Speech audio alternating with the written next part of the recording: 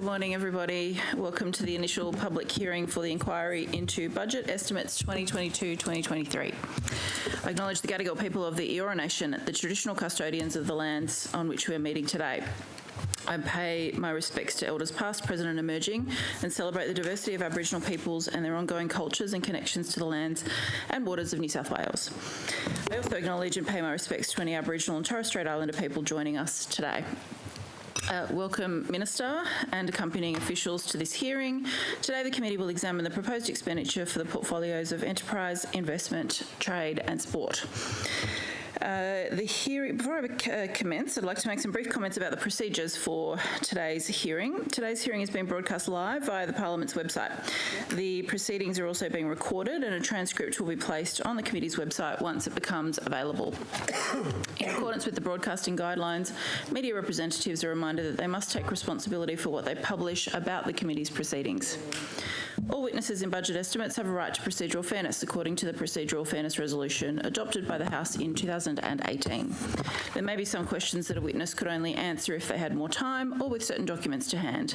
In these circumstances, witnesses are advised that they can take a question on notice and provide an answer within 21 days. If witnesses wish to hand up documents, they should do so through the committee staff. Minister, I remind you and the officers accompanying you that you're free to pass notes and refer directly to your advisors seated at the table behind you.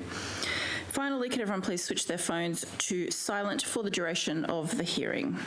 All witnesses need to be sworn prior to giving evidence. Minister, I remind you that you do not need to be sworn as you've already sworn an oath to your office as a Member of Parliament. For all of the witnesses, I'll ask that each of you state in turn your full name, position, title and agency. Swear either an oath or affirmation. The words of both are on the card in front of you and we might start at this end with Mr Draper. Thank you, Chair. Simon Kevin Draper, I'm the Chief Executive of Infrastructure New South Wales. I solemnly, sincerely and truly declare and affirm that the evidence now about to be given by me shall be the truth, the whole truth and nothing but the truth. Katie Knight, Interim Chief Executive Officer of Investment New South Wales. I swear that the evidence now about to be given by me shall be the truth, the whole truth and nothing but the truth, so help me God. Lisa Braid, Acting Secretary of the Department of Enterprise, Investment and Trade. I swear that the evidence now about to be given by me shall be the truth, the whole truth and nothing but the truth, so help me God. Kate Foy, Group Deputy Secretary, Department of Enterprise, Investment and Trade. I solemnly, sincerely and truly declare and affirm that the evidence now about to be given by me shall be the truth, the whole truth and nothing but the truth. Karen Jones, Chief Executive at the Office of Sport. I solemnly, sincerely and truly declare and affirm that the evidence now about to be given by me shall be the truth, the whole truth and nothing but the truth. Sarah Hill, CEO of the Western Parkland City Authority. I swear that the evidence now about to be given by me shall be the truth, the whole truth and nothing but the truth, so help me God. Thank you. Today's hearing will be conducted from 9:30. Yeah. Oops, one more. We've got more. Yowza. Hello. Sorry, we're going to have to juggle microphones, I think. Stuart Richard Webster, Managing Director, Strategy and Policy, Investment New South Wales. I solemnly, sincerely and truly declare and affirm that the evidence now about to be given by me shall be the truth, the whole truth and nothing but the truth.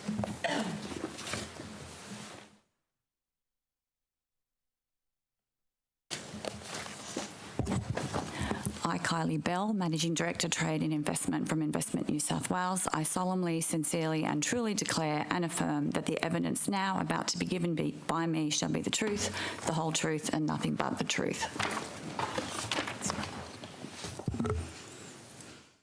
I'm Kerry Mather, the CEO of Venues New South Wales.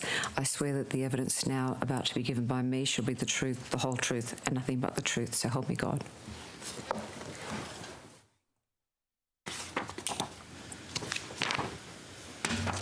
I'm Kevin Thompson, CEO of the New South Wales Institute of Sport.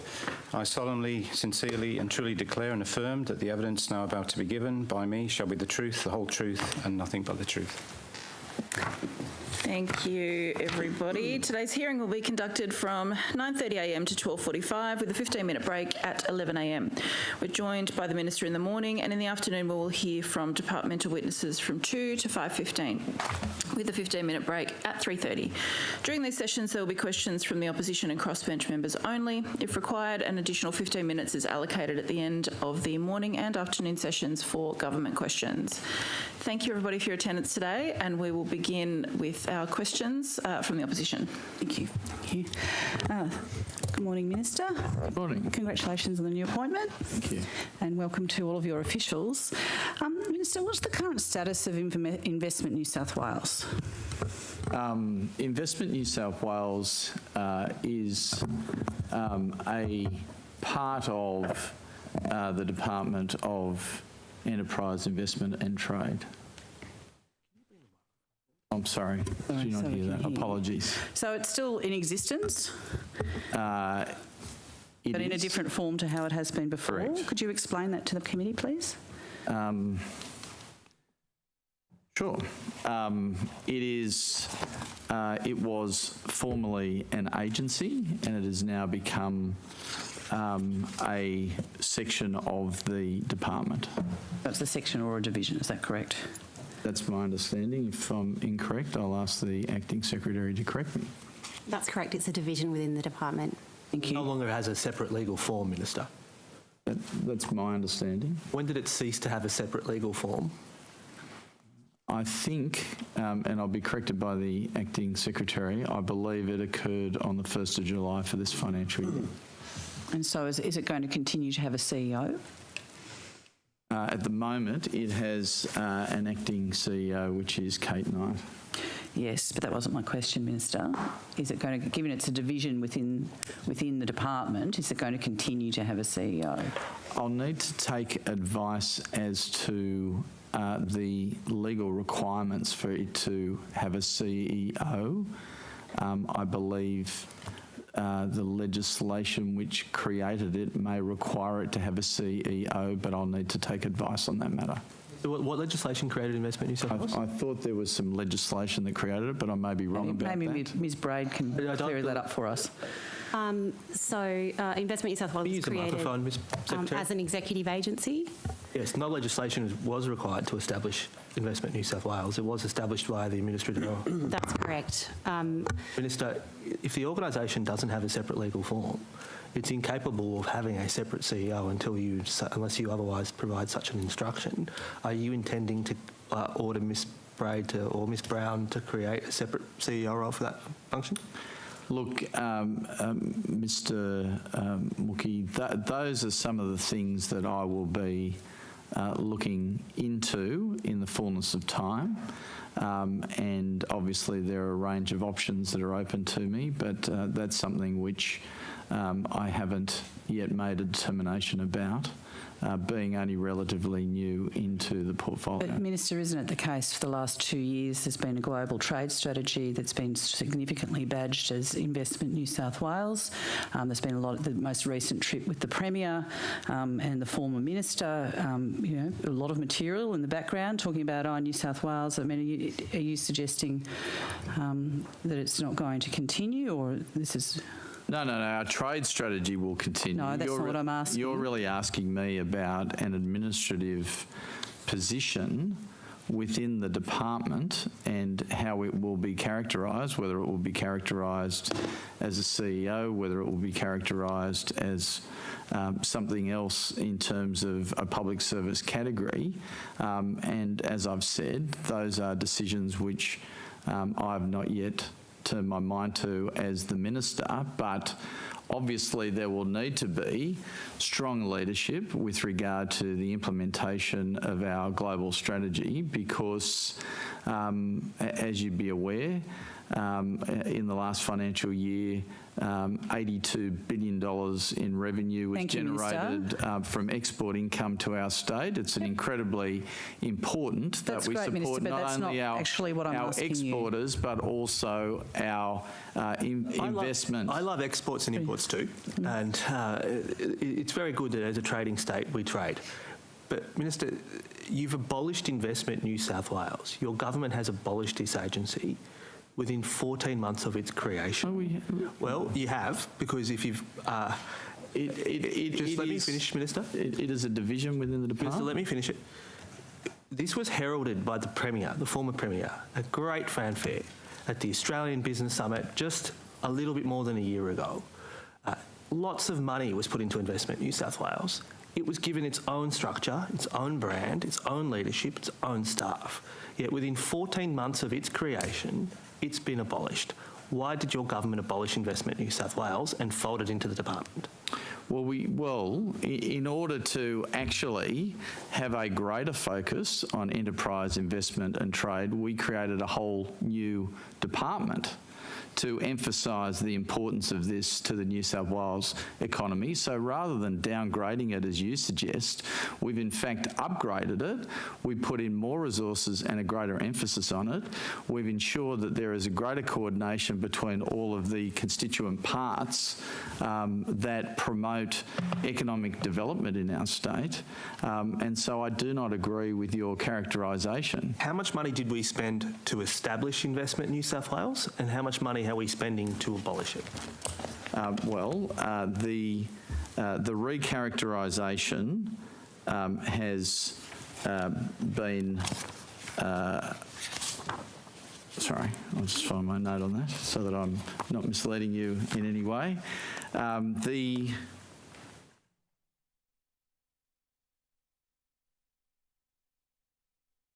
My recollection of the note is that the establishment... You need to check the note. I'm just trying to put my finger on it. No, don't worry, Minister. If you need to consult your staff or consult others who might have access to the precise information of how much money we've spent to establish this before we've abolished it. We haven't abolished it. It's still operating. And as you know... sorry, just 1 second. The number that... So the funding for the department to establish itself as a new principal... Not the department. Department. I'm interested is $14.6 million. We've spent $14.6 million creating a ninth department. To create the department. Yep. And how much did we spend to create Investment New South Wales last year? I'm sorry. How much did we spend to create Investment New South Wales before we spent the $14.6 million to create the department? The recent change in Investment New South Wales, which I think was your original question, in terms of its abolition, was at zero cost to the taxpayer. Except for the $14.6 million to establish the department. Well, hang on. The department, the creation of a department, was $14.6 million. But I'm asking you from last year. The abolition of Investment New South Wales was at no cost to the taxpayer. But I'm asking to roll it in as a division of the department. Well, look, if it cost us money to unwind it, I would be a little more shocked. But I'm still after how much did we spend to create it in the first place? I would... Have to take it on notice? I would need to get advice on that or take it on notice. Thank you. Can I then ask questions about Amy Brown stepping down as the CEO of Investment New South Wales? How is she able to step down as the CEO of Investment New South Wales?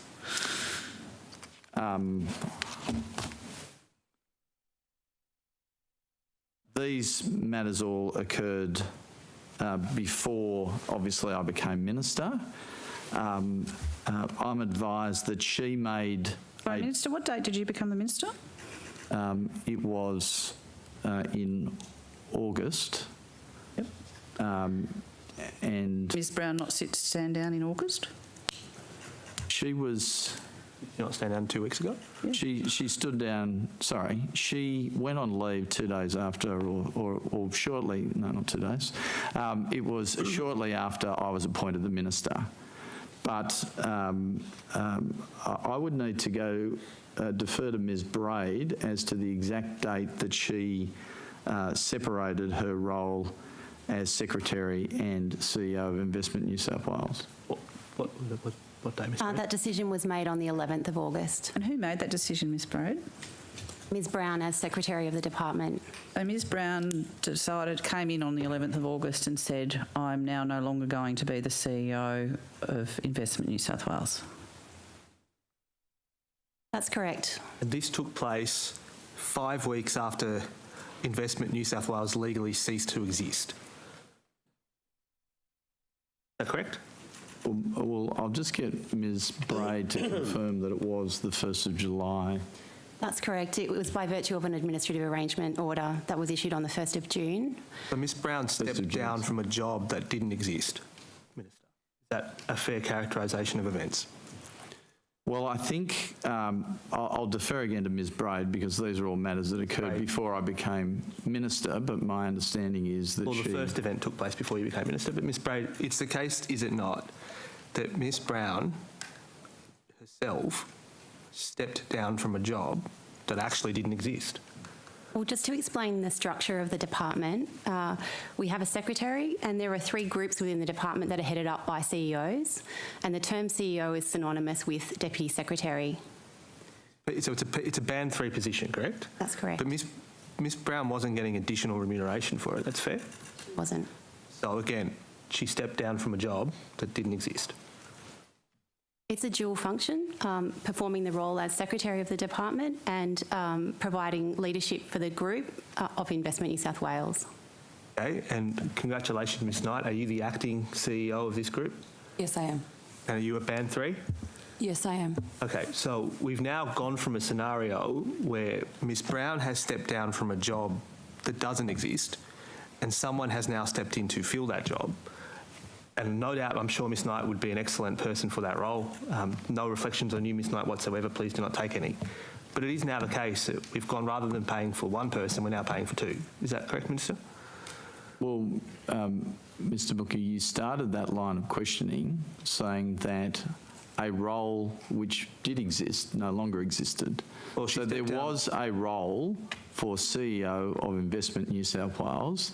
The fact of the matter was that the Department Secretary was fulfilling the role of Department Secretary and the CEO of Investment New South Wales.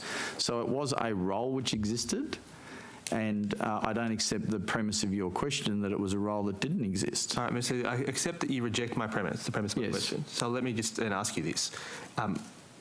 As of today, instead of paying, we are now paying for a secretary and we are paying for an Investment New South Wales CEO as 2 separate roles, whereas prior to the 11th of August we were not. Is that fair?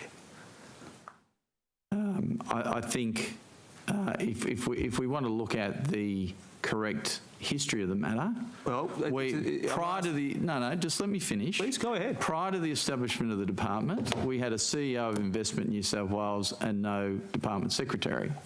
We then created a department where we had a department secretary who was also continuing to perform the role as the CEO of Investment New South Wales. And now we have a situation where we have 2 different people performing 2 different roles. Minister, your homage to Sir Humphrey in that answer, I pay credit to. Well, no, I think it's just important to have a proper historical context, Mr. Murky, and you didn't seem to be giving the you seem to be a partial historian rather than a full historian. Well, sorry, did I mispronounce your name? Mookie, yes. Apologies. But that's okay. I appreciate that. Well, you can moonlight as Sir Humphrey, and I'll moonlight as a partial historian. But the fact of the matter is this, is it not, Minister? This is a farce. You're presiding over a farce, aren't you? No, because the division, which is Investment New South Wales, is performing an important function for the government, and it now has a band 3 leader in that role. This is a farce, isn't it, Minister? This is just a complicated game of musical chairs that has taken place on your government's watch that has racked up millions of dollars for taxpayers. That's the fair characterisation. No, it's not. It's actually providing support for 1 in 5 jobs in our state, which is generated from exports, which is incredibly important to the economic activity of our state. And unfortunately, you appear not to realise that. if you consider 1 in 5 jobs in our state to correspond to that characterisation, then I think that's your issue, not mine. No part of these events that the first set of events we've canvassed this morning, no part of these events cause you any concern. But they all preceded my time as minister, and as I've said to you, these are matters which I will turn my mind to in the fullness of time. I've only relatively been in the role for a short period of time, and there's been a lot happening, including a budget estimate session last week, as well as this week. Look, it is fair, Minister, that you've spent half your time as tenure minister answering our questions. I appreciate that. Do you have confidence in Ms Brown's continuing role as Secretary?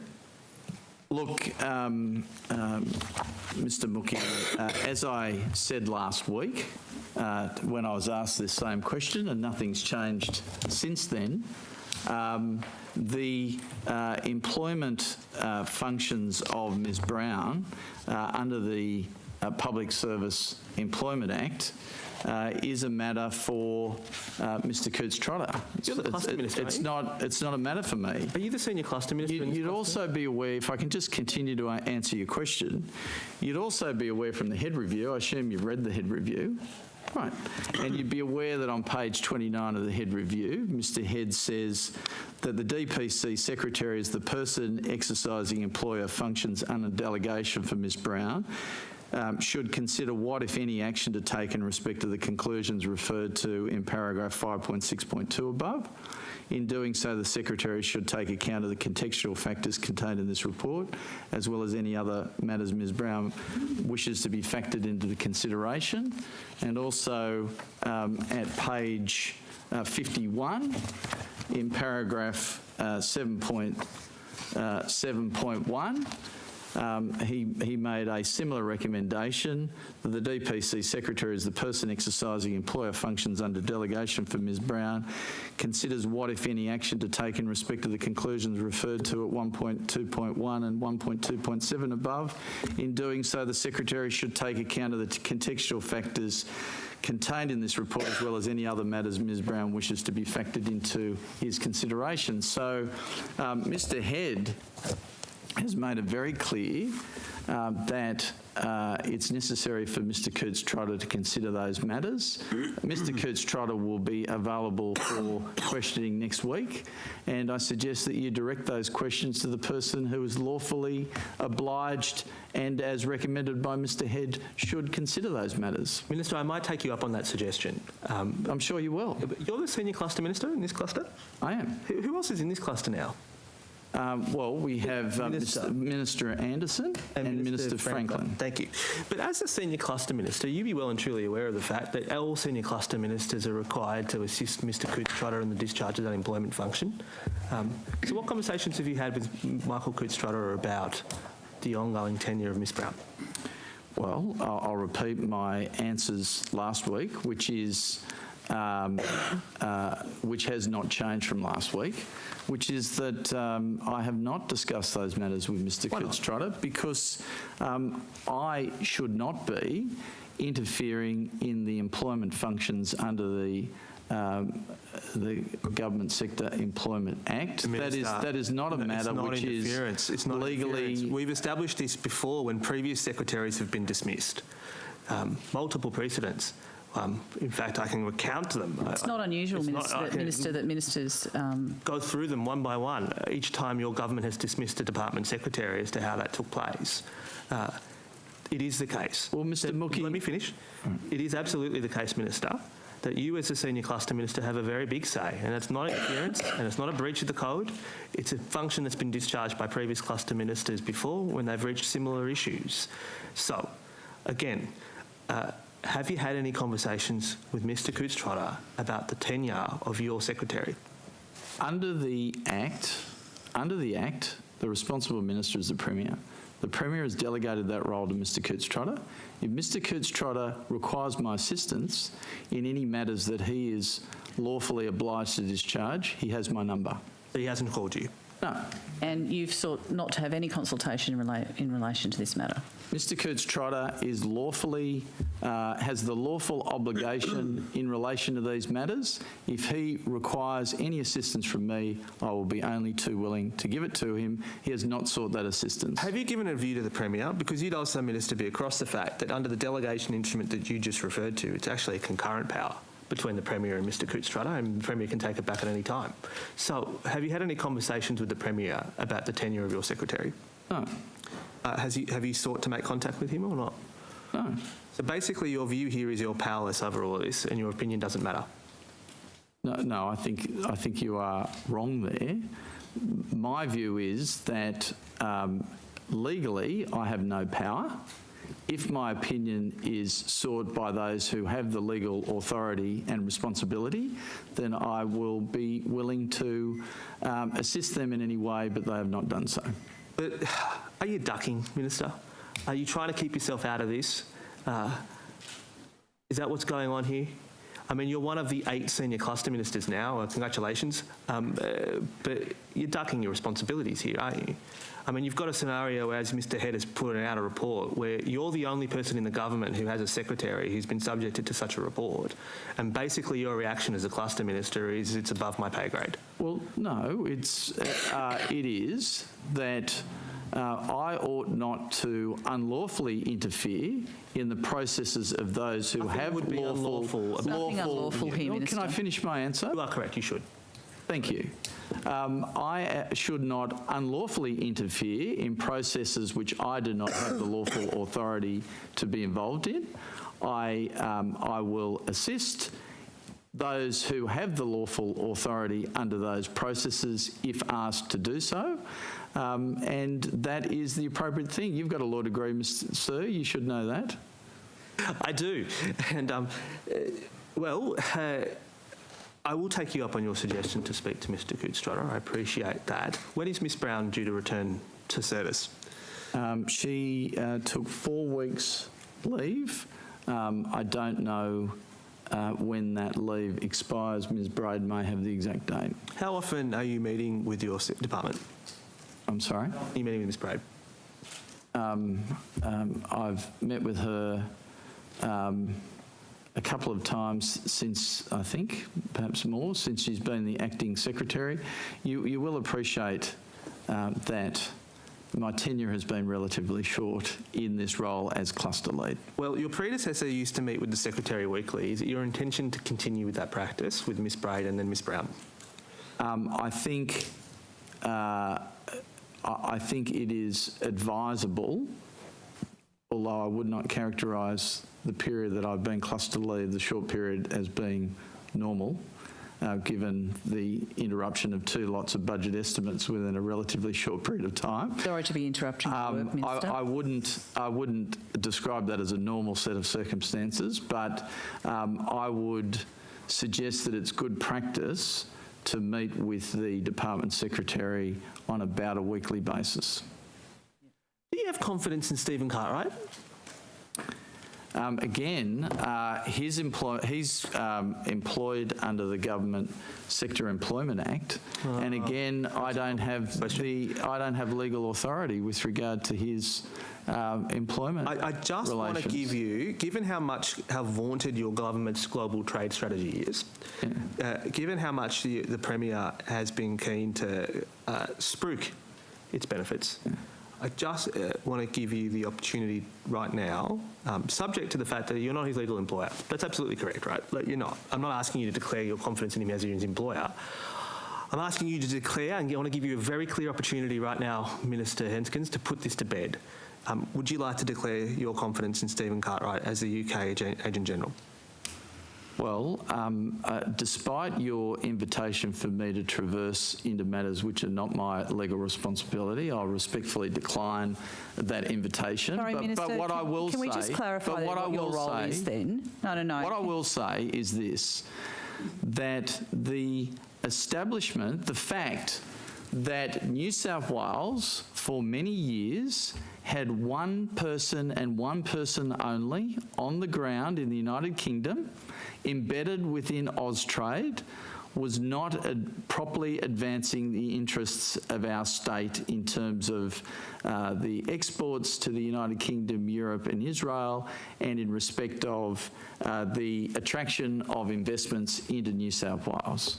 So I 100% agree with our global strategy, which is not to allow, when we formulated it, not to allow the Labor state of Victoria to have over 100 people offshore, and New South Wales have under 20, which was the case when we started to undertake this strategy. The Minister. Or to have, if I may say, Queensland have more people in New South Wales, and I think even South Australia to have more people offshore than New South Wales. I think it's very important, given that 1 in 5 jobs in New South Wales is off the back of our international trade, to ensure that we have an appropriate international presence to advance the economic interests of New South Wales. Well, given how important you've just said this is to the people of New South Wales, for the third time, would you like to declare your confidence in the person who is on the ground, who's meant to be leading this strategy to develop these opportunities and to cease the investment that could be coming and to assist our exporters? It's a really simple question, Minister, given you yourself have just said how crucially important it is that we have this UK representation. Please declare your confidence in Mr Cartwright as our Agent General. Look, I'm not going to play personality games. What I'm far more interested is talking about the results. On that case, no, well, listen. The results. I've got a follow-up question for that, Minister. If you don't want to do that, do you want to tell us about the outcome of the review of Mr Cartwright's expenses that you did on behalf of you did for the Premier? Sure. So I asked the department to conduct an examination of whether the expenses claimed by Mr Cartwright were within the policies of the department, and I was told that they were. I then asked for a second review to be conducted by persons who had not processed those expenses to examine those expenses to ensure that they had been appropriately claimed, and that review is still ongoing. And so who's doing that review? So the first review was conducted by whom in the department? I might just ask Ms Braid to confirm who did the first. I was the Managing Director of Trade and Investment, Ms Bell. Right. Hang on, wait. Ms Bell, who again, great respect for, she undertook the review, correct? Initially, the review is now underway. It's being undertaken by the Chief Financial Officer of the department. That's the second review. That's the second review. Yes. Let's go through the first review. When was that ordered? Look, I can't be... You ordered it, though? Yes, I can't be precise as to You the ordered it at the exact request of the dates, Premier. But it was... The Premier asked you to do it, is that correct? I think he did. I can't... I think the second review was at the request of the Premier. I'm not sure. Are you talking about the first or the second review? Well, the first review. We're asking about the first review. To be honest, I can't remember who initiated it, but I certainly asked for it. Minister, through you to either Ms Braid or even Ms Bell, is it not the case that from the moment of appointment, from the moment that Mr Cartwright was in country, Mr Cartwright's direct report reported directly to Ms Bell, correct? That's correct. And as a result of Mr Cartwright reporting directly to Ms Bell would have been the person who was approving the expenses, correct? That's correct. And so, Minister, the person who undertook the review into whether Mr Cartwright's expenses were in line with the department was the person who approved them. So that was the first... No, let me finish. That was the first review. Indeed. Yes. Surely, when you asked for that first review, you would have stipulated that Mr Cartwright's direct manager not be the person who undertakes that review. That's just common sense. Like, you're not seriously suggesting to me that we've had to order a second review because the person who did the first review clearly was conflicted. Well, no, the first The first advice I sought was to satisfy me that the expenses claimed had all been in accordance with the policies of the department. And the person who checked was the person who approved them. And that is why a second review was requested from people not associated with the process as a... the Chief Financial Officer? Yes. You're telling me the Chief Financial Officer is not associated with the process of approving expenses? No, because I believe, and Ms Braid will correct me, that the Chief Financial Officer was not employed at the time that those expenses have been processed. But I'll ask Ms Braid just to confirm that. Their office would have been engaged. And even if you accept your premise, Minister, there is no way anyone's going to accept the Chief Financial Officer is independent either. I mean, why haven't you gone to an external person to check this? Why haven't you called the Auditor General? Why haven't you gone to the DPC or someone else to come in and go, hey, someone else should check this? Particularly because the Premier asked. Well, the Auditor General always has jurisdiction over these matters. The way in which your department's going, I'm sure there might be a performance review. But you're seriously telling me that you kind of are happy with the Chief Financial Officer of this agency doing the second review? That doesn't present any issues around conflict of interest to you? Well, given that my understanding was that the Chief Financial Officer was new to the role and had not been involved in the processing of any of those expenses, it seemed to me that that was a person with sufficient independence. What I asked for was that the review be conducted by somebody who had no role in the processing of those expenses. And my advice was that the Chief Financial Officer complied with that description. And that satisfies you? And you're not at all concerned that even if there's no inherent conflict, which I don't agree with you, but even the perception, particularly given how much turmoil your agency's in, you're seriously suggesting that that doesn't give rise to any perception of a conflict of interest when it comes to a matter as sensitive as Mr Cartwright's expenses? No, I don't perceive. Well, when's this review due? It's in the process of being conducted, as I understand it. How much did Mr Cartwright's been in situ in London since February, correct? Yes. How much has he claimed? I'll need to... Does Miss Braid know, or Miss Bell?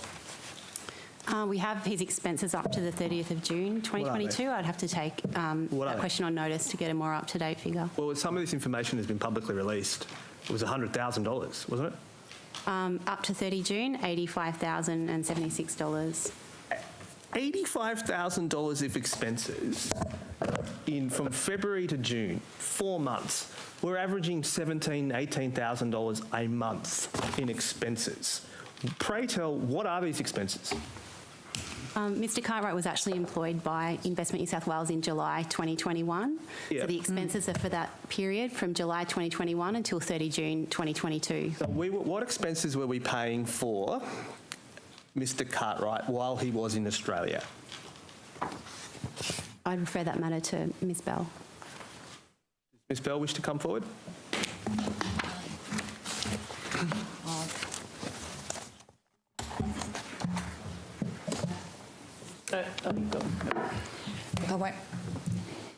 Hi, Mr. Mookie. Good to see you. Good to see you again. So the $85,000 in invoices or expenses that Stephen incurred over that period, a number incurred last year when he was in Australia, and there were exciting things like Ubers, taxis to meetings with clients and customers.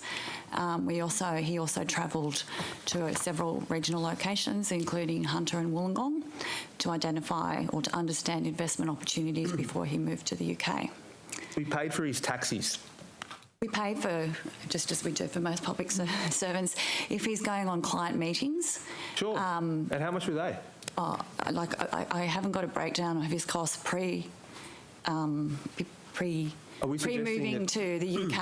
I'm going to infer but the ground transport costs that he had over that 12-month period in both the UK and Australia in Sydney were under $3,000. So what are the other expenses then? What are the other expenses? I think around, and I haven't got that, I won't go through my folder, but around $45,000 were actually expenses incurred as part of his relocation. So that's a separate there's a No, relocation. it's actually included in that figure, in the $85,000. So within Mr Cartwright's employment agreement, there is relocation costs, as you know, from the documents you already have.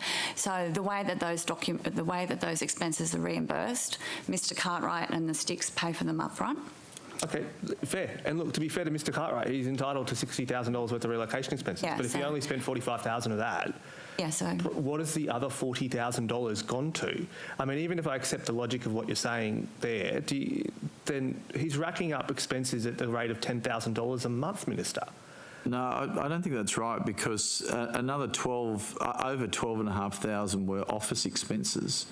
He, as I understand it, he had a credit card which was incurring expenses of other staff members in the London office on that credit card. Sure. Because it was the only expense account. Why is that? But this is the money that's been attributed directly to his expense claims, correct?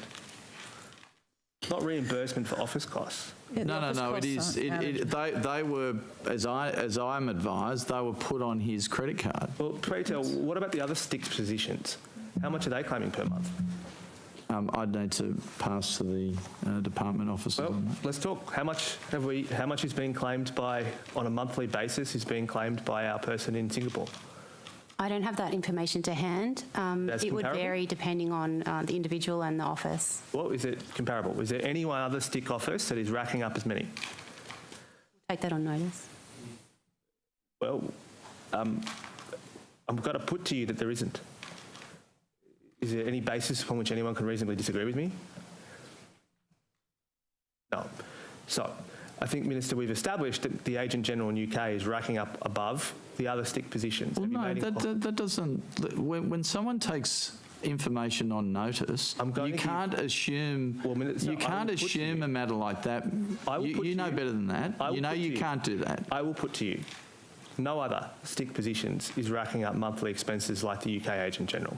Well, I think the position is, and I stand to be corrected, that much of the expenses claimed by Mr Cartwright have been in the nature of fixed costs, establishment costs, with regard to the office and with regard to his relocation. Did we pay for Mr Cartwright to attend a leadership course at Cambridge? My advice is that that was a different member of staff in the UK office, not Mr Cartwright. So, okay, we've paid for someone in the UK office to go to do a leadership course at Cambridge, is that correct? That's my understanding, yes. Who? I'll go to Ms Braid or Ms Bell on who that was. Sure. We had one of our new starters do a leadership course as part of his onboarding into the department when he joined us, I think, in April. You don't need to name the person, but what function do they discharge? They're a senior director in our business development and trade and investment team. So how much did that cost us? Around $8,000. How much? 8,000 Australian dollars, I think around £5,000. And that was within department policy, was it? We have and Ms Braid might like to talk to this, but we of course have a program of personal development for all of our leaders within the New South Wales government and within the public service, and it's reasonably common for us to support the training and development of our staff. And you support that, Minister? I certainly support any professional training that will enhance the service that our public servants can provide. And I understand that it's routine, for example, for members of the public service to do the Masters of Public Administration at the University of Sydney, and that there is subsidy of those courses. How many other people's courses have we subsidised upon their commencement in any of these Stick offices? I need to go to Ms Braid on that. Or Ms Bell. I'd need to go. I'd need to take it on notice around the investment that we've made in inducting and training our new staff. Minister, are you familiar with the remuneration package that Mr Cartwright has for the Agent General position? I've certainly seen reports in the media about that, yes. Are you aware that there's been a change to his contract in this year? I have read that, yes. These are matters that preceded me becoming the responsible minister. Well, I'm interested in your view about these. So can we just confirm that he's got a Band 3 salary, which is $487,000? Yes. And that because of the change to his employment contract, he has $101,000 paid directly, the department directly pays his rent, is that correct? That's my advice, yes. And then on top of that, there's another $11,000 living allowance, which comes to just under $600,000, is that correct? I'm not sure. Ms. Bell would be better to respond to that. Yes, Stephen has a band, or Mr. Cartwright has a Band 3 salary, a base salary of, we're talking specific figures, 487,550. When he first joined the New South Wales government, he negotiated a cost of living allowance based on the additional costs associated with living in London. That amount was $112,950, and of course the one-off relocation allowance for temporary accommodation and airfares to get someone to country. Earlier in the year, the cost of living allowance was converted to providing direct rental payment of the value of $101,000. And as a result of that, there's tax implications for New South Wales, isn't there? Yes, so when someone is, the rent is paid for that person, that is considered a benefit. And so the government will incur some additional, what I would call in Australian terms, but not UK terms, fringe benefit tax. Yeah, that's right. I understand that's called something different. So can you tell me how much that extra amount is costing New South Wales taxpayers? In all honesty, we'll only know the full and accurate amount next April when the UK tax year comes to a conclusion, because the tax is paid in the UK, not in Australia. The estimates we received from KPMG put a top end, because it's still an estimate at this point in time. The absolute maximum would be $107,000 Australian dollars, but KPMG's advice was that it was likely to be less. Minister, are you aware that there are any other sticks that are on this arrangement? I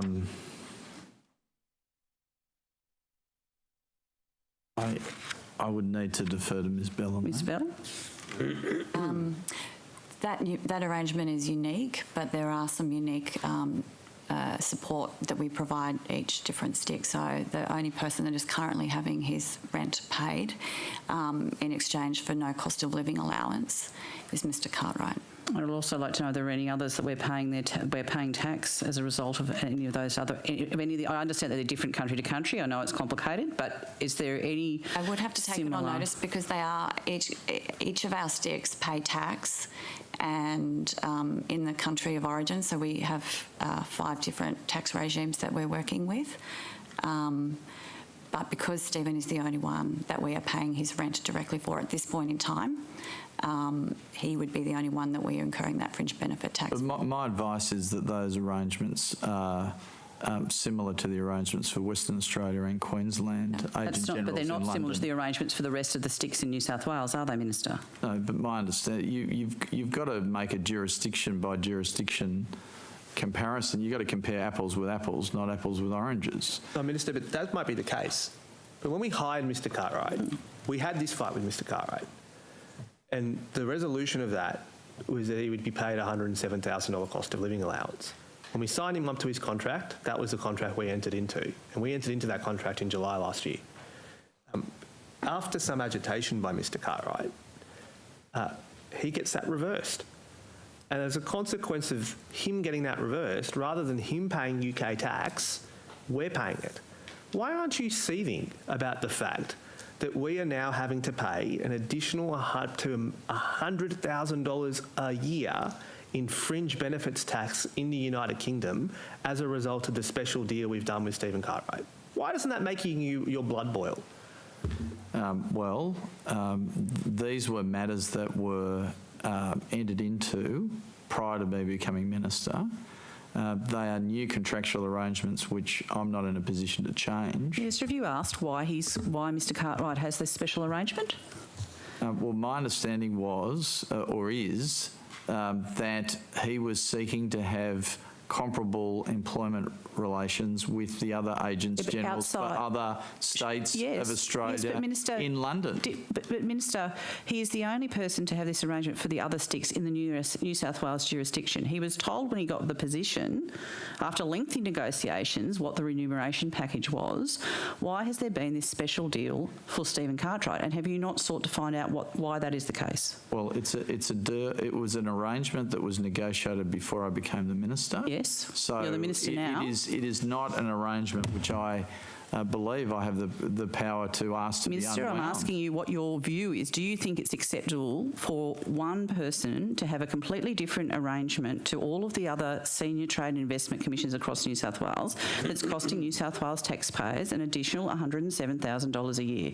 Well, I think it's appropriate that we ensure that our senior representative in London is paid comparable to the other states, Minister, senior people. Can I finish my answer, please? Well, no, because isn't that the point that when you negotiate the entire setup of the sticks... Can I finish my answer, please? Well, you can try. Thank you. I believe that those are the procedural rules of these committees. I think it's appropriate that he be paid what the market is, and the market is people who perform that role in London representing the states of Australia.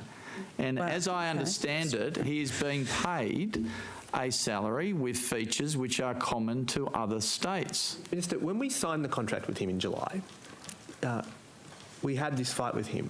And when we signed the contract in July, the arrangement that you now defend applied to the Western Australia AG, it applied to the Queensland AG. So if you're saying that we have to keep him in market, what in the market changed between July and this year that led us making the extraordinary decision that we're going to pick up the tax bill for Mr Cartwright and pay him $100,000 a year? Because according to your version of events, something did.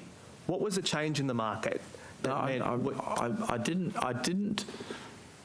have made no... I have given no evidence as to the direct circumstances which led to that because I was not involved in those. Here's what we've established. But what I was simply stating was that there is a market. There is a market, and clearly what we want to do as New South Wales is to have the best people representing our state in that market. Well, Minister, here's what we've established. Your government signs a contract with Mr Cartwright that would see him being paid a total remuneration package above all the other stick positions, comparable to the police commissioner.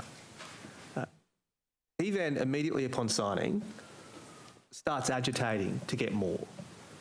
He, according to evidence from your secretary, who's on leave, threatens to go to the Premier, threatens to go to your predecessor, threatens to go to the head of DPC. Then puts on extraordinary pressure on your department earlier this year that results in a change that sees us pay $100,000 of extra tax and him obtain a similar benefit by paying less tax. Does any of those events create any concern for you about whether Mr Cartwright's conduct has been acceptable? Well, I think those are matters which I would seek to get further advice on. Well, this has all come to light. Here's what else we've discovered. In a lengthy WhatsApp message to your predecessor, he says all other AGs and federal executives have rent, car and school fees covered by the government. He says this on March 23 before listing entitlements for comparable representatives in Australian states. WA government is paying £13,500 per month in rent. That's more than my entire salary. I have 2 offers for CEO roles back in Sydney, but I'd rather stay here and deliver for New South Wales. But I can't live here for 3 years without an apartment that can accommodate my family, or at least on school holidays, as the school fees here are twice that of Knox. how much sympathy do you have for Mr Cartwright as he struggles to have to pay for the UK private schools that apparently double Mr Knox? And do you think it's appropriate that he rushed to ministers in order to agitate for this type of change?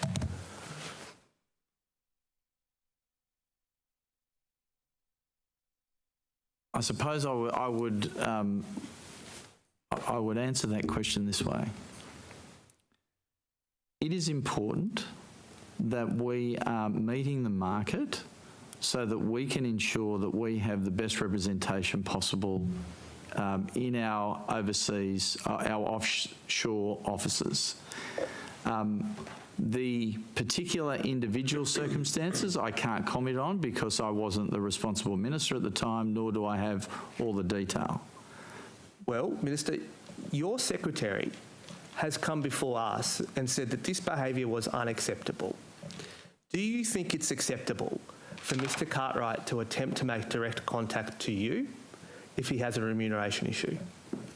As I am not charged lawfully with his employment relations, I would push him towards the person who was responsible. Do you think it's acceptable for him to threaten your officials by saying he'd go to the Premier to resolve his issues to do with his remuneration? Well, look, I would need to, I'm not going to express a view on circumstances which I don't fully understand and have information on. What I don't understand, Minister, is your secretary has come before the Parliament and said that this behaviour was unacceptable, and your government's reaction to that has been precisely to do nothing. Why haven't you ordered an investigation into Mr Cartwright's conduct here? No public servant I've ever come across has ever tried to do this, to invoke the name of the Premier, to be sending WhatsApp messages to ministers about remunerations issue. Why hasn't this caused you to launch an investigation into Mr Cartwright and his role? Or why haven't you instructed Ms Braid or Ms Brown to do so?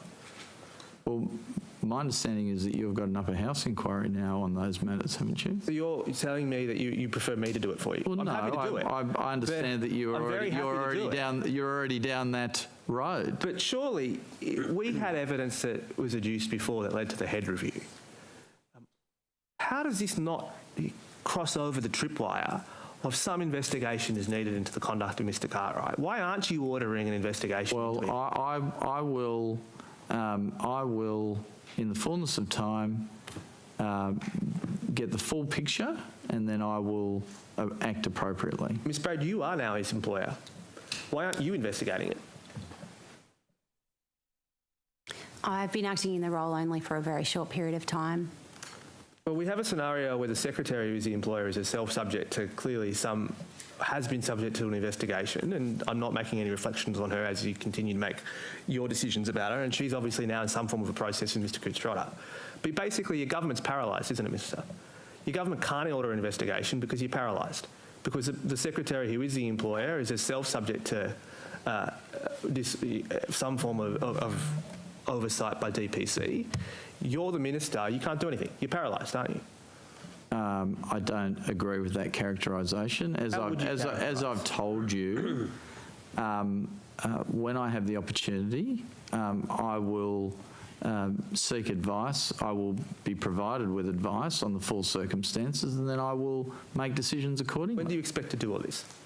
Well, when I have some time, when I'm not before budget estimates on a rolling basis, I will have an opportunity to look at the matter. No, I'll form a view on whether what response is appropriate. The additional tax bill that we're picking up on Mr Cartwright's behalf is more than the salary of a nurse, of a fifth-year nurse. A fifth-year nurse gets paid $105,000. We've picked up a fringe benefit liability of $107,000. Can you pray tell what additional benefit are we getting as a result of our decision to pay Mr Cartwright's tax? Well, again, I think the answer to that question requires me to be properly informed as to all the circumstances, and given the fact that I wasn't minister at the time that these events occurred, and that I need to seek full advice on those matters, I don't think it's appropriate that I provide opinions on matters that I am not fully briefed on. Minister, have you spoken to Mr Cartwright since you've taken up this role? No. Have you, have you met with any of the other, or spoken to any of the other sticks? No. When are you going to do that? Again, that will be part of my administration as cluster lead and responsible minister once I get an opportunity to focus on those matters of administration. Minister, are you going to be looking at a formal, given what you've said about Mr Cartwright and his remuneration and your view that he should be paid the same as what the other states are rather than within the New South Wales framework for remuneration for these positions, will you be seeking to change the framework? As I understand it, the framework, as you so put it, is actually different in each jurisdiction that we have an offshore presence. Well, no, there's some basic rules about how much people are paid and the way in which they are living away from home allowances are based on the Mercer Index. We've talked about this a lot, Ms Bell and others. My understanding is that given what you've just said now, if other sticks come forward and basically make the same claims, you'll be open to supporting that change? Look, I think all positions must be looked at on a case-by-case basis. Well, Minister, no other stick position gets paid more than $22,000 as a cost of living allowance. Are you open now to paying them more? Look, I think I would just repeat my previous answer, which is that all matters need to be viewed on a case-by-case basis. So everyone has the right to come forward and ask more? No, I'm saying that... That's what's happened in the case of Mr Cartwright, and you've just backed that in. Backed that in. I've said that it is important that we actually meet the market, that we attract appropriate talent to the positions. What I've said is I don't know enough about the circumstances that you raise with regard to Mr Cartwright for me to be providing any opinion on the matter. So has any other stick commissioner sought to renegotiate their remuneration since their appointment? I'd need to defer to Ms Braid or Ms Bell on that matter. To my knowledge, no. We've had some issues with staff getting into country due to visas, just with border closures, and we're evaluating, for example, whether we should extend the 3-month temporary accommodation. But this is the major. Ms Braid, have you met with Mr Cartwright recently? I've met with Mr Cartwright once, and that was on his commencement with Investment New South Wales last year. Ms Knight, have you, in the last few weeks, met with him? Yes, I met with him on a Teams call with all of the sticks together to introduce myself. Okay, and Ms Bell, I presume you remain in weekly contact with him? Stephen and I meet weekly, yes. Has he been complaining about the evidence that Investment New South Wales has been giving to parliamentary inquiries? And on notice. Because you don't know? He doesn't complain. When we meet, we talk about work, we talk about what projects we've got underway, what deals we've got in the pipeline, what programs we've got coming up in the coming weeks. Minister, when are you planning to do your first trade trip as Trade Minister?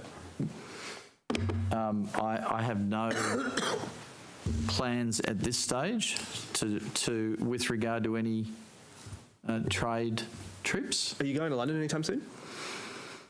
I've just answered that question. I have no plans at the moment with regard to any trade trips. Are you aware of any minister that's travelling to London to undertake any work that will be assisted by the Agent General?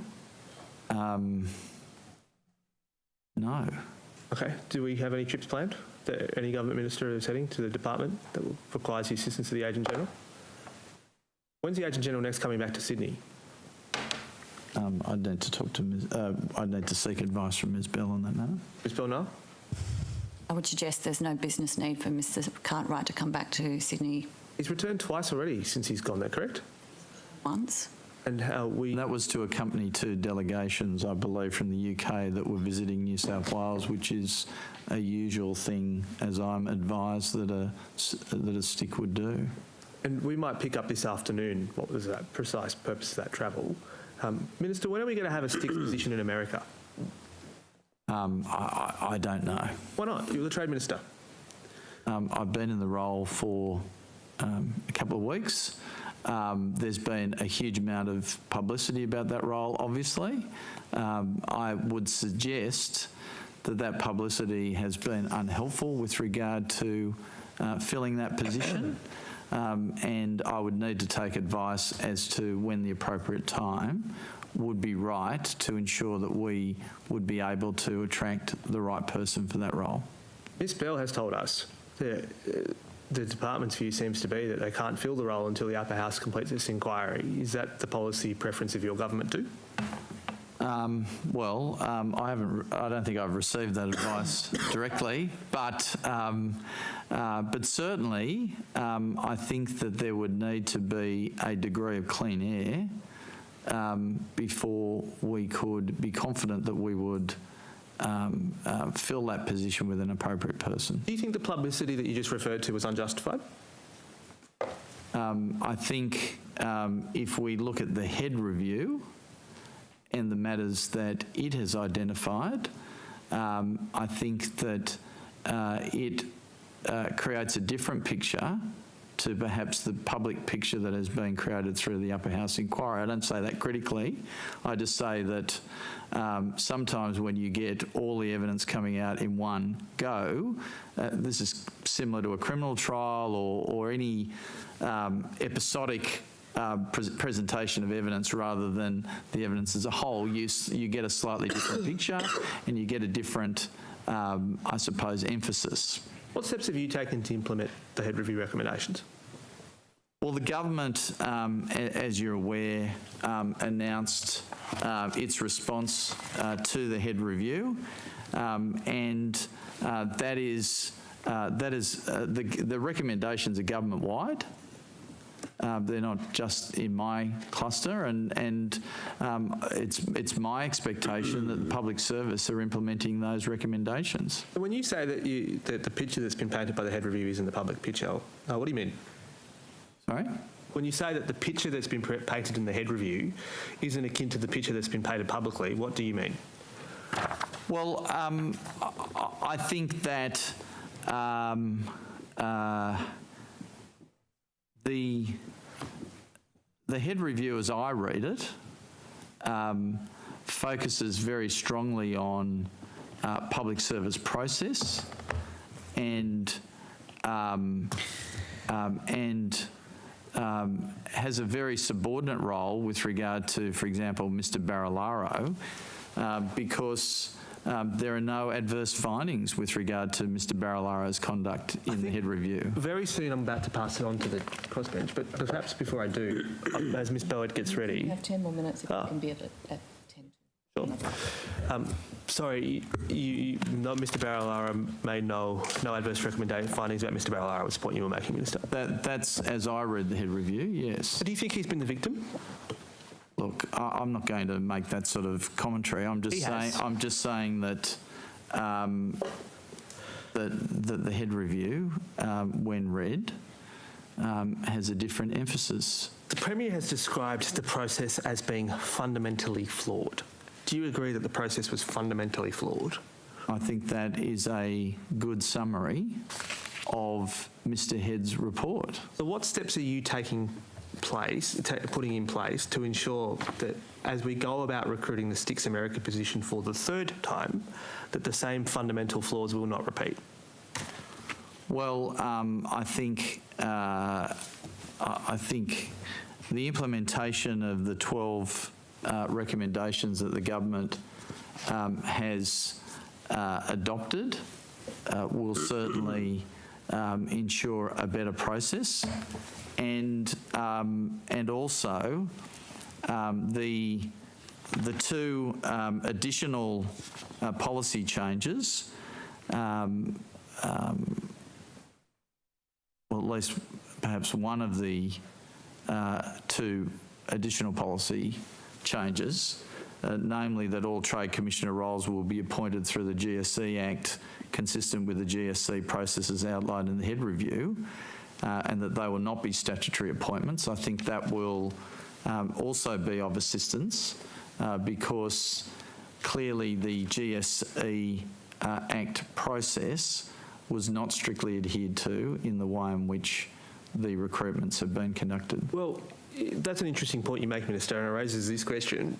Has your government now abandoned the position of turning this into ministerial appointments? Because to be fair, the head review is a bit ambiguous on the point, because as I would know, that your department was doing its level best to adhere to the requirements of the GCE merit-based selection criteria, despite not being under a legal obligation to do so.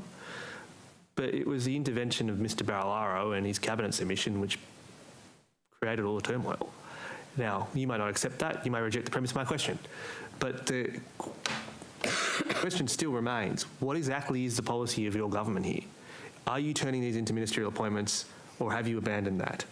I thought what I said was very clear, but I'll just repeat it because it's in the press. It's in the press release that was issued by the Premier when the head report was publicly released. Did you ever get to the bottom of why? Sorry, do you want me to answer that last question? I think you just did. Right. But did you ever get to the bottom of why your government never implemented its own cabinet decision?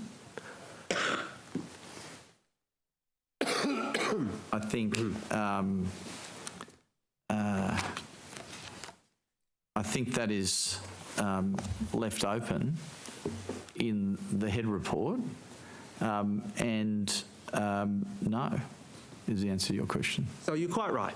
It is left open in the head report because Mr. Head makes the point that he hasn't got legal jurisdiction to look into that particular matter.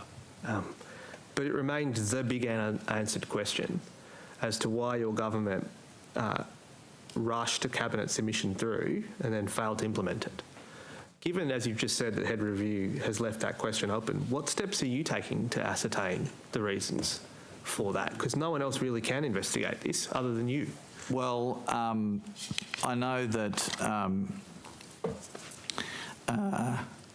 you are very interested in going over the entrails of ancient history, but the fact of the matter is, the fact of the matter is that it's now very clear that the Trade Commissioner roles going forward are going to be GSE Act appointments and not cabinet appointments. Is the reason why you're not eager to investigate this is because if you did, it may well reveal the fact that Stuart Ayres was correct when he said he disclosed this to the senior leaders of the government in May, and he had the concurrence of the senior leaders of the government not to proceed with the cabinet decision. Is the reason why you're failing to investigate this obvious question is because fundamentally it's going to expose the Premier, the Deputy Premier and other senior leaders of the government as being complicit with the actions of Minister Ayres? I have no personal knowledge of any of those matters. Well, you don't need personal knowledge. And it is irrelevant to the future operation and execution of a clear government policy, which is that all trade commissioners will now be appointed through the GSE Act. Minister, you have a report from the former Public Service Commissioner who puts up in spotlights that he has not got the legal authority to look into this question, and your reaction to that is it's irrelevant. That's the evidence you wish to give us. I'm just saying that going forward, I have no capacity to change history, as you would appreciate. You do have the all I capacity have to as a discover it, minister, though. all I have as a minister is the capacity to impact the future, and the future. It is very clear that the trade commissioners will be appointed in the future through the GSE Act. But Minister, I accept that you are probably beyond your power to change history. But it is your... I like the element of doubt in that proposition. I have faith in you, Minister. I have confidence. But despite you not having that supernatural power, you do have the power to discover it. And I'm putting to you the reason why you're choosing not to exercise it is because you know it will reveal the fact that Minister Ayres may have had a point when he said, I told the senior leaders of the government, they were fine with it. That's entirely incorrect. It is not... Why won't you investigate it? It is not part of my role to do that. It's my role is to administer a portfolio, not to rake over ancient history, which seems to be your preoccupation. Well, your definition of ancient history and my definition of history might be different here, Minister, as well, because it's a live consideration here, and it brings us to this point. The head review makes it very clear that as a result of that decision, that's what's terminated the candidacy of Miss West, who has been understood to be a person who is highly qualified for the role. Do you think your government's wronged Miss West here? Look, I'm not going to make comment on that. I know that Mr Head's report deals with Ms West's candidacy for that position and deals with a matter of procedural matters in relation to that. So, again, this falls within the category of it just doesn't occupy you enough to want to even make inquiries into this? Look, it's been fully investigated by Mr Head. He makes findings. I don't think that there's any great benefit in me redoing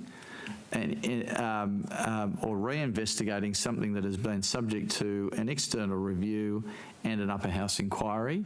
I think Mr Head's findings are very clear on that matter, and I think that anyone who reads the report are able to understand the position there. Why won't you just abolish these jobs? I mean, this has been a total disaster for your government. Because for the very reason that I've already given you, that we have a fraction of the presence of Victoria offshore to support the trade and investment in New South Wales. We have we are being outplayed by the Labor state governments of Victoria and Queensland in terms of their capacity to have much greater offshore presences than New South Wales, notwithstanding the fact that New South Wales has the most diverse, dynamic economy in our nation. We cannot allow the other states to be outplaying us offshore, and it's important that we have senior leadership in these offshore offices, which is why these positions are important. So as I get ready to pass the baton to my colleague, I just want to give you the opportunity to put this beyond any doubt. Can you give me an ironclad guarantee that if your government is re-elected, it will not be abolishing these jobs? I can give you. I can tell you what our current position is, which is that these offshore trade missions are incredibly important. Your promise to the people of New South Wales is if you re-elect the Perrottet government, the Liberal Party, these jobs will continue. The missions will continue to be in place because they are fulfilling an important role. Ms Boyd. Thank you, Chair, and good morning to you, Minister Henskens, and to all of the officials attending today. I think I'm going to give you some light relief from that line of questioning and ask you some questions about sport. Do you share your predecessor's view that the way that we fix gender equality in sport is by leaving it up to corporate Australia? Look, government is... look, I don't want to accept that you have correctly characterised my predecessor. You may have, you may not have. I don't want to get into that. I think the question that you are raising is a very important question, which is about equality in sport. And what I would say about that is that both government and the corporate sector have important roles to play. We obviously are not, as government, we have our limitations in terms of our reach, but obviously you'd be aware that our investment is over $201 million in the 2021-22 budget to support women and girls in sport, and that we have a number of initiatives that have been able to do that. $41.17 million in active kids vouchers have been redeemed by girls to support the cost of participation in sport. $158.1 million has been spent on 58 infrastructure projects that include facility components specifically intended to increase female participation. Let me just stop you there, Minister, because I am aware of those things, and I'm certainly not taking away from the efforts that have been made to encourage girls into sport. But fundamentally, when girls are getting paid far less than their male equivalents in professional sports, it makes it a lot less of an attractive career for a young girl.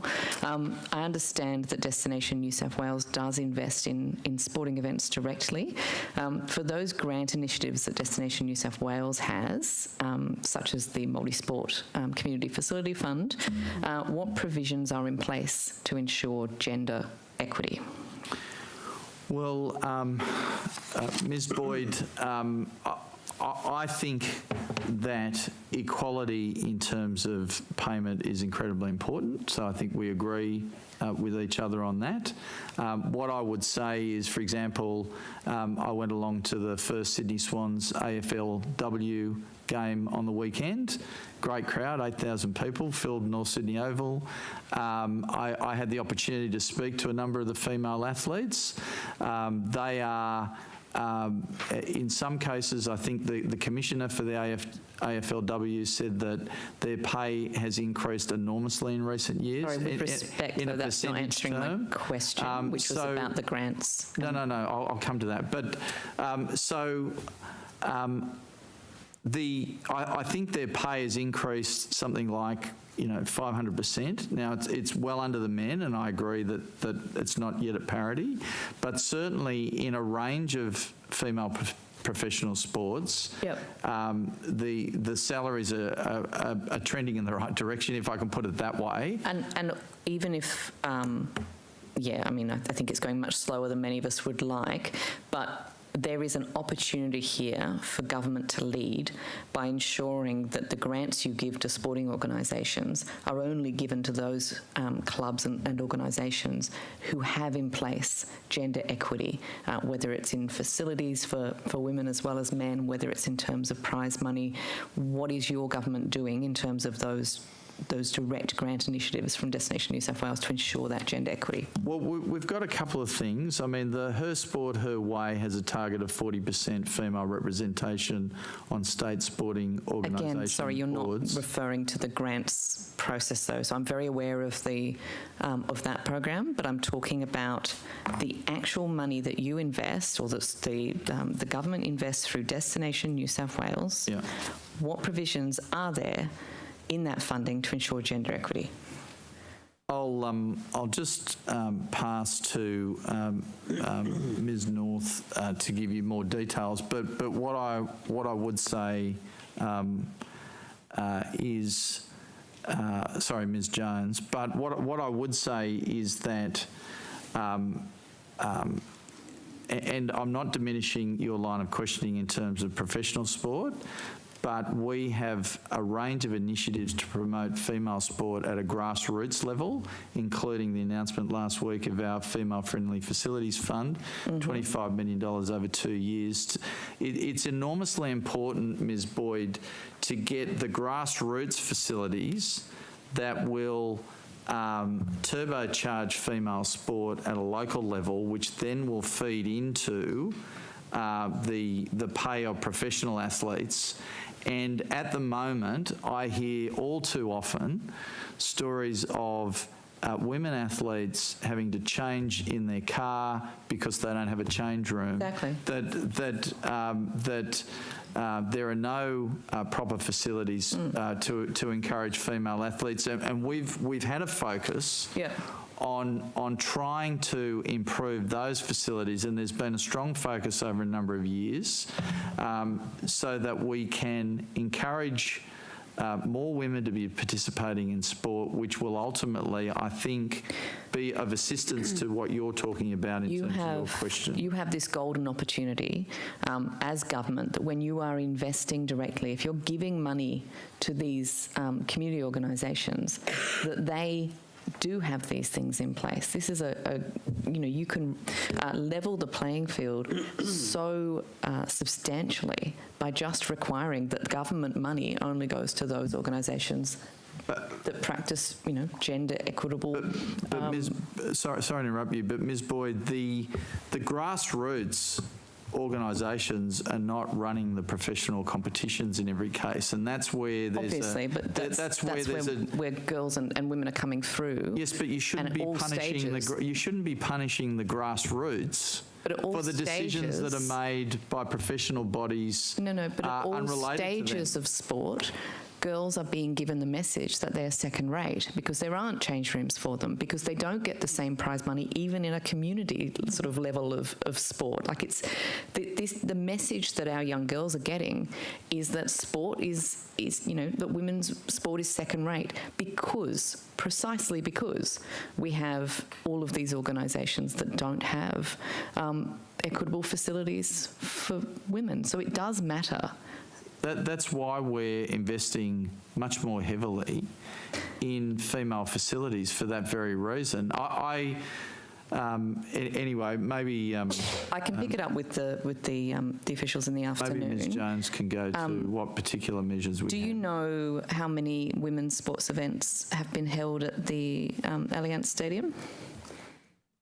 Well, no sporting events have yet been held at the new Allianz Stadium, but I'm happy to say that the first sporting event will actually be an NRLW game between the Sydney Roosters and St George Dragons female rugby league teams as, I think, a really important statement of our attitude towards women's sport and how we are looking to promote women's sport, just as, that AFLW game that I referred to on the weekend, the first game ever played by the Sydney Swans females team.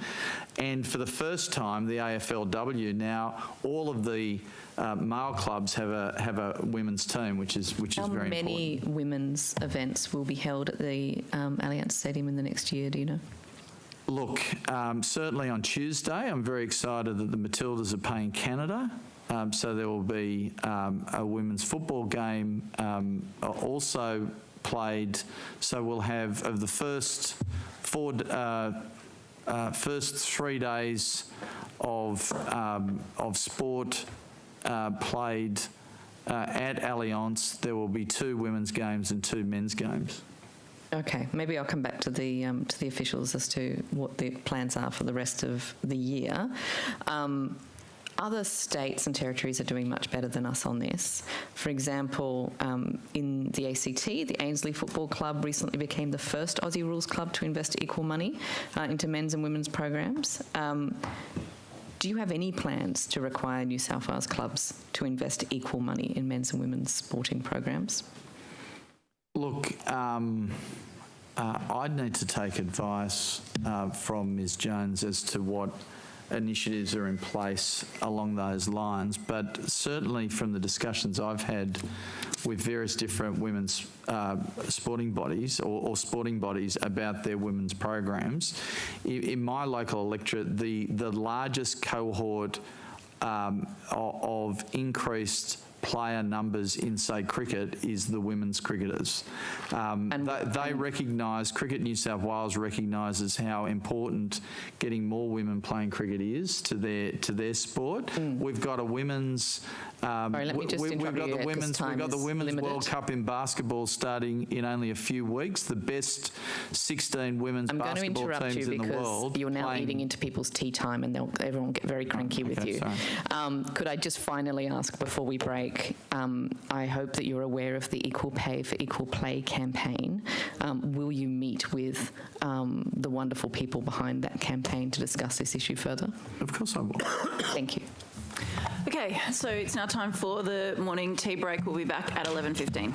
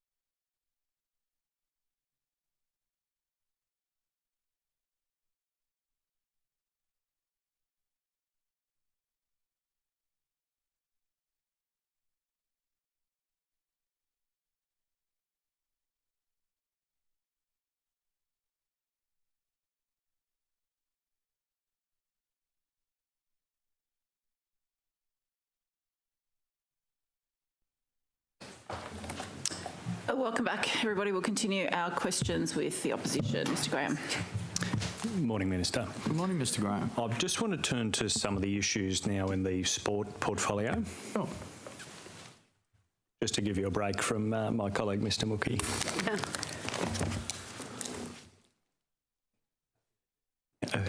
Although he will contribute here. I want to turn first to the Penrith Stadium project. The budget allocates $48 million to this project. What's the total cost of the Penrith Stadium? My understanding is, and I may be wrong on this, so I'll seek to be corrected by Ms Jones, but I believe that the budget allocation is $309 million over the forward estimates. That's right. Ms Jones is nodding there. I'll just indicate for the Hansard.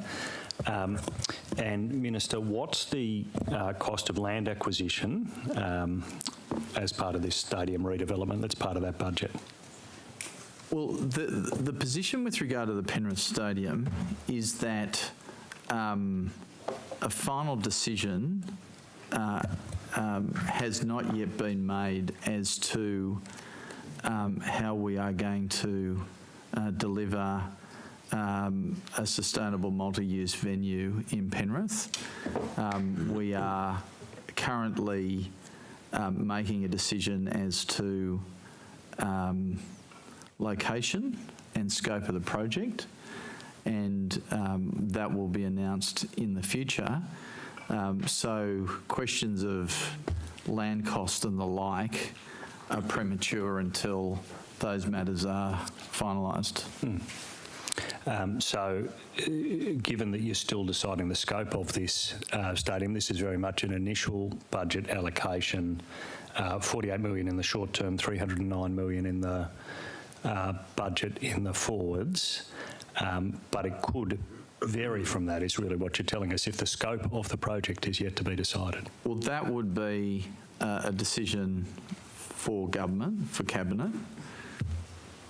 As to any changes to that budget allocation of $309 million, and that's not a decision that's been made.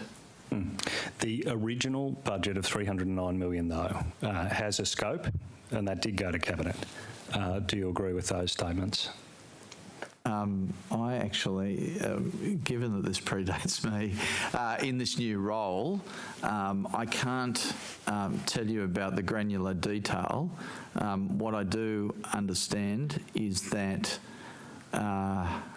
there is a decision which is reflected in the budget for an expense of $309 million. Ms Jones, do you want to contribute at this point? Yes, so the Minister is correct in that the decision that was made by government at the end of last year was for a $309 million project. With a defined scope, although the Minister's making the sensible point that that scope could vary. Is that correct? It was based on a business case that did have a number of options presented in it, which had different scopes. Each option. And allocated now for $309 million. In that $309 million, though, you must have budgeted for a certain amount for land acquisition. That's not to make any commercial commitment to any individual operator here. What is the budget within that $309 million for land acquisition? Well, I don't accept the premise of the question. I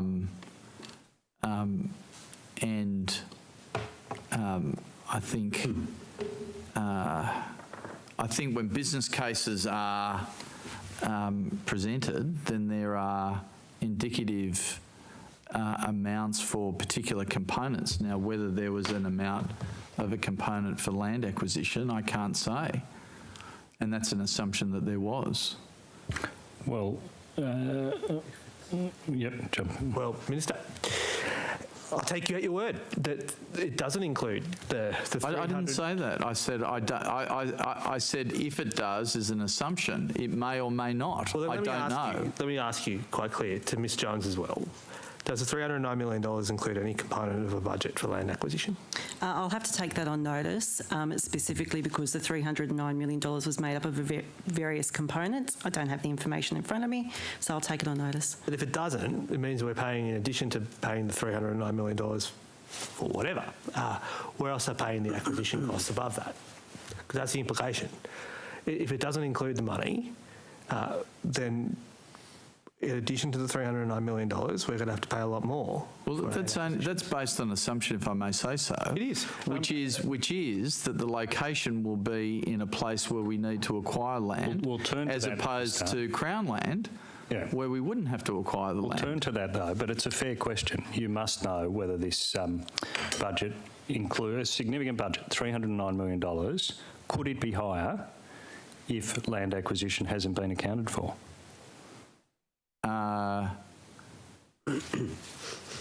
Look, I think what you are speculating on is as to location, and that is not a matter that has been determined. Well, let's turn to that, because you say no decision's been made. That's the position the government put recently in the Parliament. Why has a letter been issued to the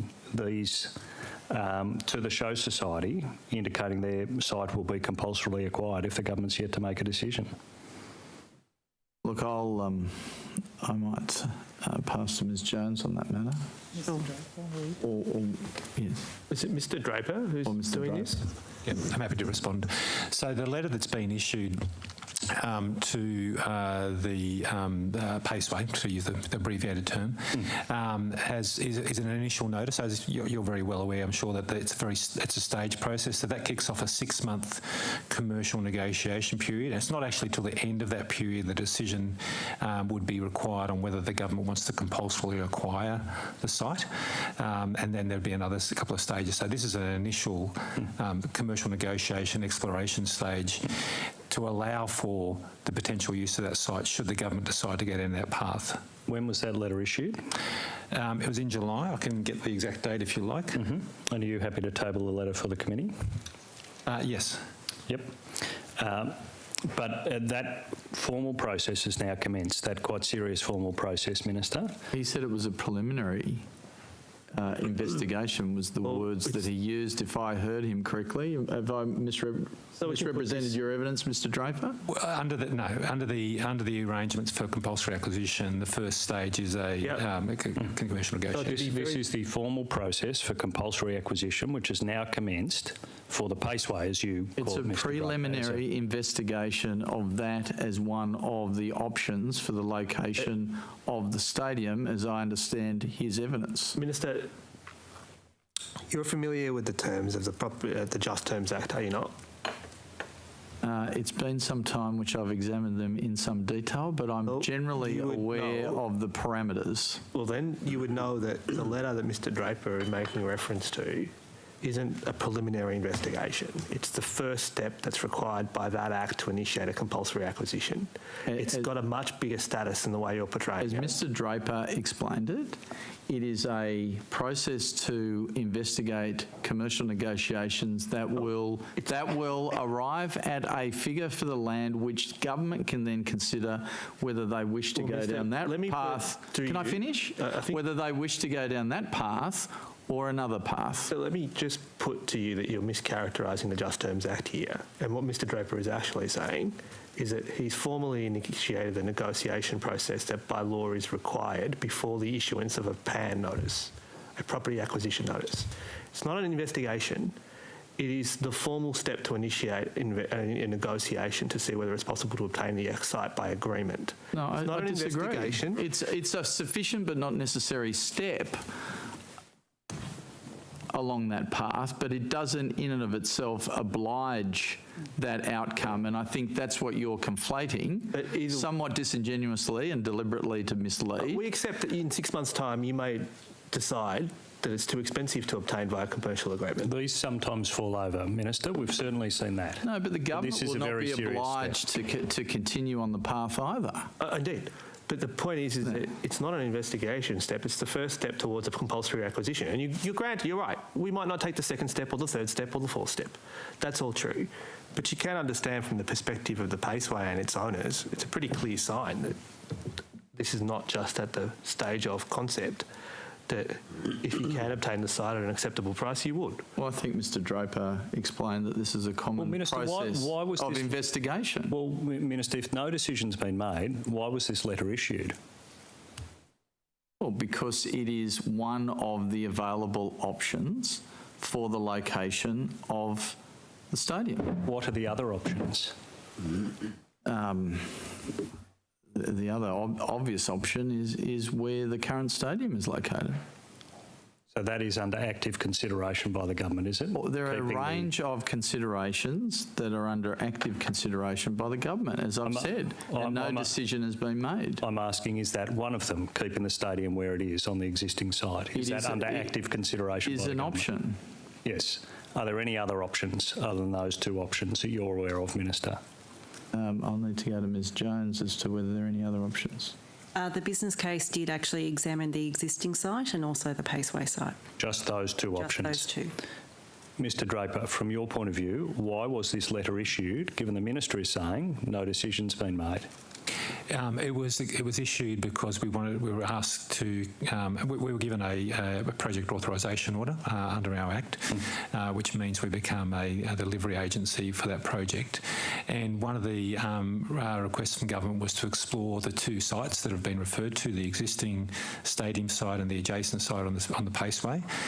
The only way to really explore the Paceway site is to enter into negotiations with the current landowners and to determine whether it's feasible to acquire the site, desirable to do so, and what it would cost. So that's why we issued that notice, and there's been a meeting.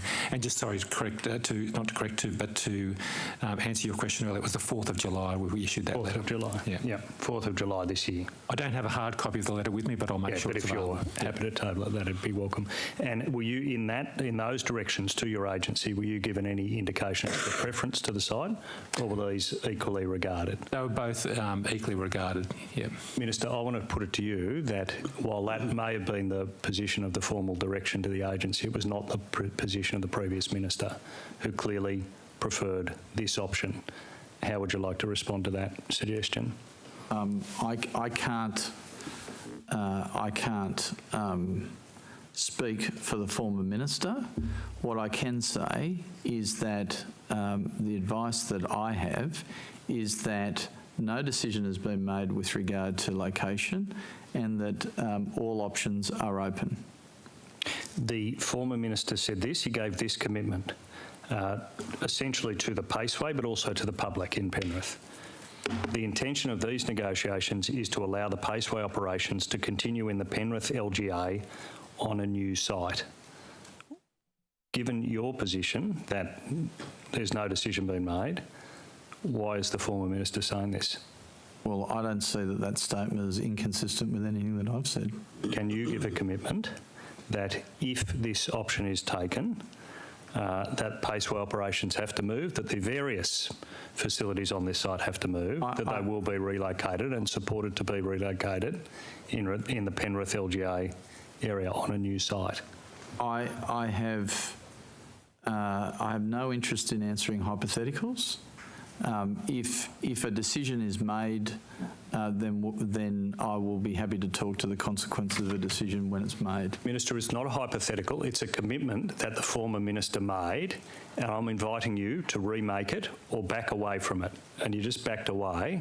I didn't back away from anything. I said that I'm not going to answer hypotheticals. Well, I'll put it to you again, that this was the commitment that the former minister gave, and I'll ask if you're happy to make this commitment.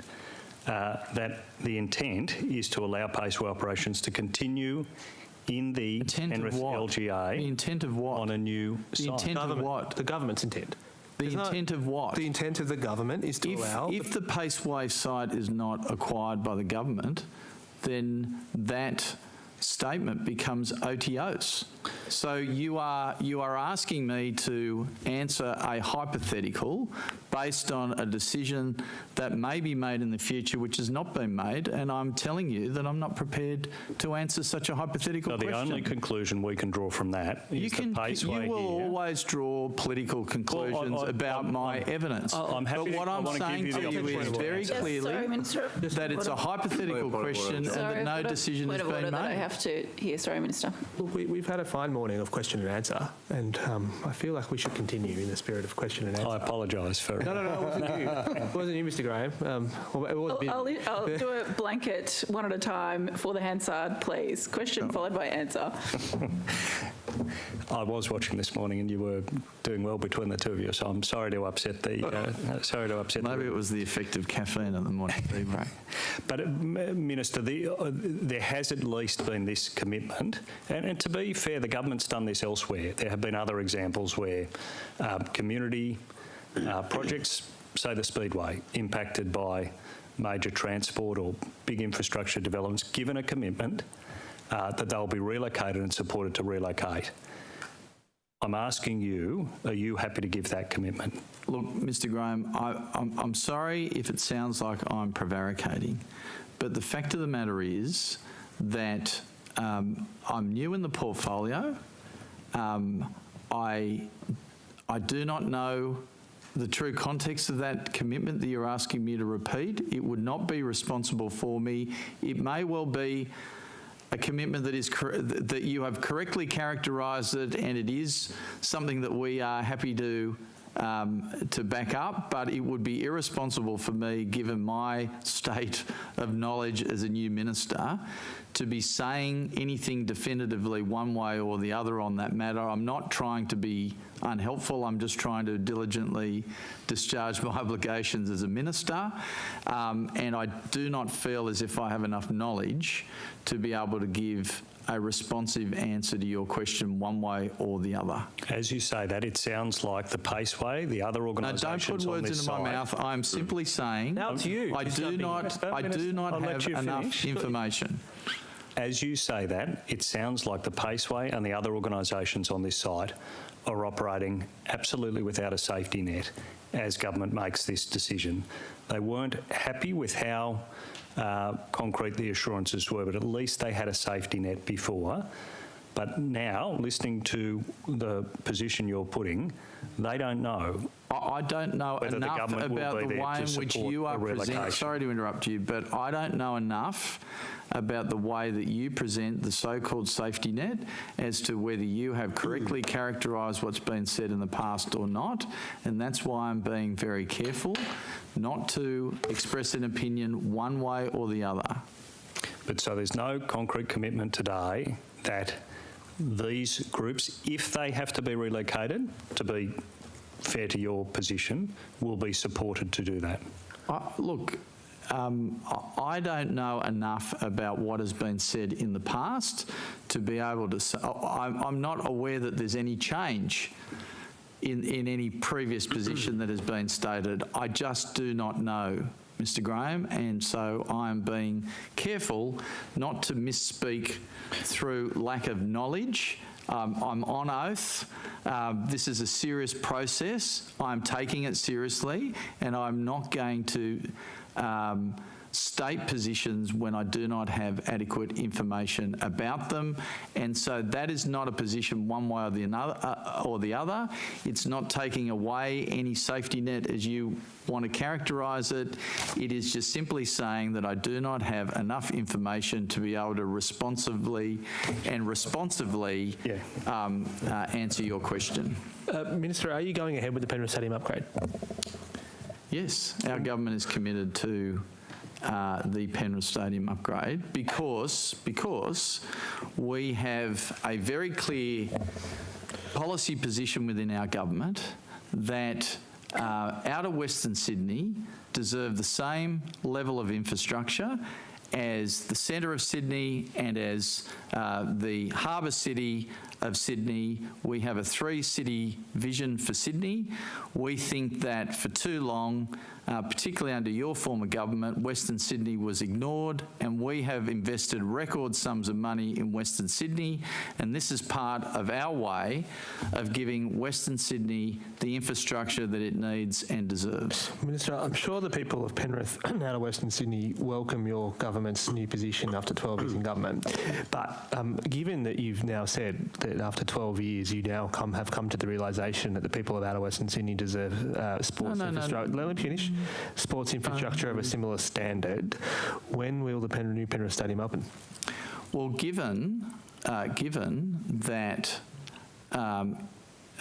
in this term of government we have opened a new stadium in Parramatta. Last week we opened a new stadium, which your government fought an election against opening at Allianz. And against this level of sporting infrastructure. Your mantra at the last election was completely against the position that you're putting. My party. Yes. But Minister, the question that I do appreciate. You were a member of Parliament at the last election? I was, yes. Yes. So your position? Oh, look, to be fair, I'm happy to talk to you about the choice your government made to upgrade that stadium prior to the Penrith Stadium, but why don't we just say Penrith Stadium right now? Given that I asked you the question that you haven't answered... We've had a 10-year stadium policy. Minister, again, you're breaking our wonderful habit of question and answer here. It is. Enjoying the banter. I'm sure you are. The people of Penrith would enjoy more knowing when are you going to open the new stadium? I will... Ms Jones, no. I'll go to Ms Jones in terms of the forward program. Yep, Ms Jones, when's it due to open? Yeah, so the timing of the construction of the stadium will be determined once the final scope has been defined. So there's no idea yet. It's a short summary. So at the moment, the forward program over the construction of the stadium is very difficult to determine when you haven't finalised the scope. Indeed. But we've got a $309 million allocation in the forward estimates of the budget. You do. Will we get the stadium for $309 million? That's the current provision within the budget. Yep, that's not my question. The question is, will we get the stadium for $309 million? Well,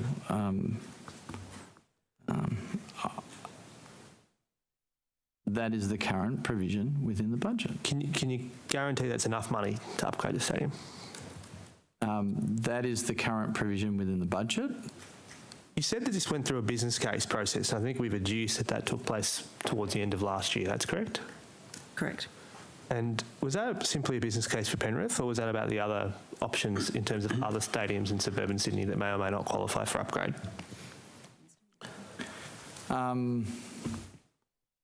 Certainly Penrith was as I understand it, the decision of government to proceed with. So the only stadium that was subject to a business case process was Penrith? I'd need to ask Ms Jones. Yeah. Thank you, Minister. So the government actually, and I think this is on the public record, the government actually did decide to do strategic business cases for 3 stadia. That includes Jubilee Oval, so down in Cogra, Brookvale Oval and Penrith Stadium. Final business cases were prepared for Brookvale Oval and also Penrith Stadium, and government's made the decision to proceed with Penrith Stadium. But not Jubilee? No. Why wasn't the Jubilee Oval business case completed? I'll have to take that on notice, but it did not proceed to final business case. When did it? That was, I have to get the dates for you, but that was in early 2021 from memory. Did you, Office of Sport, develop the business cases? We oversaw the development of those business cases. Well, yes, but there was also a project steering committee that oversaw the development of. But you were the sponsor of the project? Correct. So, and then Mr Draper got project authorisation. When did you get project authorisation? That was in June, I believe, this year. Okay, so somehow... For the Penrith stadium. Yeah. So the government asked for 3 business cases, one for Cogra, one for Brookvale, one for Penrith. Correct. Somewhere along the line, the Cogra option disappears, but the Brookvale option is completed, correct? Correct. Okay, and Incidentally, given you've got project authorisation, has a summary of the business case been published on your website, Mr. Draper?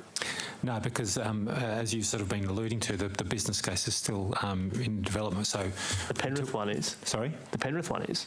Yes. So how is that possible that you've got project authorisation and we're still developing a business case? That's not unknown. That happened in the case of a previous projects as well in some cases. So which other projects have we decided to build before the business cases are completed?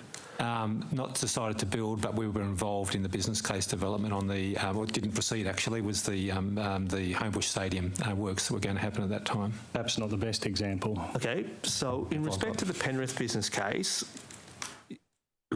have we reached the final business case stage on that one or not? Pass it over to me, if that's yes, all right. Is that right? Yeah, is that okay? Yes, so the Penrith Stadia, there was a final business case prepared towards the end of last year, which is what government based its $309 million decision on. And then subsequent to that, there was further work done on the business case and particularly re-prosecuting the Paceway site. All right, so it became not final at that point. When did the final business case? It has been final. We're currently preparing a business case addendum. Right. An addendum? An addendum. When were you asked to produce a business case addendum? Government made that decision in June this year. When in June? I'd have to get the date for you. Is that before the budget or after the budget? Which was the 21st of June. I'll come back to you with that. Why is an addendum to the business case necessary? Because, again, there was the opportunity to have a look at other options in that business case. But the business, we established earlier, Ms Jones, that the business case looked at two options, the Paceway option and the existing site option. Correct. So you've been asked to look at a third option? Been asked to re-prosecute some of those options with further detail. What does re-prosecute mean? To have a look at, again, the scope of each of those options. Well, can I put it to you, Ms Jones, are you telling us that you're in fact asked to reconsider the option of keeping the stadium on the existing site? Is that what you're telling us? So each of the options within the business case looked at both the existing site and the Paceway site. But then why then do we have to go back and repeat the work? Because we have a look at what the current stadium offerings are and take on lessons learned from our previous stadium developments. But somehow you didn't absorb 6 months prior in December. So we were challenged, and particularly through the Treasury Gateway process, we were challenged on some of the findings within the business case, and we are now looking at those in more extensive detail. Was that because the business benefit cost ratio was negative? No, it's not. What is the benefit cost ratio? Again, I don't have that detail in front of me. I'm happy to take it on notice. Well, is the option, I want to be very clear here to you, Minister, and through you to Ms Jones, if possible. Up to you, really. If you want to take the question, you're welcome to. But was the benefit cost ratio for acquiring the Paceway site negative? I don't know the answer to that question. Is Ms Jones? No, it was not negative. I don't know the exact figure, but I can tell you it wasn't negative. Are you sure? Well, was the option of... Are you asking whether it would be a detriment to Outer Western Sydney to No, go I'm ahead asking with the you. stadium? I'm asking you what... Is that what you're asking? I'm asking you what the BCR is.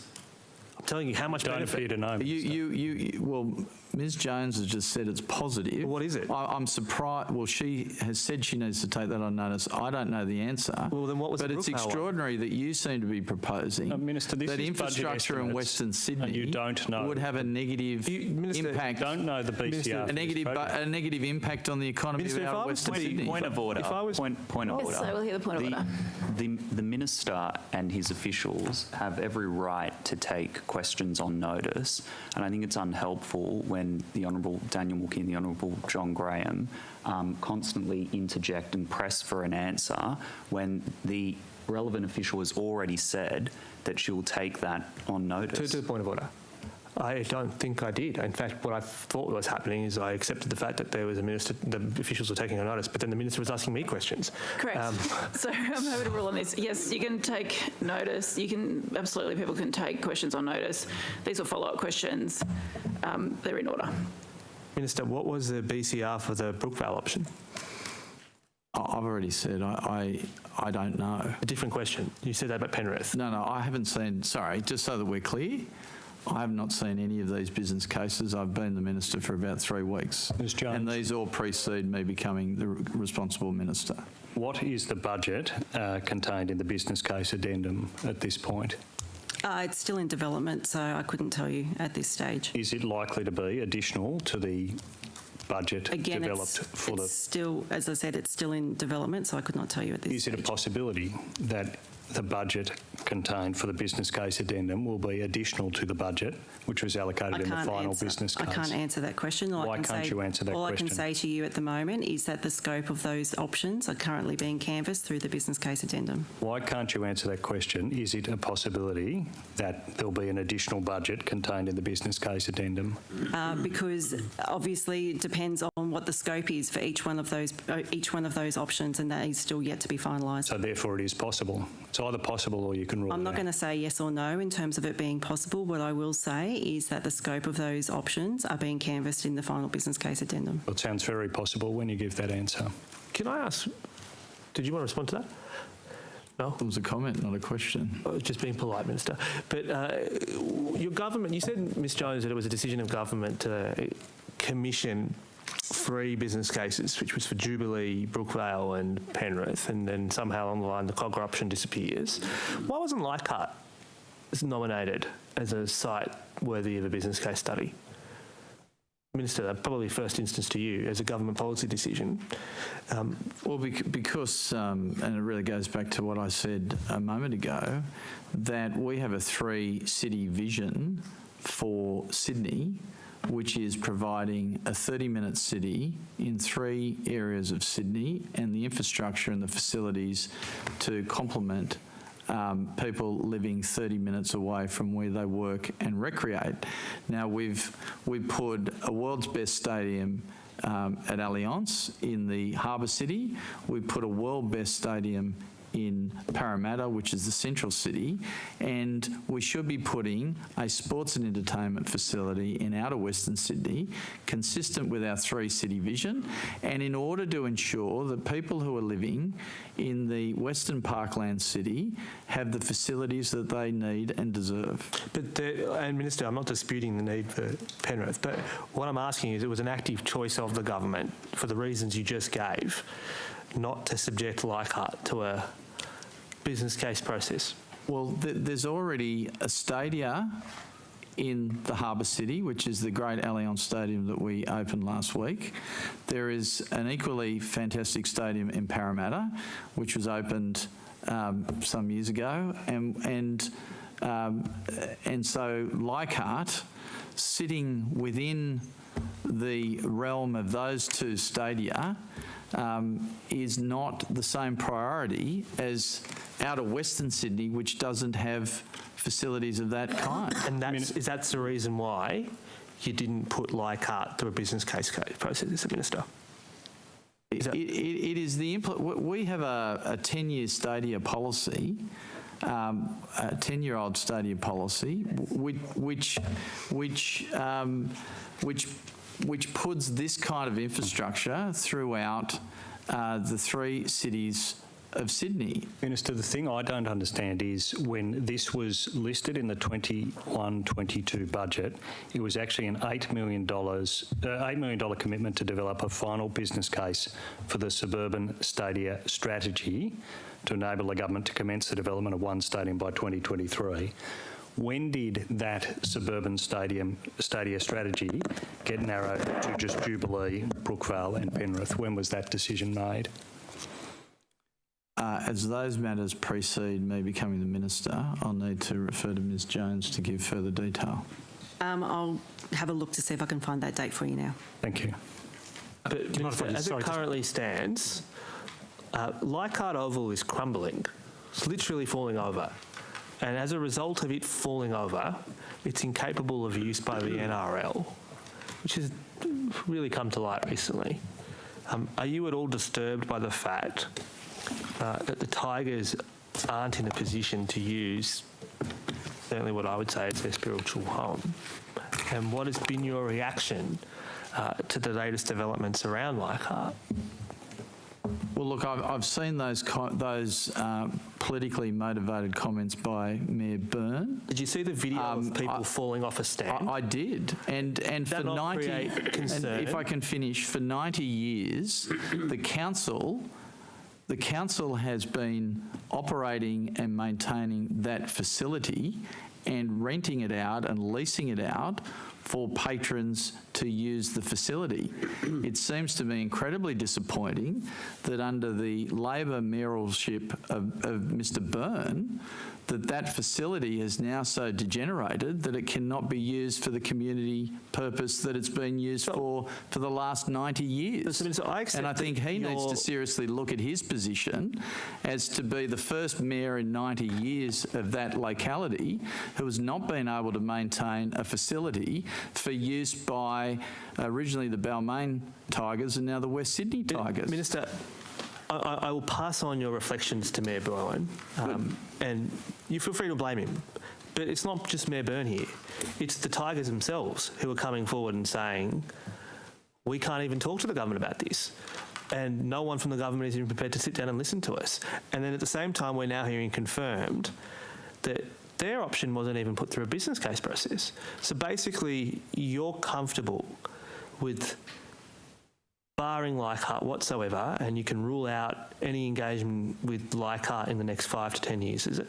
I'm very uncomfortable that Mayor Darcy Byrne has so maladministered the maintenance of that sporting facility that for the first time in 90 years it will be unable to house the West Sydney Tigers and its former manifestation, the Balmain Tigers, 4 games, and I think that's regrettable. Other than blaming the mayor, well, no, it's all just let me finish. Other than blaming the mayor, are you intending to have any dialogue whatsoever with the Tigers and the rest of the NRL, including the Sea Eagles, about the development of the suburban stadia strategy?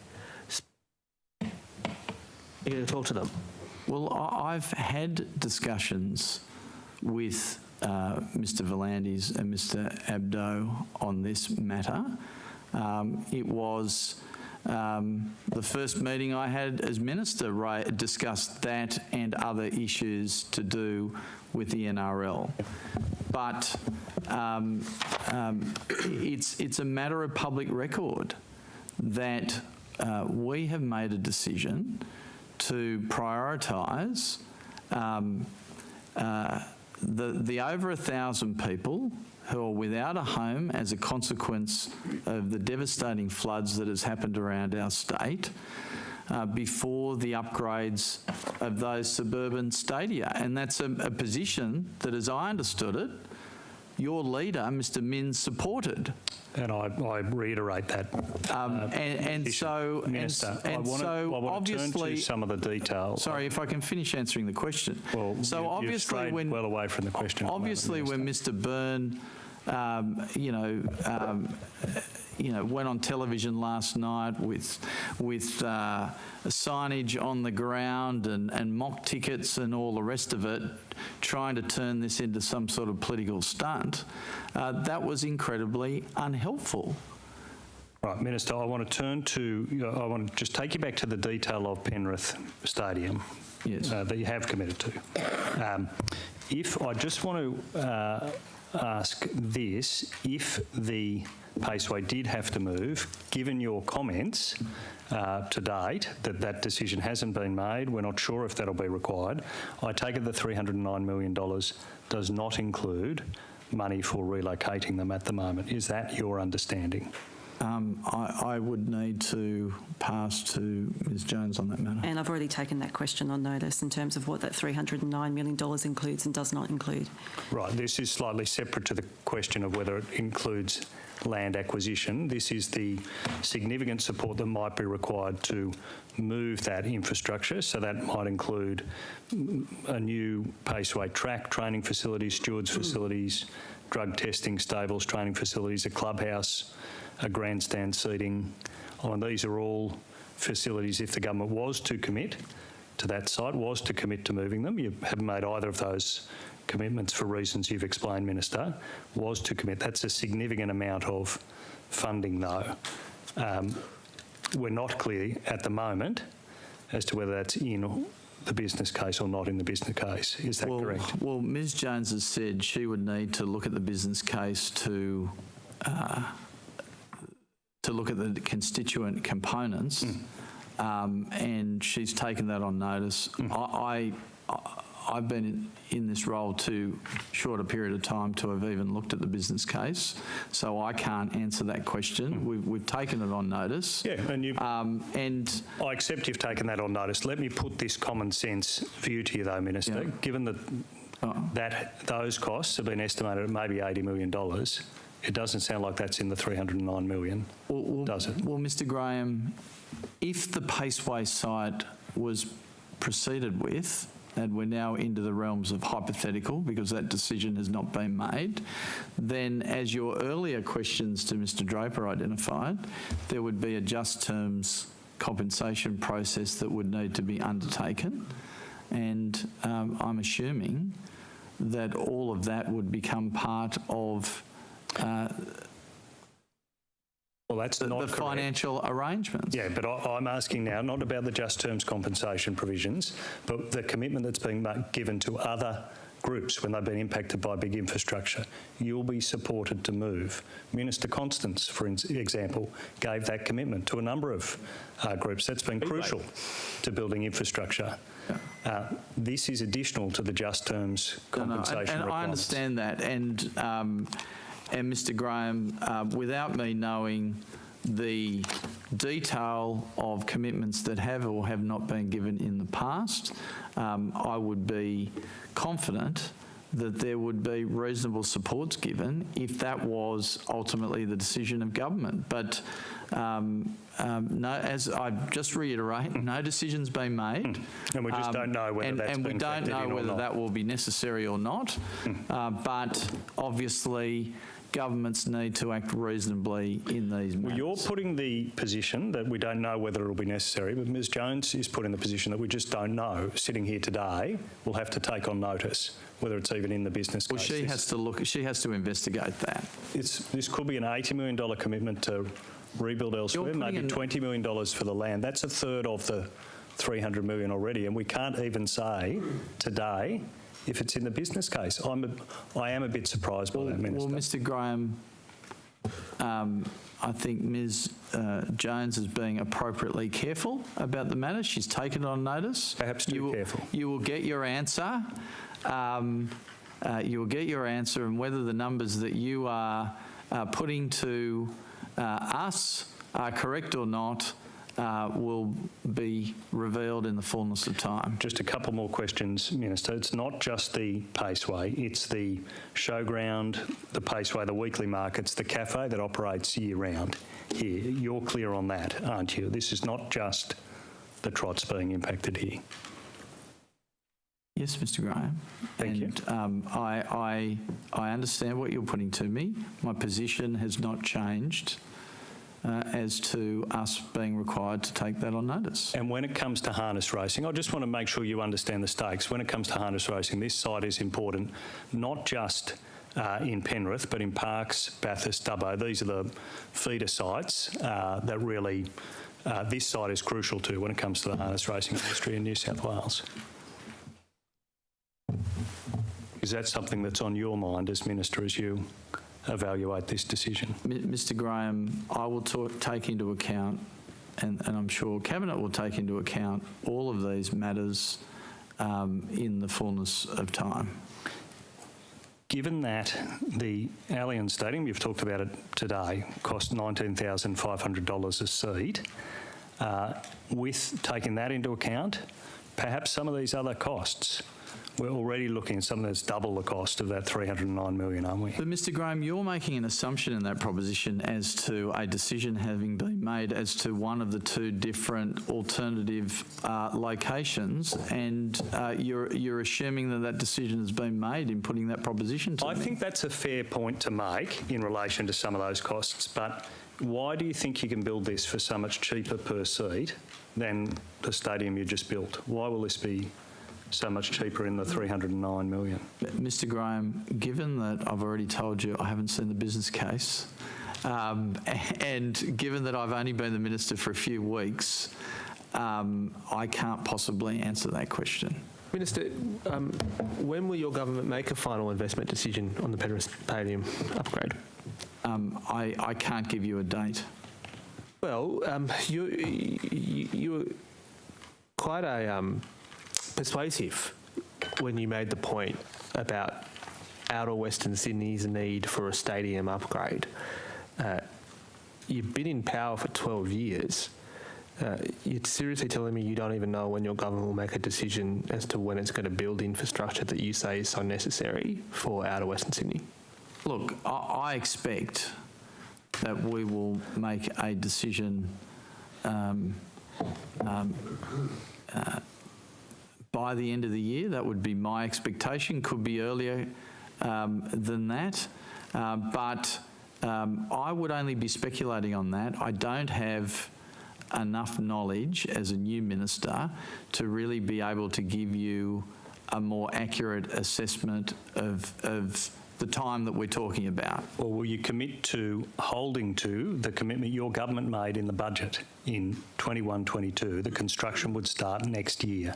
Does that commitment still stand as you sit there? Look, I am sure that we will do everything we can to crack on with this. But is the commitment stand? It was this is part of the budget, 21-22.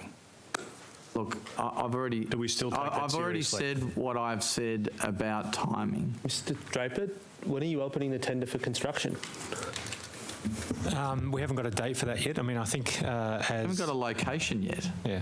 That's why we're asking. So to say when we're opening the tender for construction. No. But see, you're arguing the case well. Very good point, Minister. Excellent insight there. You're quite Why right. we're worried. But we read in the budget last year that we're due to start construction next year. So it's a really obvious, simple question. Mr. Draper, when will you be opening the tenders? We don't, as I said, we don't have a date for that, and I just reinforce what Mr. Jones said earlier to actually government policy, which we've talked about here before, which is you determine the scope first before you determine the budget or the timeline for delivery, and that's the case with this project. For the government to make a final investment decision, this is just standard for all infrastructure projects, particularly of this size. In order for you to make a final investment decision, you need to know what the construction cost is going to be.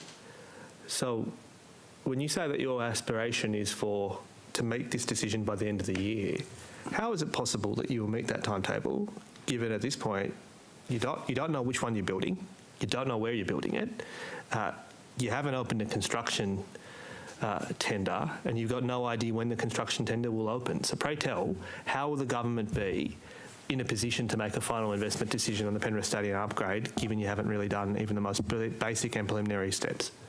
Well, I can't accept that the most basic and preliminary steps have not been done. We've got a business case. We're starting another process. I don't accept the premise of your question. Well, then, Minister, for example, I heard from the transport officials, as did my colleague, that when it comes to the Western Harbour Tunnel, they are evaluating the tenders now in order for the government to make a final investment decision. And to be clear here, according to the process that Mr. Draper has to supervise when it comes to all infrastructure investor assurance framework, which I'm sure you're familiar with, it makes it abundantly clear that your government cannot make a decision on this to proceed unless you have all these steps in place, unless you decide otherwise. To be clear to you, you have got the prerogative to override all the other basic assurance steps. So is it your intention to override all the basic checks and balances that are required before the public spends $300 million in order to fulfil the timetable that you've just outlined? I have not outlined a timetable because I've been very clear with you that I've only been the minister for a relatively short period of time, and that these are all matters which I still have to be properly briefed on. But what I will say is that we will move on this matter as reasonably sensible to ensure that we get a good outcome. Can I remind you that at the last election, because you might remember your then leader used to have a regular press conference outside Allianz Stadium as it was being demolished. That is absolutely true. That we were able to build a 42,500 spectator stadium very quickly. And incidentally, at the same point, the other part of that that you're forgetting is the whole ANZ Stadium knockdown and rebuild too. How are we going in terms of your 2019 promise to knock down the ANZ Stadium and rebuild that one, given that you are so eager to remind everybody about exactly what your policy was in 2019? You've had 4 years to knock the stadium down and rebuild it. Well, where are we up to in that one? Ms. The former Premier made an announcement with regard to that matter in 2020. Indeed. So which I'm assuming that you recall. I did. So given that, hence my scepticism about your willingness to say one thing one side of an election and your willingness to do the other. I was simply saying but that's a clear case that we can crack on with these things but you have and a get habit, them done. When you have a habit when it comes to stadiums of 16 years of no positions infrastructure under your last administration. But Minister, you have got, your government has this habit of changing stadium policies on average every year. Actually, I think we're up to number 6 since... dynamic. It is dynamic. I welcome that interjection. It's been a dynamic policy development. Fiscally dynamic. But there's no guarantee whatsoever that you're going to build Penrith Stadium. There's a very good chance you're going to have to backflip because you haven't got the money, you haven't got a business case, you haven't got a tender, and you've got no timetable. We've got a $309 million provision in the budget. And you can't tell us that that's enough. You're making this up as you go, aren't you, Minister? Your government's just been making this up as you go. No, correct? we're not. You've heard evidence from the public officials that we've got business cases that have proceeded. We've got provisions in the budget. We're not making well, you've got a business case that you're now having to re-prosecute. Granted, that's progress. We've had a business case. We're redoing it. But you are basically... In 16 years of your when you're in government, I don't think there was one stadium that was built, was there? This never would have happened. Was there one piece of major infrastructure? Your government has lost control here, hasn't it? No. Minister, you've referred to the Allianz Stadium quite proudly. What was the final cost of that redevelopment?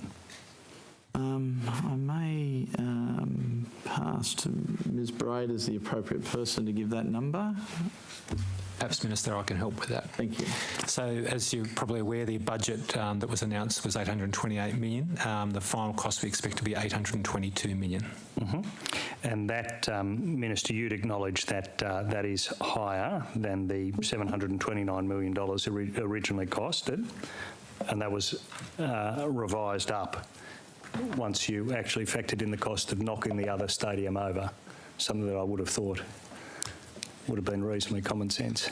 Well, I think, anyway, I'm not going to go into the whole history of the matter, but ultimately when there was a revised budget, we've come in under the revised budget. Yes, so above the original budget, below the revised budget. Do you have any reflection about the April 2022 reports that in fact the final price tag was around $890 million?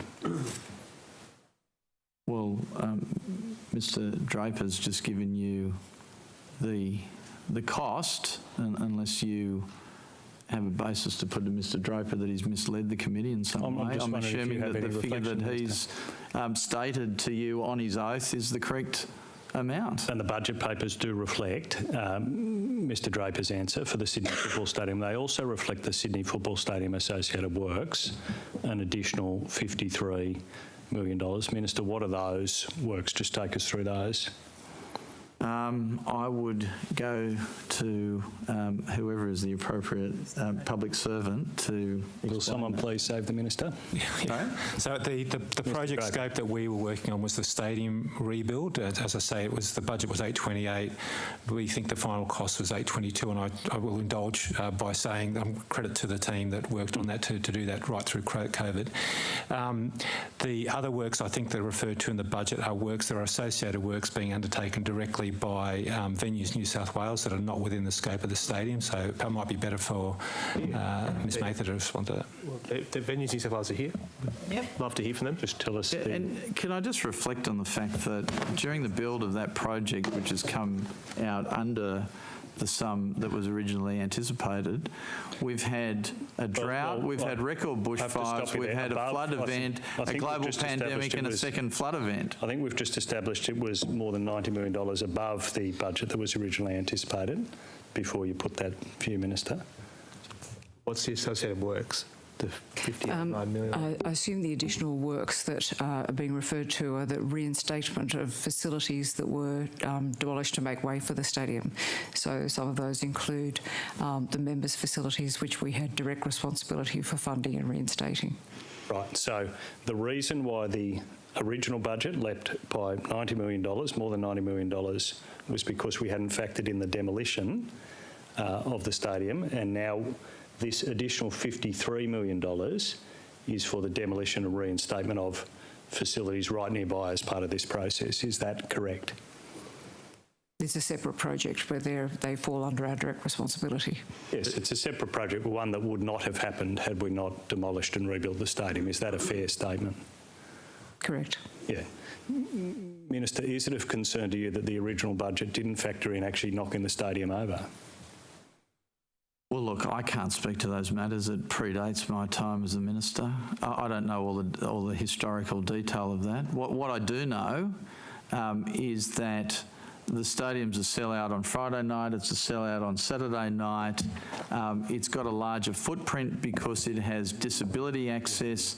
It has, I think, 400 more female toilets than the previous stadium, and that it is a world-class facility which Sydney needs in order to be able to attract not only great sporting events, but also the likes of Elton John, Bruno Mars. You may like Justin Bieber, Mr. Graham, and some of the other artists. Unparliamentary. Withdraw that.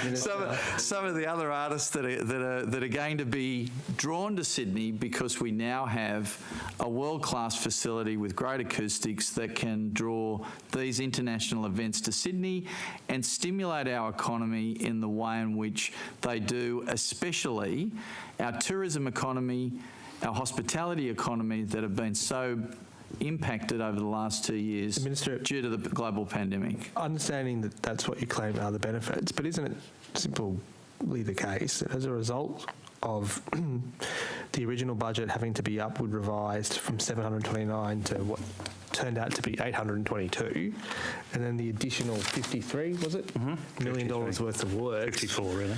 $150 million of additional costs that arose that wasn't originally anticipated. But it's just surely the case that as a result of us having to pay the additional $150-ish million to realise the benefits you just nominated, we have less money available to upgrade other sporting facilities across the state. Well, look, I find it fascinating that you're continuing to prosecute the former failed strategy at the last election in criticising this infrastructure investment. I'm certainly criticising your government. Look, I'm guilty of the charge of criticising your competence. That is absolutely the case. I plead guilty to the fact that I have criticised your government's failure to deliver its promises on budget, and as a result of your failure to deliver on budget, other projects that may be just as worthy now have to compete harder for scarcer amounts of dollars. I am guilty of accusing you of that, but I am being very clear here in the accusation I'm making to you, Minister. As a result of your government's failure to competently execute this within its original budget parameters, we have less money available for other sporting facilities who is just as worthy of an upgrade. That's true. Look, the over 2,000 construction workers that got jobs during that project, the 4,500 tonnes of steel, 2,500 of which were fabricated in New South Wales, all of the jobs that project has provided for New South Wales and the ongoing economic benefit to our state is enormous. And I think that it's regrettable that you are still unable, after 16 years of doing no infrastructure when you were last in government, you are unable to recognise the important economic stimulus that is provided by these sorts of infrastructure projects. Minister, I want to take you to another issue, one you have been much more involved in. I think that's fair. You've deferred some questions here, and I understand why. This one you have been involved in. What is the cost to New South Wales to host the NRL Grand Final in 2022? That matter is a matter of commercial confidence, and the reason for that is because if we start disclosing amounts of money like that, then we open our state up to be outbid by other states. Queensland were heavily trying to get the Rugby League Grand Final for their state. What we don't want to do is to disclose that sort of commercially sensitive information, which makes it easier for them to steal away events of this kind. These sorts of figures are always kept confidential. The Queensland office have been publicly reported, but you say the public can't know how much your government has paid to secure the grand final for 1 year. Is that your position? Well, Queensland were trying to steal an event which has been held for every non-COVID year since about 1908 in Sydney. Yeah, the final should be here. So of course, but the public should know the cost. Of course, they should try and make a bit of noise about them trying to steal what is rightfully ours and what should be held here in Sydney. But I'm not going to facilitate their capacity to be able to steal events of that kind, and I'm surprised that you would be trying to help them. Just quickly, Minister, whose budget is this money coming from? Which of your agencies is going to fund this? Is it the Office of Sport? I believe it is the Office of Sport. Thank you, that's helpful. But I'm sorry. No? Can I correct? Yeah, that's right. Can I correct the record? Please, yes. It's not the Office of Sport. Any other suspects? Who else are the suspects? Is it the department? Contract is administered through Destination New South Wales. Okay. And the funding is... Just need to use the microphone for the hands up. I beg your pardon? Just need to move the microphone closer to the hands up. So the contract is administered through Destination New South Wales with funding by the government. Mr Volandis has said that the Premier broke a handshake agreement, which is, I guess, the key part of the detail that you just elided there, Mr Minister. He's been quite public in saying he had a handshake agreement with the Premier about stadiums upgrades. And the reason why Queensland had the chance to snatch it from us is because, according to Mr Volandis, the Premier broke his word. Did you ever get to the bottom of whether or not the Premier shook Peter Volandis' hand and promised him some stadium upgrades? Look, I've been very clear in my dealings with Mr Volandis that I want to deal with him in a professional and courteous fashion, and all of my dealings with Mr Volandis have been on that basis. We haven't been trying to go over prior history. Prior to me becoming the Minister, I've been very focused on having a good working professional relationship with Mr Volandis, and indeed that will be my approach in terms of all sporting organisations that I deal with as the Minister for Sport. And so we haven't been going into those matters. Minister, you're being quite conspicuous in not assuring us that your Premier shook Mr Volandis' hand and promised him a stadium upgrade. So I'm giving you the opportunity to clear up this for whether it's true or not. Because look, it's a claim. I accept that the Premier has denied it or given words that played it down, depending on how you interpret it. You will have the opportunity. Minister, we will have the opportunity to ask him, but you're the Minister for Sport. I wasn't there at the meeting, but I can give no direct evidence on these matters. When Mr Volandis, you said to us that you met with Mr Volandis and Mr Abdo, and I presume you've had other conversations with them as well? I've met with them at least twice. And did they? And your evidence is that this was akin to don't mention the war, right? I'm not going to ask questions about whether or not my boss shook your hand and promised you a stadium upgrade. We didn't dwell on those matters. Was it raised? We didn't have an IC. You didn't dwell. Did they raise it? Did they raise it with you?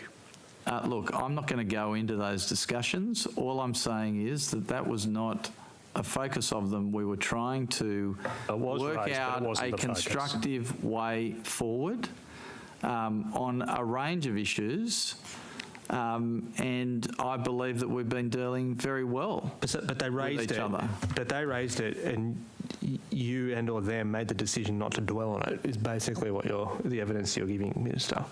I'm not going into private conversations I have with sporting organisations. I don't think that is desirable.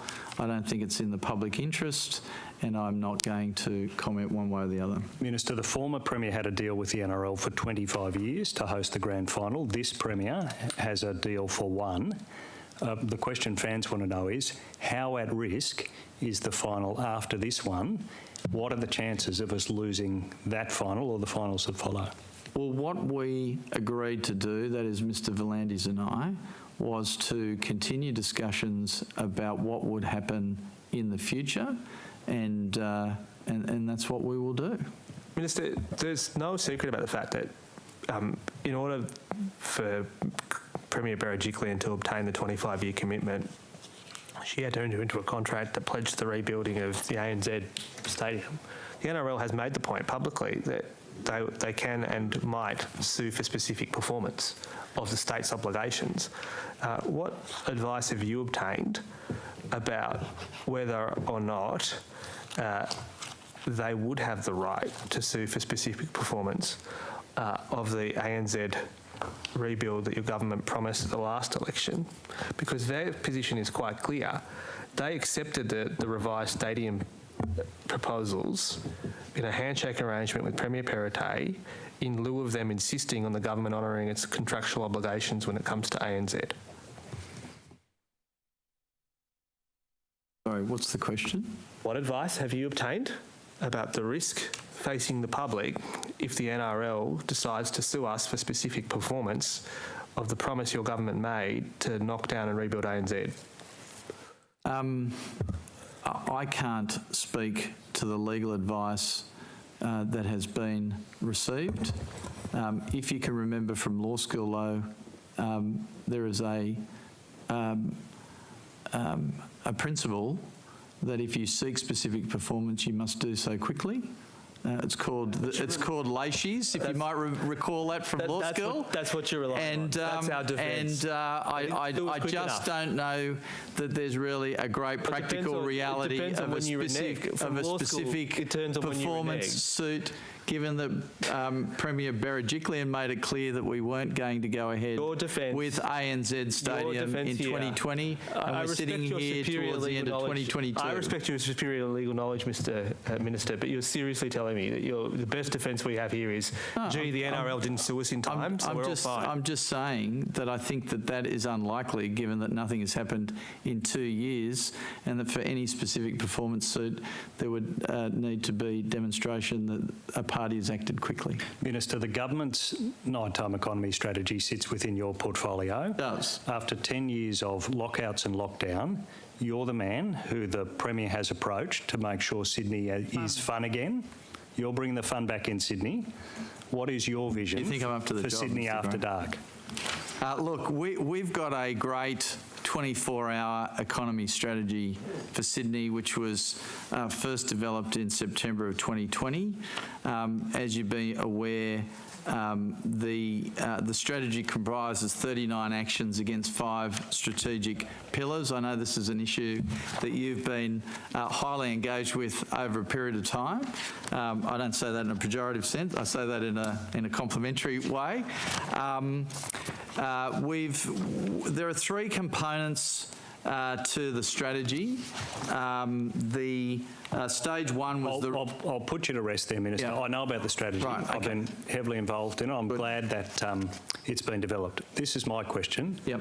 You're the man in charge of fun in Sydney. The Premier's put you in charge. What's your vision for Sydney after dark? Well, my vision is obviously that we want to have a vibrant nighttime economy, not only in Sydney but actually throughout the state. And part of the strategy is actually not just being totally focused on Sydney, although obviously Sydney was heavily impacted, and it's very important that Sydney have a great nightlife, but also in other parts of the state as well, you know, Newcastle, the Illawarra and so on, and large regional centres. We want to have a vibrant nightlife. I think we've all been locked away for a long time through COVID.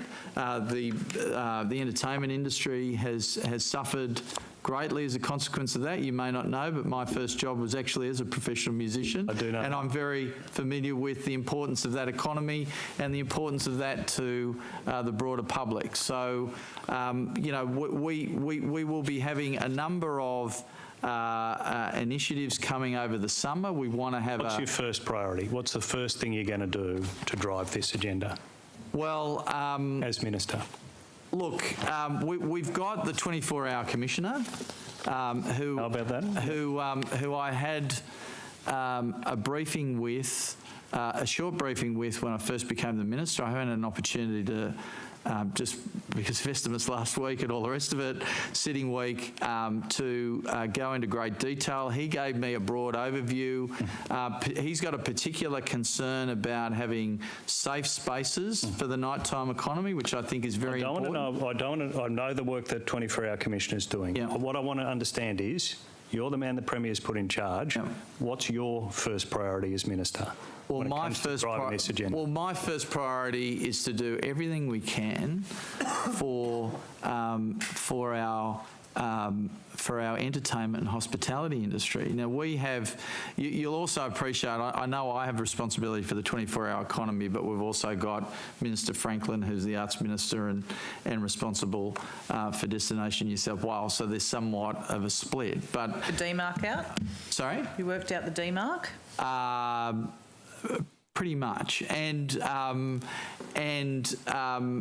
So obviously within that Destination New South Wales space, there's a cultural element and there's a sporting element. Obviously, in terms of Ms Sharp's question, because I'm the Sports Minister, I will be more focused on the sports elements of that. He's going to be more focused on the cultural elements of that. But look, I just want to get people back out again. This is so important, not only economically, but also in terms of the emotional well-being of the community. I obviously agree with that, Minister. My real question listening to you is, how are you going to make that happen? What are the levers you're going to pull to change where we've got to after 10 years? This is the moment where Sydney, where New South Wales might have a chance after lockouts and lockdown. What levers will you pull in your time as Minister to drive this change? I wonder if I could just go, just to answer your question, if I could just go to the specifics and ask the relevant public servant to go to the specifics of what is planned in the immediate future. I'm not interested in that, Minister, because I've got a good idea of what's planned. The government's been reasonably upfront about that, but it's really, you're the Minister. How are you? This is a complex situation. I'm interested in your view about how you're going to drive this agenda. It's been important to cities around the world, but it's complex to deal with. It is complex to deal with. I think having read through some of the material that I've read through, that I believe that there's possibly more we could do in terms of nighttime transport and the like to be supporting that nighttime economy. That's something that I haven't had an opportunity to have discussions with the Transport Minister about. I think that our sweet spot, if I may say so, Mr Graham, is to not just be doing the same thing over and over again and hoping for a different result. I think we need to be looking at the particular areas where we can be doing things perhaps differently in order to be stimulating our nighttime economy in a way that it hasn't been before. And I also, you're asking about my sort of vision, my concerns. What I particularly want to get a handle on, which I candidly don't have at the moment because I'm very new in the portfolio, but I want to understand to what extent the strategy to deal with recovery from the lockout laws, for example, has been modified to take into account the challenges that COVID has now also presented us with. So as you would be aware, with less people working in the city, for example, that's having an important impact on the potential for nightlife because many people used to go out after work in terms of the city. But I think we've also got opportunities to look at where we can be stimulating the nighttime economy in suburban areas, non-traditional areas that have had that nighttime economy. On that question, yes. do you accept across New South Wales, in the towns of New South Wales, in the suburbs, including in the city, that there's a grassroots venue crisis across New South Wales? A finding of a parliamentary committee, by the way, I might add. Do you accept that that is a big part of the problem in New South Wales? Look, to be candid, Mr. Graham, I'd need to before I accepted that proposition, I'd need to have more information. Do you accept that grassroots venue crisis is most acute in Western Sydney, in Sydney? That's really where the venues have almost been wiped out, entertainment venues. Well, look, again, my answer doesn't differ. I would need to know more about it. But what I would say is that certainly in Western Sydney, they have some very large venues around clubs, large clubs, that clearly have a very important role in the provision of nighttime economy for their areas. I believe that those clubs are still operating. You may be talking about smaller venues than those, but in Western Sydney there are clearly a number of very large entertainment facilities based in around registered clubs, which are very important to the nighttime economy of those areas. I might just encourage you, Minister, to examine that finding of that parliamentary committee, that really bipartisan view that was reached about the venue crisis in New South Wales, made worse after COVID. That's the sad thing, but that really is at the heart of this problem. I'll just encourage you to look at that inquiry. I do want to turn to one specific measure. That's the recent measure announced by the government to use the special entertainment precincts that were driven into the law by the Parliament, now adopted by the government. One of those has been announced, quite a good proposal on Enmore Road. It appears to be just a trial, though, for a limited amount of time. Can you give us some background on that? I need to kick to Ms. Braid or the appropriate public servant to answer that. We need to take that on notice. Minister, this is one of the few positive steps that's been taken. I'd hope we could get some details here about this specific measure. I apologise, Mr. Graham, but I can't assist you with that, and it doesn't seem as if we've got any public servants that can, so we'll need to just take that on notice. We might come back to that in the officials session then, hopefully with some additional information. Can I just put to you one view, Minister, just while you're here? Yes. That this law was designed by the Parliament with, the government was very good in coming on board with this, but a short trial in the face of what are inevitably long-term land use and planning decisions made by operators may not be long enough to actually change the dynamic. I hope it is. It seems unlikely to. I don't know if you've got any. I'm really putting that view to you, or you're welcome to respond. Well, I think we'll definitely have a look at that. Thank you. I think that that special entertainment precinct at Enmore Road that you're talking about, that actually falls under Minister Anderson's I think, and Minister Roberts' remit. Well, it's a key part of the strategy, which is why I'm putting it to you. So, but I accept, Minister, I accept the answer you've given. I'm not debating that. I do want to ask you about the entertainment quarter. Again, something that was in front of the Parliament. The Parliament legislated and changed the arrangements that are relevant to the entertainment quarter. The government is now looking at an open tender process for this site. Can you give us an update about where this is up to? Again, I think I'd go to Ms. Braid for more information on that. Mr. Graham, there is currently no open tender process in the market. Well, let me take one step back and say, what is the plan for this site? Where are we up to? Well, you'll recall that Carstinger had an unsolicited proposal, and which has since been withdrawn as a result of the new legislation. And there is currently, they are the existing landholder for the site, and there is currently no plans other than the existing lease. Are you putting to me there's been no progress since the Parliament dealt with this issue? Not with respect to that site. There's no progress, no discussions since the Parliament dealt with this issue?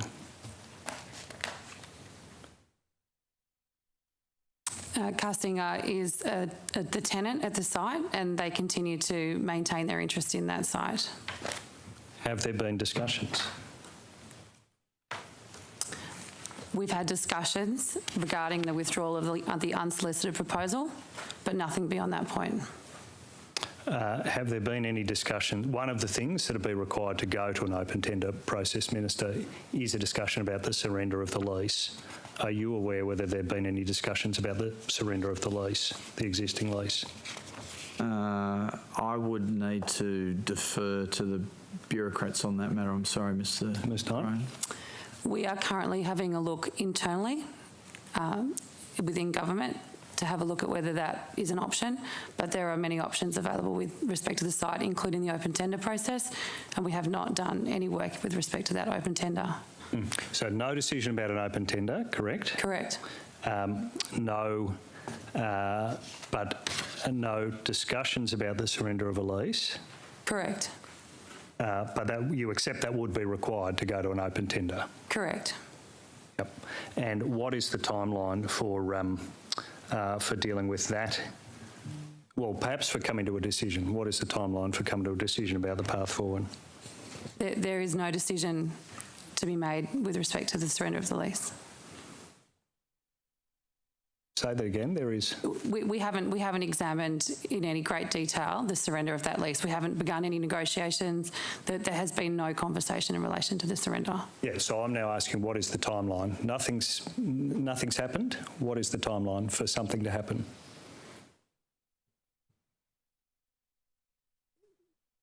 There is no timeline because there is no surrender of lease to be had. That presupposes that there will be a surrender of the lease. They are the current landholder for the site. Yeah. Minister, the government made it clear they were interested potentially in a tender for better ways to deal with this site. That would require we've just heard that would require the surrender of the lease. Do you have any plans for a next step in this space? Mr. Graham, on these matters, I really need to defer to the bureaucracy because I'm not properly briefed on these matters, given my new acquisition of the role. The government obviously made some commitments in the Parliament. I think all sides agreed, the public agreed, and I think even the current leaseholders agreed that the current use of the site is below what it could be. It's not reaching its potential. Everyone agrees with that. Do you plan, as Minister, to tackle that challenge, to take a next step in this area? I'll certainly get advice on that matter.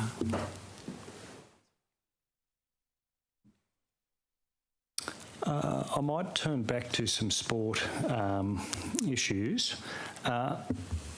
There's been much discussion about the naming of grandstands. At the moment, not a single grandstand, let alone a single stadium, is named after a female athlete. I noted the electronic Ring of Champions in the new stadium. It included 1 out of 5 female athletes. Minister, is this good enough? Look, Mr. Graham, the Ring of Champions is not, at Allianz Stadium, is not purely one of electronic. It's actually, there are permanent names around the ground, and indeed it's planned that there will be, if you like, a tribute to each of the athletes in a position around the ground which will explain their sporting achievements. I agree with you that we need to have more women.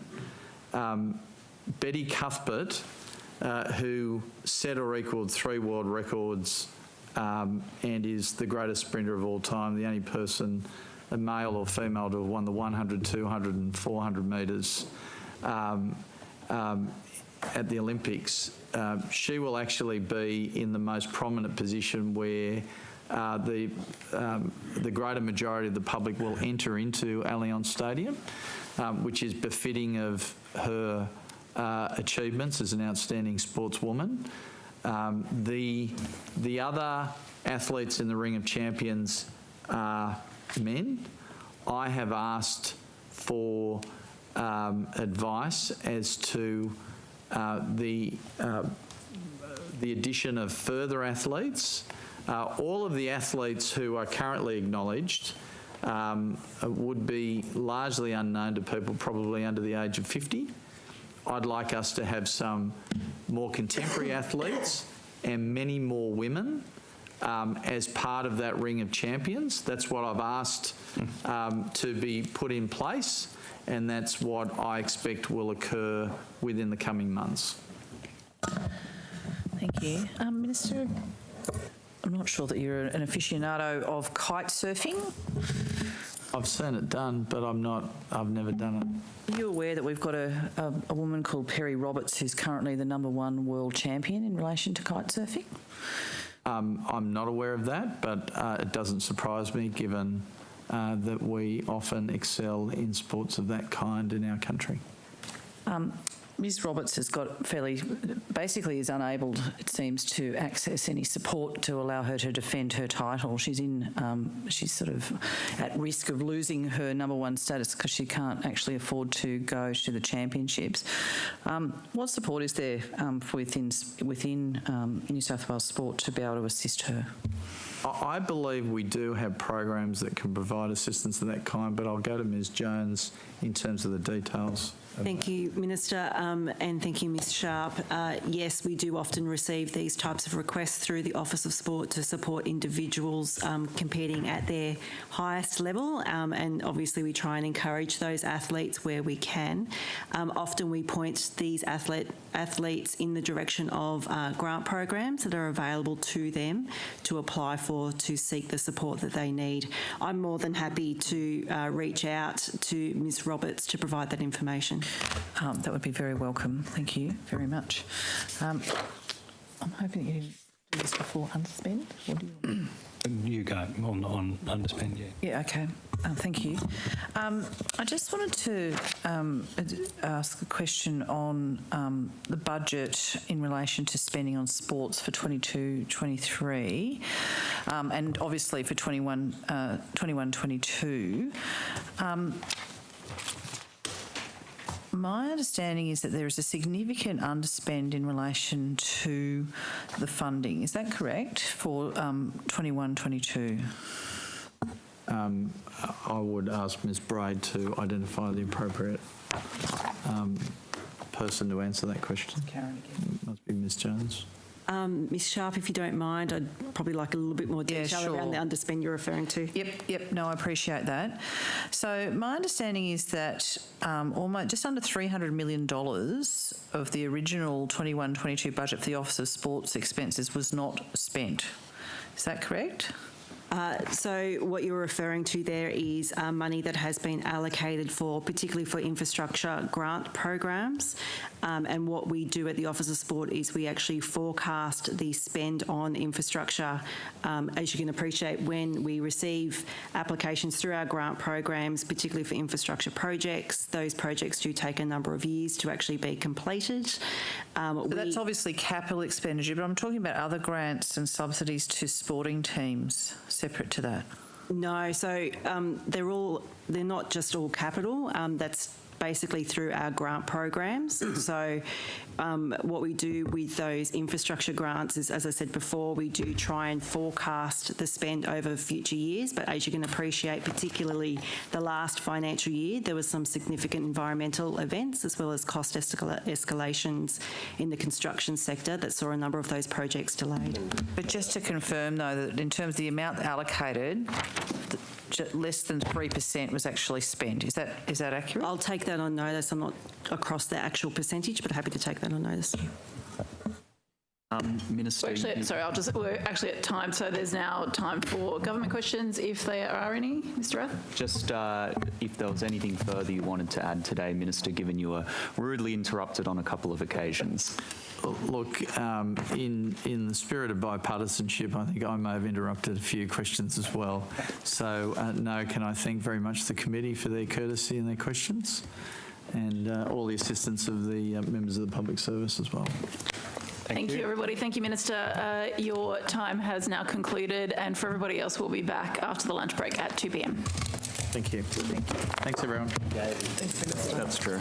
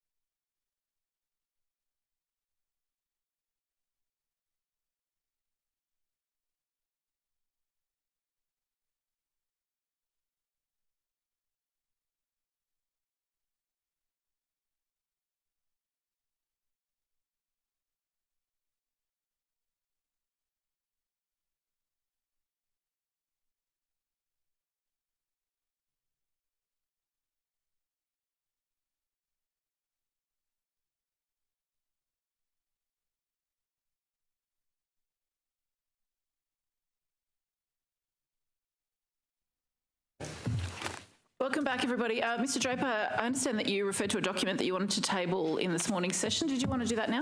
Yes, Chair, thank you. So I've got a letter that Mr Graham asked me about, which is the letter notification to the Paceway regarding the acquisition of the site, so I can table that now. Great.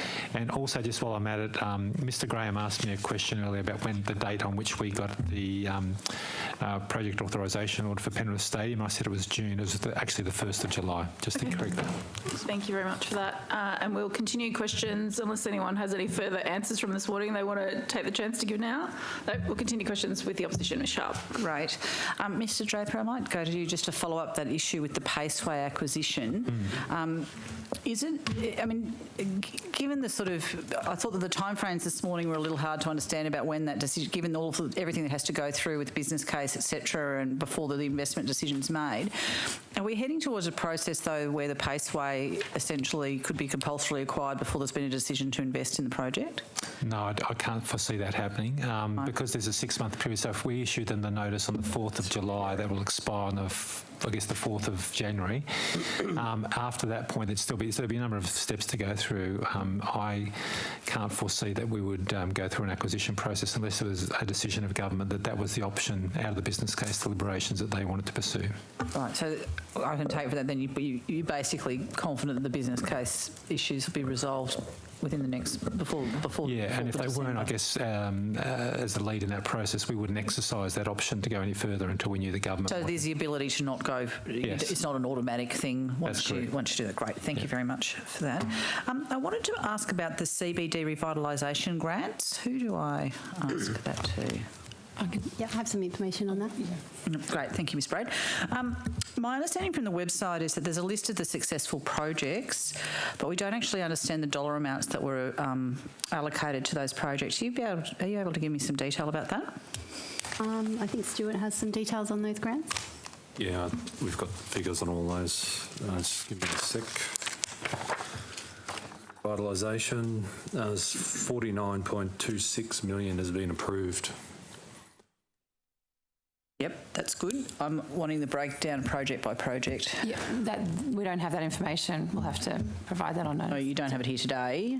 Correct. But you do have it. There'd be scores of projects. Yeah, well, the 49, how many projects is that altogether? The 49 million is across all 3 rounds. The first round was run out of Treasury before Investment New South Wales existed, and the remainder is rounds 2 and 3. And where are we up to with round 2 and 3? Round 3 is being rolled out. The events are being held out until the 31st of October. Right, so sorry, can I just...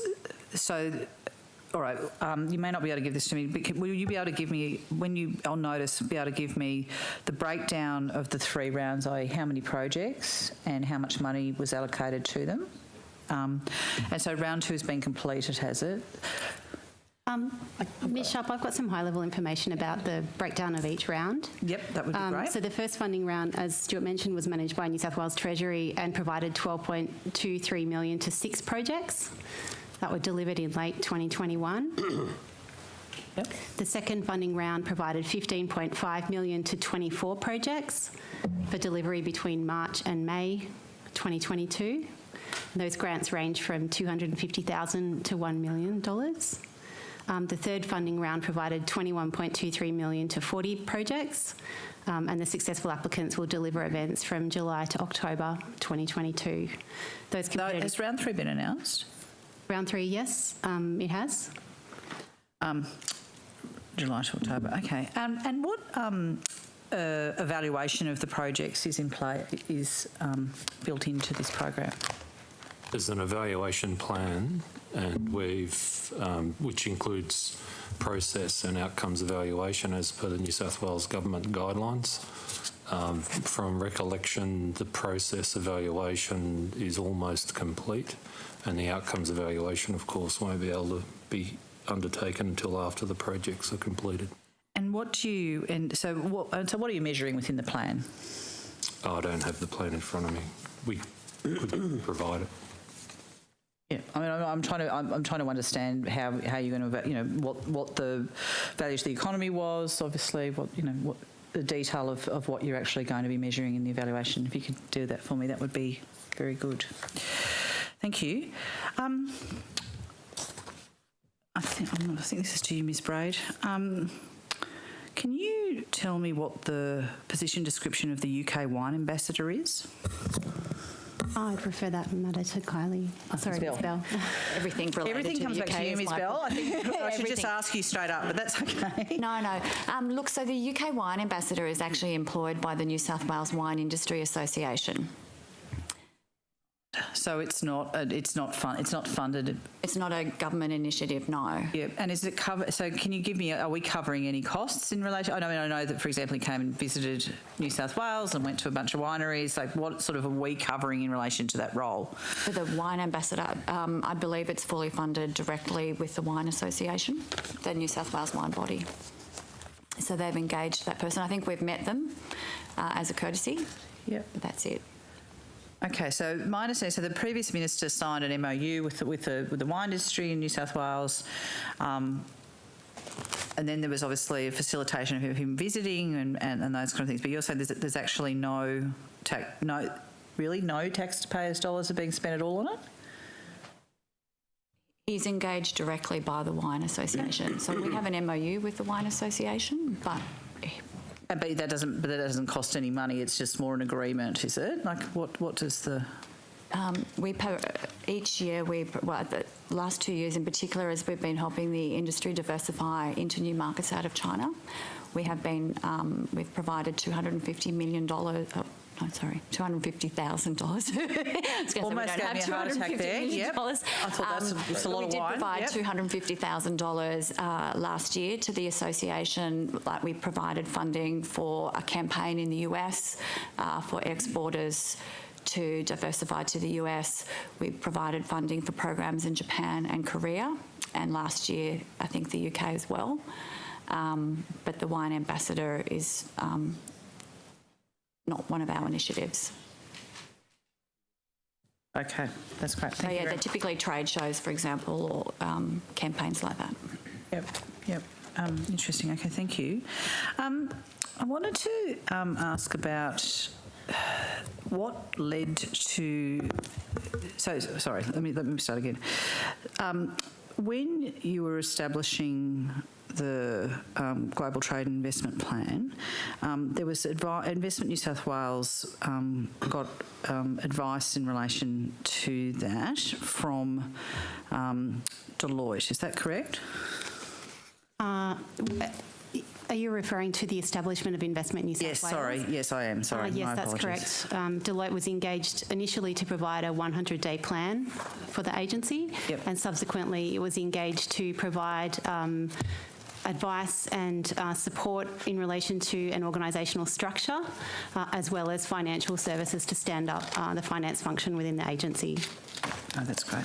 And within that sort of organisational structure, it also talked about the structure of the Global Offices Network, didn't it? Yes, it did. And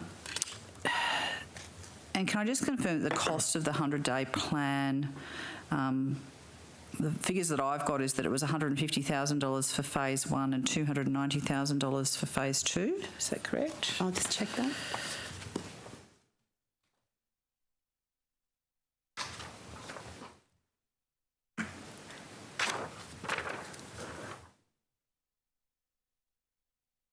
Yes, that looks correct.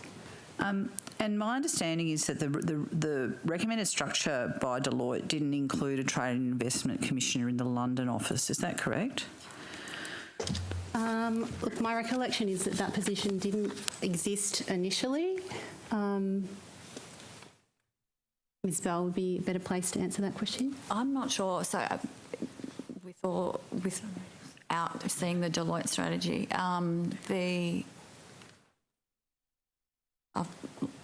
the 6 sticks were announced in 2019, and I don't think they were actually, including the Agent General role, I don't think they were considered in the Deloitte strategy. I think the Deloitte strategy focused on our domestic structure. Yeah, but it also made recommendations in terms of the Global Offices Network, though. Yes, the organisational structure went into quite a lot of detail about each area within the agency. I do have the Deloitte report here, if you could give me a moment to pull up the trade investment team. I mean, look, what I'm trying to understand is that my understanding is that there wasn't a recommendation about a stick based in London. And I'm trying to understand, and we know that the 6 were announced. Is it just sort of is the answer that the 6 were announced, and on top of that, after getting all of this advice from Deloitte? Why the change that didn't follow the advice that you spent a lot of money on? So the UK structure, that's correct, that an Agent General position reflected in the document, along with 2 director positions in the London office. So Mr Cartwright is the Agent General and the Senior Trade and Investment Commissioner. Yes. When you talk, so he's the Agent General obviously just for the UK because of our relationship with the Commonwealth, but more broadly he's the Senior Trade and Investment Commissioner for for Europe and Israel. So to my knowledge, that role has been there since it was first advertised in 2019. Yes, but it wasn't in the initial plan, is what I'm trying to confirm. The Deloitte plan. Do you mean a stick or a tick? No, I mean a stick. I think it might be just because within the Deloitte report, they literally just referred to that position as the Agent General, not a dual role. But you've created the dual role because there is the tick now, Mr Webster. There's a tick and a stick. Yes. Sorry, I think we're talking maybe the same thing but with different acronyms. Yes. So we always, when the first role was first advertised in 2019, the Agent General role, it was advertised as Agent General and Senior Trade and Investment Commissioner. Yep. It's always had that title. My suspicion is that the Deloitte report just used one of the 2 job titles that position holds. So where did you get the direction to appoint the tick in addition to the Agent General stick position? How did that come about? No one at the table was involved in that decision making. So it was a decision of government? It was a decision of the delegate at the time. Who was? Brown, the CEO at the time. Okay, thank you. I just wanted to get some. I just wanted to get some more information in relation to Mr. Cartwright's KPIs, and are you able to give us how do the sticks report in terms of their KPIs? They report to you, Ms. Bell? Yes, they do. And how frequently do they do that? In terms of their performance, we meet weekly, sometimes fortnightly if things are quite busy. We're currently going through the process right now of setting performance plans for the next 12 months. Each of the sticks have received their annual targets.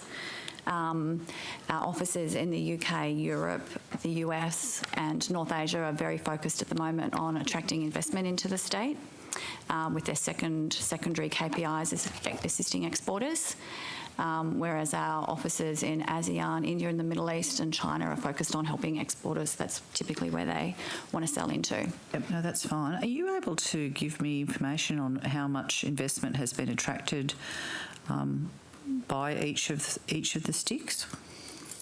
So I would say in the last 12 months, the focus has been very much on exports. With borders closed, attracting international investment has been quite difficult. So we have been focused on working with multinationals and companies that are based already in Australia and New South Wales to grow.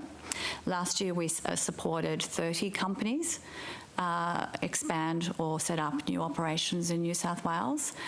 I'd have to take on notice the breakdown of those that were multinationals based overseas versus companies that were already here and set up new projects. You can give us a breakdown of that, and I'm interested in how you allocate that decision making to individual performance indicators for the Trade and Investment, Senior Trade and Investment Commissioner. So, for example, Mr. Cartwright, how much investment has come to New South Wales that you've attached to his work to date? Sure. So, as I mentioned, our focus in Mr Cartwright's first 6 months has been setting up the office. He has been very focused. We've been very focused on supporting him build a pipeline of New South Wales exporters interested in the UK. In the first 6 months, he's helped 5 companies make actual sales. And the team, and I want to point out that it's not just Stephen in London, we have a team there. The team have already supported 4 going global programs into the UK and assisted 50 businesses over that first 6 months period. When they work with companies, they are working with them over that 6 month period. So they've just wrapped up the first program. And we've done programs in fintech with 14 companies, health tech, 13 companies, food and beverages, 9. What does a program look like? So in fintech, what does the fintech program look like? So it essentially, it's a partnership between our export advisor onshore and the offshore team. We go to market and identify companies that are interested, for example, in fintech, looking at exporting their fintech technology to the UK. We take in expressions of interest. In this case, we had 14 New South Wales businesses that wanted to run on the program.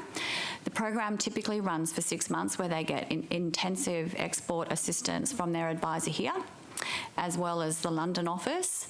It involves everything from learning how to do business in the UK, a visit to the UK market where they participated in the FinTech trade show. It involves us, like the UK office, for example, introducing each of those 14 businesses to new customers, organising programs for them so that they're set up as much as possible to succeed in that market through direct introductions to new customers and partners in country. And so is the measure that they 14 did the program, or is it the measure that 14 have actually doing business? So the the first phase is actually getting them into country and getting them prepared for success and introducing them to the customers. And then normally over the next 6 to 12 to 18 months, businesses start to make sales. And so the measure will be how many sales those businesses have made in the UK as a direct result of our assistance. When will you know the answer to that? So already this year, 5 of the businesses that we've worked with have made export sales in the first 6 months of 21-22. And in the last 2 months this financial year, 3 more companies have made sales. So it's a pipeline. You build the pipeline, you work with the businesses, and then hopefully if they're committed and we provide the right support, they generate sales. Right. And so, but just to be clear, that so far the UK Agent General, there's no investment that can be identified that he's brought to New South Wales. No. So Mr. Cartwright and the team are already building a pipeline of businesses that they are targeting to encourage them to invest in New South Wales. They're working with 12 businesses now. But Mr. Cartwright was the first person to join the team on the 31st of January, and so the team are in place from April, May, and we're expecting those results. Right. And would you be able to give me the breakdown of the other sticks in terms of, I'm very interested in the investment identified that they've brought to New South Wales. Sure. Would you like me to take that on notice? Or if you can give it to me now, that would be great. But if you can't, I might take it on notice. Just because there's a lot of facts and figures. No. That is great. Ms. Braid, I just wanted to follow up on some questions about the changes to Investment New South Wales. I've seen through the many documents that your staff have provided over the last few months, a lot of work done in relation to branding and communications and those kind of things for Investment New South Wales. Do you anticipate that branding will be continuing given the changes to the agency? Yes, it will. Notwithstanding Investment New South Wales is no longer an executive agency. It is a group within a department with the same mandate. It has KPIs, an organisational strategy, and in fact it has an increased mandate with recent budget decisions, for example the Future Economy Fund, which will see a lot of money injected into new programs to diversify and strengthen the economy. So you anticipate that Investment New South Wales will still have its own brand within the department? Yes. That's okay, unusual.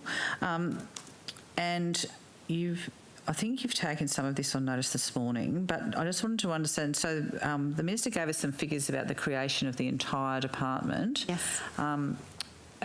Are you able to give us more figures, break down more figures in terms of Investment New South Wales?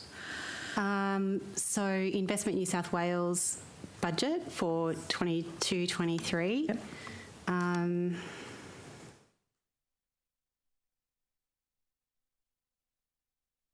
$696 million in 22-23 is the total expense budget. What I'm trying to understand is that with the creation, I mean, this is an agency that was, much fanfare. It's only existed for 17 months or whatever it is, and it's been abolished. Even though I accept that it exists within the structure, are you able to? You can probably do this on notice because I'm not sure that you'll have it there. Is what were the costs of establishing Investment New South Wales? So there was no cost to establishing Investment New South Wales. It was brought about as a result of a machinery of government change that brought together groups from the Department of Premier and Cabinet, New South Wales Treasury, and the Department of then Planning, Industry and Environment. So there was no costs in terms of whether there was any redundancy, short-term staff appointments, recruitment costs, salary increases. I mean, I know some of the staff got salary bumps in relation to this. Are you saying that there was no cost involved in the establishment of Investment New South Wales? There were costs involved, but it was within the budget envelope that existed within the groups that came together to form the agency. It's okay, but that's not quite what the question. I'm wanting to understand exactly how much it costs to set up Investment New South Wales, given that it's now sort of being disbanded, and similarly what the costs are to make the changes in relation to that, whether the changes in staffing and those kind of things. I'm okay if you take those on notice. I will take that on notice. Thank you.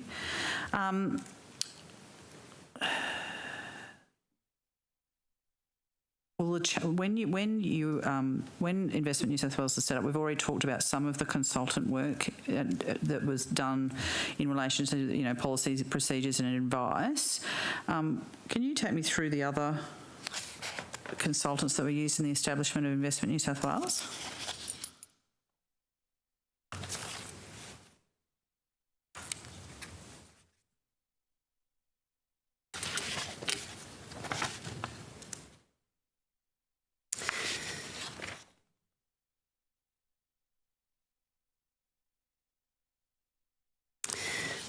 Deloitte, the two-phase contract with Deloitte was the only consultant, as I understand it, that was involved in standing up the new agency. My apologies. There was also a contract with EY. Because Investment New South Wales was bringing together an offshore team along with functions onshore, we wanted to make sure that our corporate policies were appropriately nuanced for both the off and onshore teams. That was a piece of work that hadn't been done before. So corporate policies hadn't really worked in previous agencies to deal with both. So we engaged EY to do a suite of corporate policies for us that made sure that nuances in jurisdictions offshore were reflected in our corporate policies. And that was a $50,000 contract. And you expect that won't change with the new arrangements? Those policies are now being extended to apply to the department more widely. In some cases, that requires consultation with the new groups, Create New South Wales and Hospitality and Racing, but generally those policies are providing the basis for the department. I've got here that there was another consultant as well, which was Newgate Communications. Is that correct? Newgate was involved, I believe, in providing some communications advice to improve engagement in the state's COVID-19 economic recovery, and that project was transferred to Investment New South Wales. But that wasn't specifically for Investment New South Wales? My note, suggests that wasn't the case. Okay, well, that's fine. Thank you.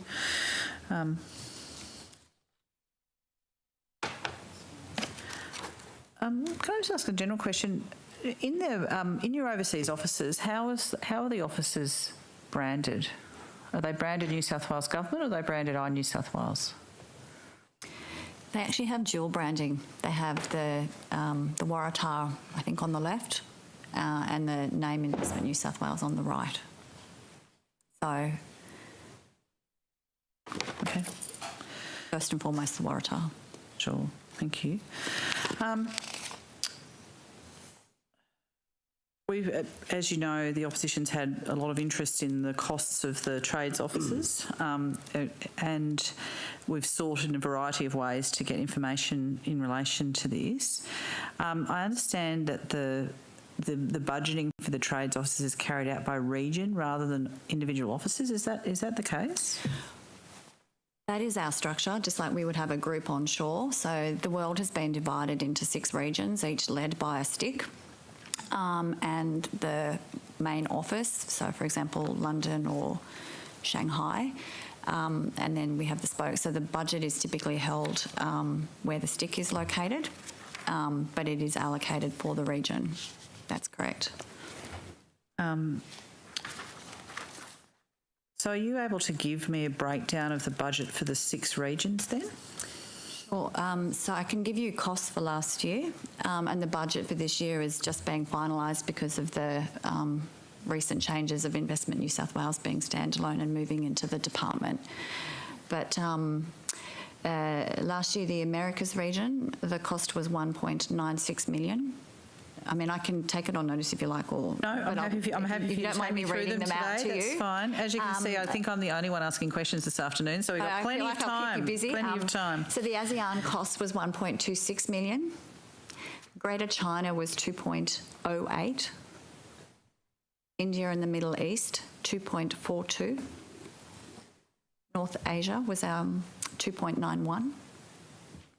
And the UK, Europe and Israel was 2.23 million. Now, those costs include 3 line items. The first is all of our staffing costs. Yep.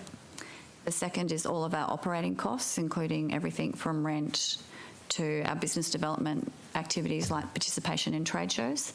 And it included the CapEx costs last year, which were typically one-off for us to set up the office. So that included... So, for example, the New York one, which has been the subject of some discussion, and it cost almost $1 million to set that up. So that 1.96 would be there. Yeah, so that's exactly right. So for each... so as the network progresses, the CapEx, we won't have a one-off CapEx. Each of the offices have now been established.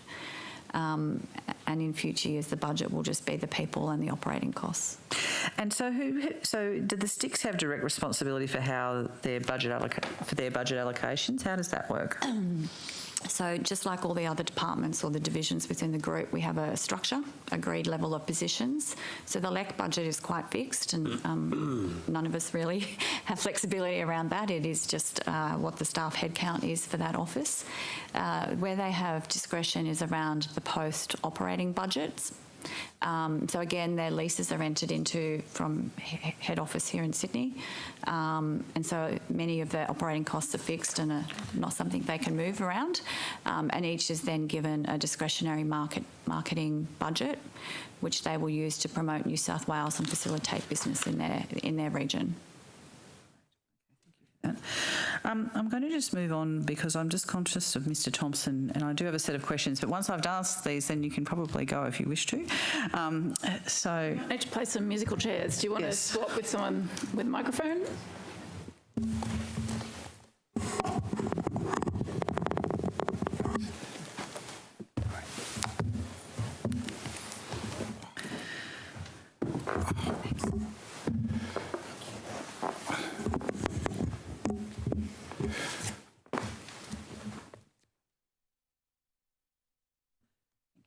Ready to go?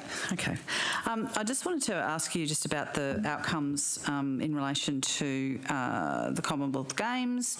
And my understanding is that there were 102 athletes out of 435 that were from New South Wales, and that 52 of them were from the New South Wales Institute of Sport. Is that correct? That's correct.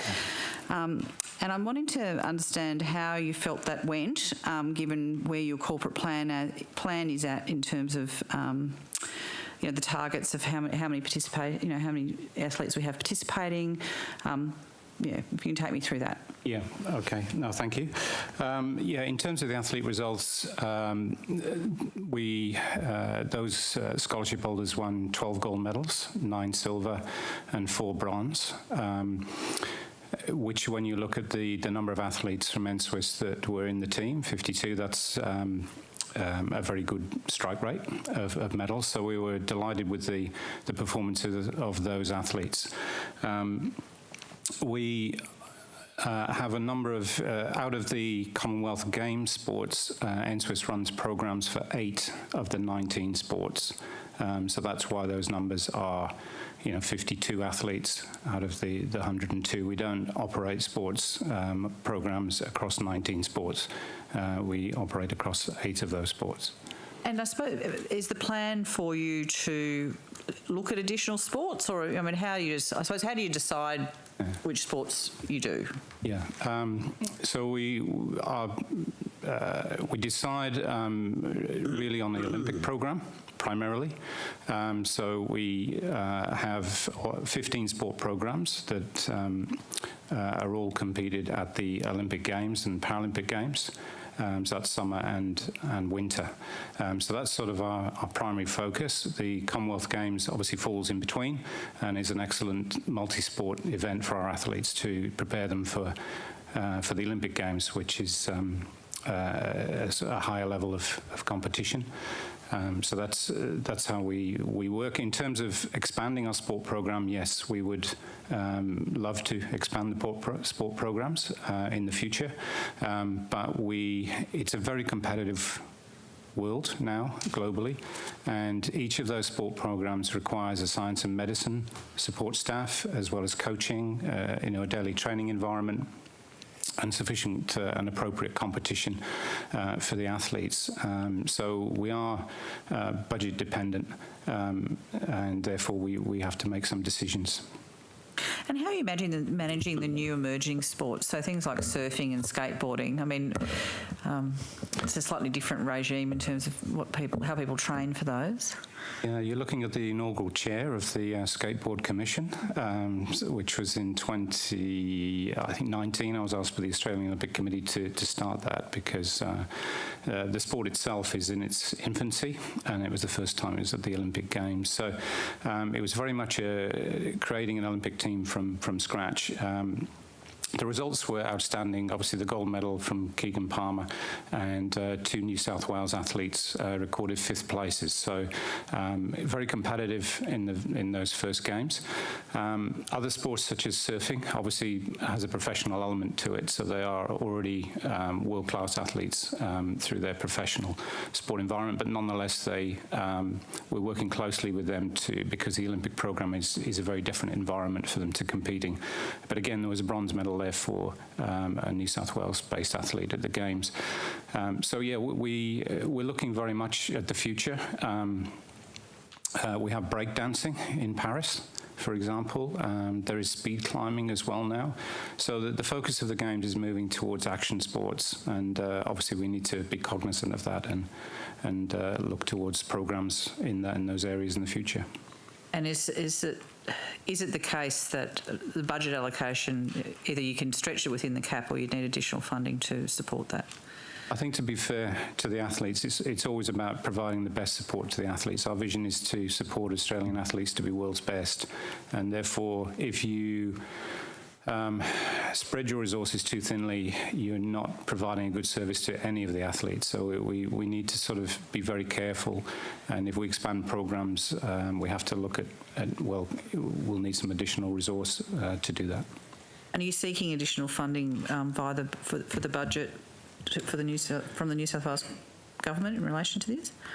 I think probably... Have you got a budget bid, I suppose? So, Mr. Up, that's probably where Karen and I provide support, to NSWIS. We have been focused on supporting NSWIS over the last... certainly over the last 6 months, but Karen, Ms Jones, for longer on getting to the Commonwealth Games. And if I can just pause to take a moment to congratulate the Professor and all his team. It was a really outstanding effort, and had the privilege of meeting some of the athletes last week, which was awesome. When it comes to their requirements, as with any other government agency, we do work through to look ahead about what the requirements are, what the strategy is, the strategy will guide how investment decisions would work that we would present to government, but certainly the three of us are working as a united team to look at what their requirements are. They are currently working within their budget envelope quite successfully. I just want to take you to the budget.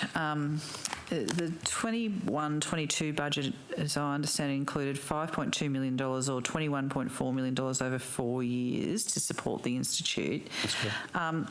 There's no equivalent figure in the 22-23 budget papers, I've been advised. Can someone explain that to me? Yeah, it's... I'm happy to take that question on notice, Ms Sharp. I think you'll find that the budget allocation that comes through the Office of Sport.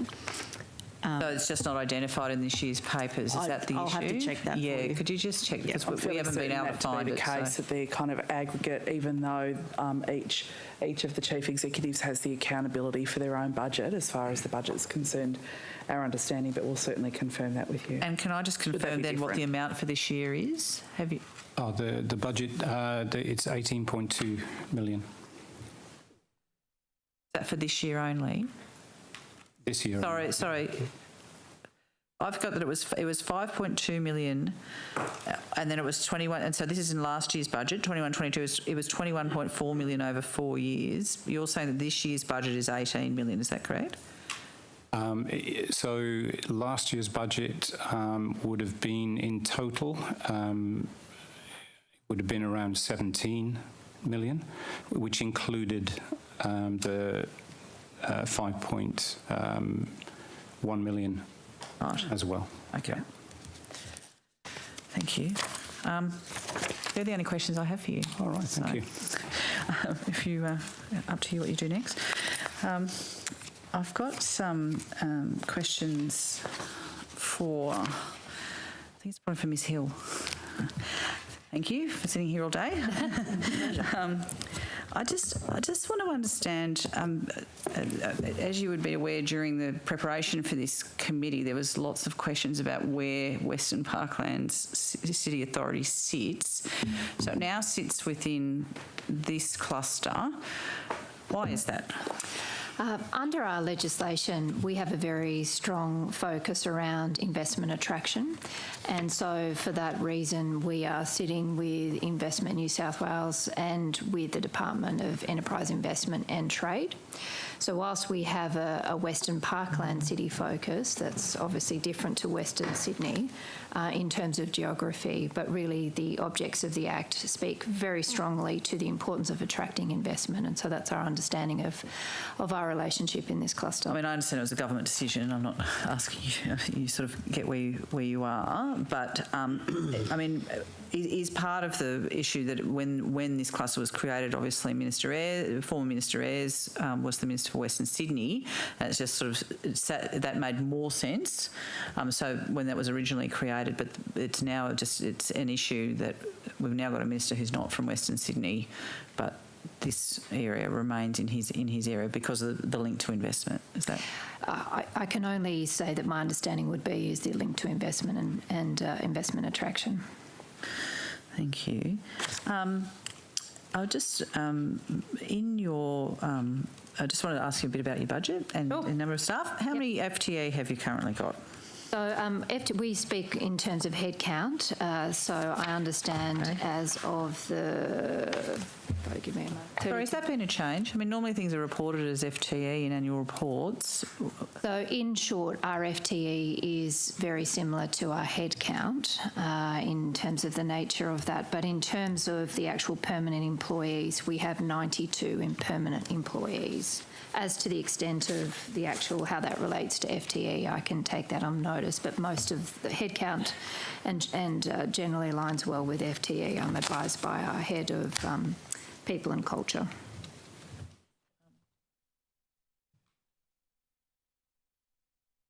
Amy, this is a question to you, Ms Foyle. Is this the using headcount rather than FTE? Most departments use FTE, don't they? I don't normally. This is the first time I've actually really. I mean, we often talk about the interplay between the two. I'm just trying to. I'm happy to take that on notice, but I have asked the question myself, and I understand it correlates very closely with headcount with FTE in our organisation because of the nature of the work that we do. My understanding from the budget papers is that your 21-22 budget was about 17.6 million, but it was revised down to 14.21 million. Why is that? If you just give me a moment, I'll go to... I assume that was forecast versus actual.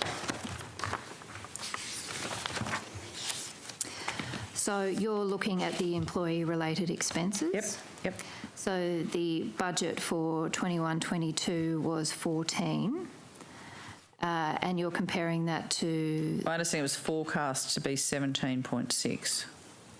And it was 14. But it was revised, but it ended up being 14. Yes, that may be as a result of the MOG changes that occurred at the time and some of those functions not being passed over in time for that financial year. But let me just take that on notice for the avoidance That's great. of doubt. As I said, I just wanted to understand the discrepancy. But then your employee-related expenses are forecast to be $21.5 million for 22-23, quite a large jump. Why is that? So we have a base recurrent baseline employee cost of 14.6 within that 21,500,004. We have some additional funding for relevant projects, including the new approach education and training model, the advanced manufacturing research facility, some projects that we're investigating, such as multi-utility corridors, as well as the Place Infrastructure Compact funding that was passed from the Greater Cities Commission. So there's a number of elements that come together. So again, there's new things that have come in that you didn't have before. Which may relate to some of that forecast versus actual in the previous year budget that I referred to. And look, I also noticed that there's been a big jump in your operating expenses.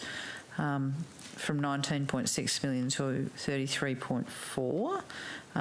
Can you take me through why that is? Yeah, sure. Again, that's as a result of a number of new projects that we've been given, including the new approach education and training model. So there is... Sorry, can you tell me what that is? So it's a $37 million pilot that we've been asked to undertake over 4 years relating to micro-credentials and a series of micro-credentials that we have been developing in partnership with the industry. It's a flipped model that we're trialling here in New South Wales. Tell me a little bit more about Absolutely. understanding what so this is really... who is the micro-credential for? Sure. Who is, going to apply to get it? Who delivers it? So I'm happy to say we are delivering our first series of micro-credentials. But on the 15th of June last year, the Premier, the Treasurer and the Minister for Jobs, Investment, Tourism and Western Sydney at the time announced the pilot that I referred to. It's a 4-year pilot that aims to deliver over 100 micro-credentials over 4 years. Of the 4-year pilot, it's estimated there'll be about 7,000 training places that are created for about 3,000 people. So the organisation, the authority is running that program, and it is what we describe in layperson's terms as a flipped model. So it provides a series of short courses or micro-credentials based on the needs of businesses within the Western Parkland City as identified. So, for example, a forklift driver's licence would be a micro-credential. Is that what we're talking about when we're talking about these? But in our case, we have a strong focus around advanced manufacturing. So it could be from anything to do with, I'll give you some examples. Additive manufacturing was one of our first courses that we're running. Basic programming and use of collaborative robots is another example. An introduction to technical drawings or semiconductor business processes or CNC training, G-code programming, so various technical elements related to advanced high-end manufacturing. So how many people have enrolled in these courses to date? We have had our first cohort and understand that we have some numbers that are coming through at the moment because it's undertaken by a range of education providers, universities, TAFE and others. So I'm happy to take that on notice just to ensure the accuracy of that answer. Well, that would be good. Are you able to give us, and in terms of the people who you're targeting to do this work, where do they come from? We're certainly targeting citizens of the Western Parkland City. This is very much part of the focus of skilling up citizens in the Parkland City and aligning them with the needs of businesses that are looking to fill gaps in skills to certainly progress the nature of businesses, particularly in that advanced manufacturing space, aviation and defence industry. And so are you tracking people who've done the courses about their employment outcomes? We certainly are, and we're certainly undertaking surveys of those who've been through courses and understanding the implications of those courses to their future employment. Would you then, on notice, obviously, just be able to tell us how many people have undertaken them, but what any of the employment outcomes have been in relation to that? I'm very happy to, but just to manage expectations, it's only started this year, given we received the funding last year. So the so when did it commence at the beginning of this year? It commenced in January or February this year, I should say, was the first course. Yeah. And sorry, then that wasn't course delivery. Was that just the program starts, and so you've got there's the sort of the marketing startup? So the course, I believe, started in February. I'm happy to check on that. And how long do the courses go for? Good question. I think it varies depending on the nature of the course, but they are short-term courses, generally 40-hour duration. So how that's structured over time, it may be a couple weeks or months, depending on the nature of the course. Okay, thanks for that. And so you'll give us the we'll get the numbers on notice in relation to that. Now, have you moved to Penrith? No, we haven't yet, but we are planning to do that early next year. Right. So I think last year we were talking. There was negotiations with Property New South Wales around office space in Penrith. Has that been finalised? Yes, we're just working through the final stages of the fit out of the building and negotiating that and designing the fit out of the floor in Penrith. And are you able to tell me what the relocation costs are from Parramatta to Penrith? Relocation I'd have to take on notice. We're just working through that at the moment, and as we haven't relocated yet, it'd be only a projection as distinct to an actual. Yes, I want to finalise that. What's the difference in your monthly rent of the premises between Parramatta and Penrith? I don't have that answer here with me, but again, I'm very happy to take that on notice.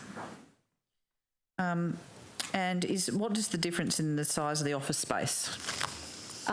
So the main difference, and I can check on the actual floor space, I believe it'd be in the order of 500 to 600 square metres, but the main difference is that we have a ground floor area for members of the public to come and learn about the city and to learn about the work that's happening in the Western Parkland city. So there is a modest increase in floor space, but again, I'm happy to take those details on notice.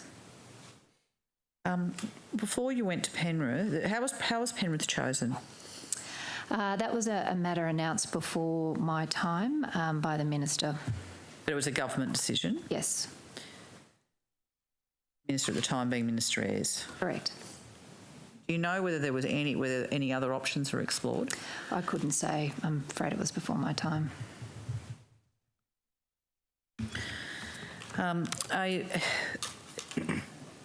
Are there going to be needed to be changes in terms of staffing in relation to people, the move from Parramatta to Penrith, or are all of the staff that are currently there just moving to the Penrith site? So we're working very closely with our team members to ensure a smooth transition. It's absolutely front of our mind about managing that transition well.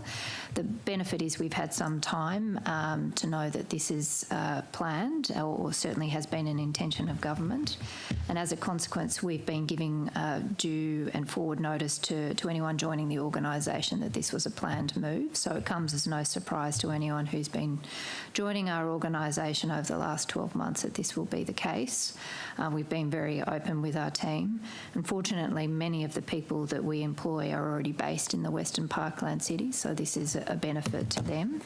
Others, will have to travel further, and we're working through arrangements accordingly. So we're trying to minimise the implications to the business as a consequence. And again, the benefit of having the forward notice has allowed us to minimise, hopefully, any issues. But certainly the intention is that the entire team comes to Penrith. Parramatta is obviously a fairly central location.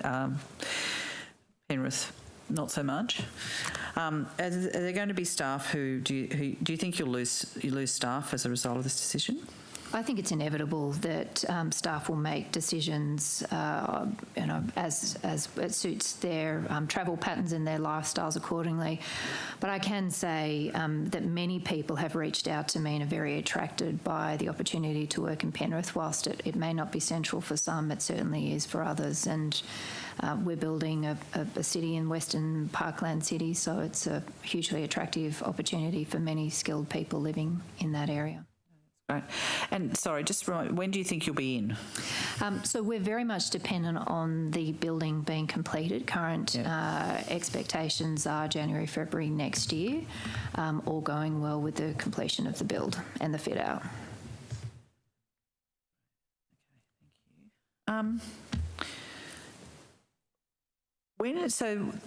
Is there any on the current lease with Parramatta? Is it sort of on an ongoing lease? Like, what are the arrangements? Do you have to break the lease to make the move? Have you had to extend the lease because of the delay? What's going on there? So this is really a matter for Property New South Wales, but my understanding is that New South Wales Government has been transitioning out of the building in Valentine Avenue. We're one of the last tenants. Our lease has been extended for a period of time in order to minimise any transition period to Penrith. But again, it's a matter for Property New South Wales would have the specifics of the lease arrangements. Can I just ask you about obviously the investment focus with your authority? Do you break down where that? How are you tracking the investment in the different locations? So how do you tell what investment's been made in Wallandilly or in Camden or in Campbelltown? How granular is the information that you collect on that? So there's a number of ways in which we do that. I mean, we work very closely with the councils and we have a service whereby we work closely with the councils. We work closely with businesses that are looking to relocate or expand within the Parkland City, and we also try to introduce them to other businesses or landowners who may be looking for tenants. So that's a little bit more fluid when it comes to working with the councils in terms of tracking exactly the investment that has come from that. We do, of course, have a lot of economic data, understanding job growth, understanding where industry sectors are, and we analyse that, and our economic roadmap is an example of some of that analysis. But we also, as you know, have a number of foundation and what I call broader city partners who have signed agreements with us, who are also looking at a range of investment opportunities, research opportunities, and there's some very tangible outcomes, such as an opportunity to take up tenancy within Bradfield City Centre, by way of example. We also, through our concierge service, offer support for businesses, and there's a number of businesses that our team have identified have directly relocated to the Western Parkland City as a consequence of that support that they've provided as well. While we're on Bradfield, how many people have moved in there now? Well, we're just in the early stages of development there. We're just awaiting our first planning approval for our first building, so no one's physically there yet. But we do have our first agreement for a tenant, which is Hitachi. Is it the CSIRO? CSIRO will be one of our first major tenants, but Hitachi is our first tenant within our first building. And how many, I understand they're not necessarily physically there. How many agreements are in place so far? So we have, within our first building, one permanent tenant, and we will shortly be going back out to market for additional tenants. It's only a modest-sized building, so... And we'll find out. I just wanted to ask you about the jobs numbers and the jobs target in relation to the Aerotropolis. Yes. So $200,000 people or jobs is mentioned as the jobs target. Can you just give me a breakdown of what that includes? So does that include the construction jobs, for example? So the 200,000 figure is a city-wide figure. So for the avoidance of doubt, that is the 800,000 hectares of the whole Western Parkland City, from Hawkesbury to Wallandilly, Fairfield to the Blue Mountains. So it's not the Aerotropolis. The Aerotropolis is 11,000 hectares. So the target applies to the whole of the city. There is no breakdown within the target of construction or permanent versus part-time or construction jobs or multipliers. It is an overarching job target that was... How was that target derived? I don't know. I'm afraid that's a matter for the Greater Cities Commission. Right. So they've derived it, and so how do you have any role in monitoring how that target will be met, or is that going to be the greater cities? Is that going to be their responsibility? Who's responsible for watching whether we ever get to 200,000, if we can even understand what the 200,000 is made up of? So we're certainly tracking job growth and evolution across the parkland city. So we will certainly, and we are certainly doing that. Job figures are generally the responsibility of Transport for New South Wales, and so those numbers are based on analysis by Transport for New South Wales. Population figures are generally Department of Planning and Environment. We are not. So just to be clear, so I understand this, so the job figures sits within transport. Why is that? Generally, it's a historical thing that they have forecast job numbers, and they provide that through a... for the Aerotropolis? For the whole of the state, that they will do forecasts around job numbers, and that's the common planning assumptions. Those numbers will be used across government agencies. And so planning hasn't done the target then? So it's not planning, it's... So the Greater Cities Commission identified the 200,000 job target, and that was part of the city deal. And those numbers are calculated, or sort of the growth of jobs across the Greater Sydney area or the state are calculated by or forecast by Transport for New South Wales. Now, sorry, I'm confused. And so who... All right, well then who has ownership of the target? Like if the target's not met, who in government is responsible? Who across the public sector is responsible for that? Well, we're certainly tracking it, and we certainly are working hard to achieve the 200,000 additional jobs. So is it your problem, Dr Hill? Yes, it is. Over the next 20 years, we will be certainly seeking to achieve over 200,000 additional jobs within the Western Parkland city. So that's additional jobs. So, for example, the construction jobs that were there, which are temporary, understand that the workforce moves from project to project, and hopefully they've got a pipeline of work, but if you can't tell me what the breakdown of that 200,000 is, how can you monitor whether it's been achieved or not? Well, you can certainly, the most clear way to do that is through ABS figures and looking at job growth over time and tracking that change over each census period.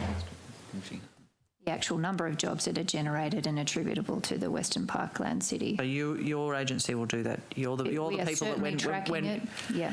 If we come back next year, we'll ask this question again. So that's okay. Well, that's good. In that case, then, how are you dealing with the jobs forecasts? I mean, do you break it down into these different areas? So what are you doing for Wallandilly? What are you doing for Campbelltown, Liverpool, Blue Mountain? Like each of the 7 areas, or Camden. How do we understand where these jobs have been delivered?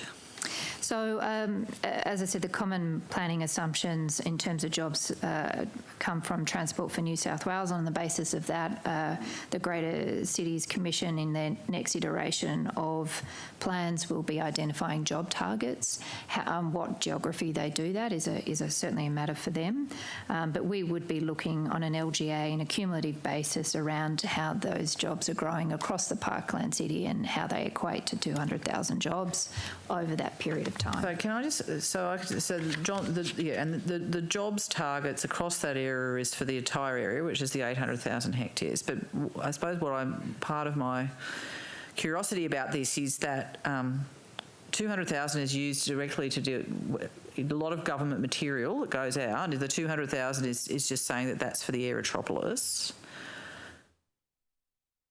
The 200,000 is for the entire area. Do we have a figure for the Aerotropolis specifically? So, to the best of my knowledge, the 200,000 is supposed to relate to the whole of the Western Parkland city, and that number is used in the city deal, which relates to that entire geography. In terms of the Aerotropolis, based on the Department of Planning and Environment's numbers, if I'm right in understanding, within the Western Sydney Aerotropolis plan, there are some forecasts and targets for jobs.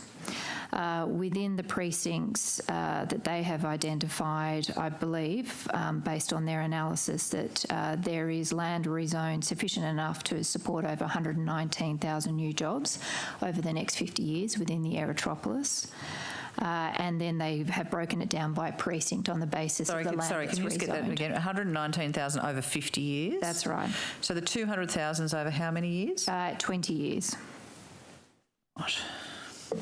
Okay, sorry, go on. Jobs are a complex, array of lies, calculations. Damn statistics, I think, with some of this. Yep, so 119,000 over 50 years, and that's just for the Aerotropolis specifically? And that's really because the Aerotropolis is such a substantial area that it takes 40, 50 years to develop that amount of land. That's why it's over that period of time. If development happens quicker, then the jobs will happen quicker too. Yeah, I mean, there will be changes, and obviously there's a whole lot of construction jobs up front, and then there's who establishes within the space. I accept that it's not a precise science. I'm just trying to understand how many are in there. So just to go back. So in terms of the jobs forecasts, you've got the 200,000. You've got the 200,000 over the whole area, but the breakdown in terms of area by whether it's Liverpool, Penrith, Fairfield, or whatever, that will come through greater cities.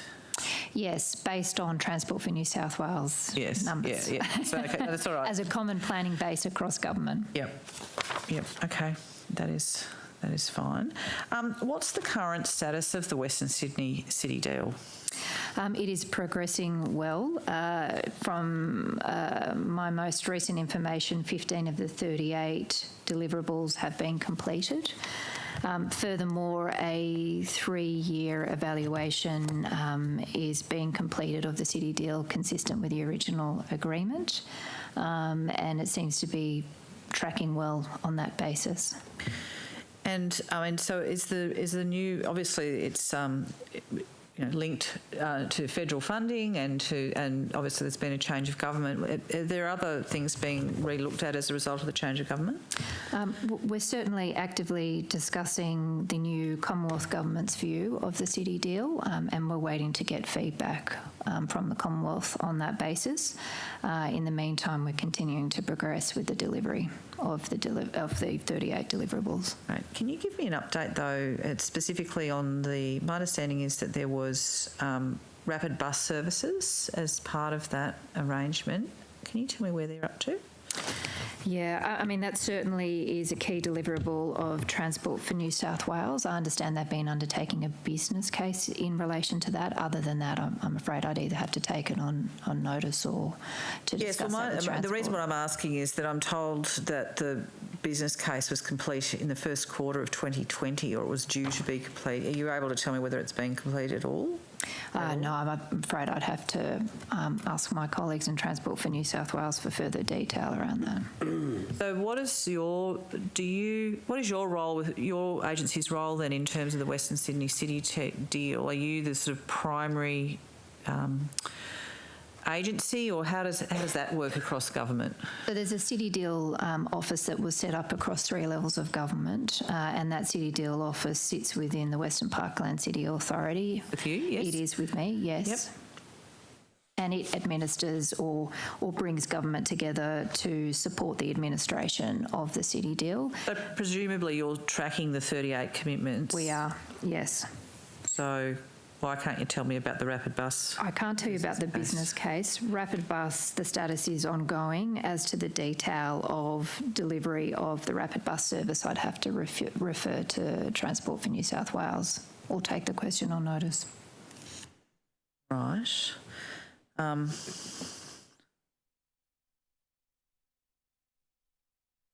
So just to be clear, can you tell me whether the business case has been complete for those? Are you saying no, you can't? I can't give you a definitive answer on that. I'd have to take it on notice. Okay, if you can take it on notice, that's good. I mean, obviously my concern is that I understand that it was supposed to be done by Q1 of 2020. It's now Q3 of 22.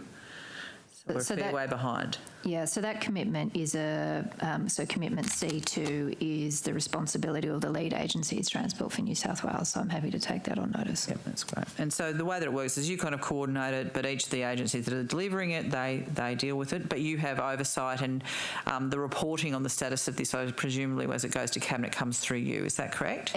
And it is made public indeed on the Commonwealth Government's website, so there is an annual report on the delivery of each of these commitments. Right, thank you. Oh, here's my colleague. I'm almost done. All right, just give me 1 minute. Got to make sure I've asked all the questions that my colleagues want me to ask them. I've got one last lot of questions, which is about the Modern Manufacturing Commissioner. Has the Commissioner been appointed?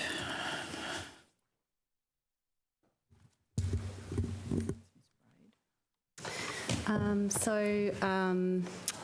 announcement hasn't been made about the successful candidate. There's someone who's got the job, but it hasn't been announced yet. Is that right? That's right. When do you think it's going to be announced? There are processes that need to play out before the announcement can be made. I don't have a date. And it'll be a decision, presumably, of the Minister, is it, in terms of when the announcement's made? That is my understanding. So the announcement was made in December. Do you think it will be, the creation of the role? Do you think it's a month? Do you think it's before the end of the year? I do think it's within the month. And the recruitment for that position, how was that undertaken? It was undertaken via a merit selection process. And did you have an agency assisting you with that? The role was advertised on I Work for New South Wales on 7th of July, and it was managed internally. Oh, so there's no recruitment agency involved? There wasn't in that process, no. Okay. And who's on the selection panel for that role? I don't have that information. I'll take that on notice. Thank you. And is there a publicly available position description for the Commissioner? Yes, the role description would have been released as part of the advertisement for the role.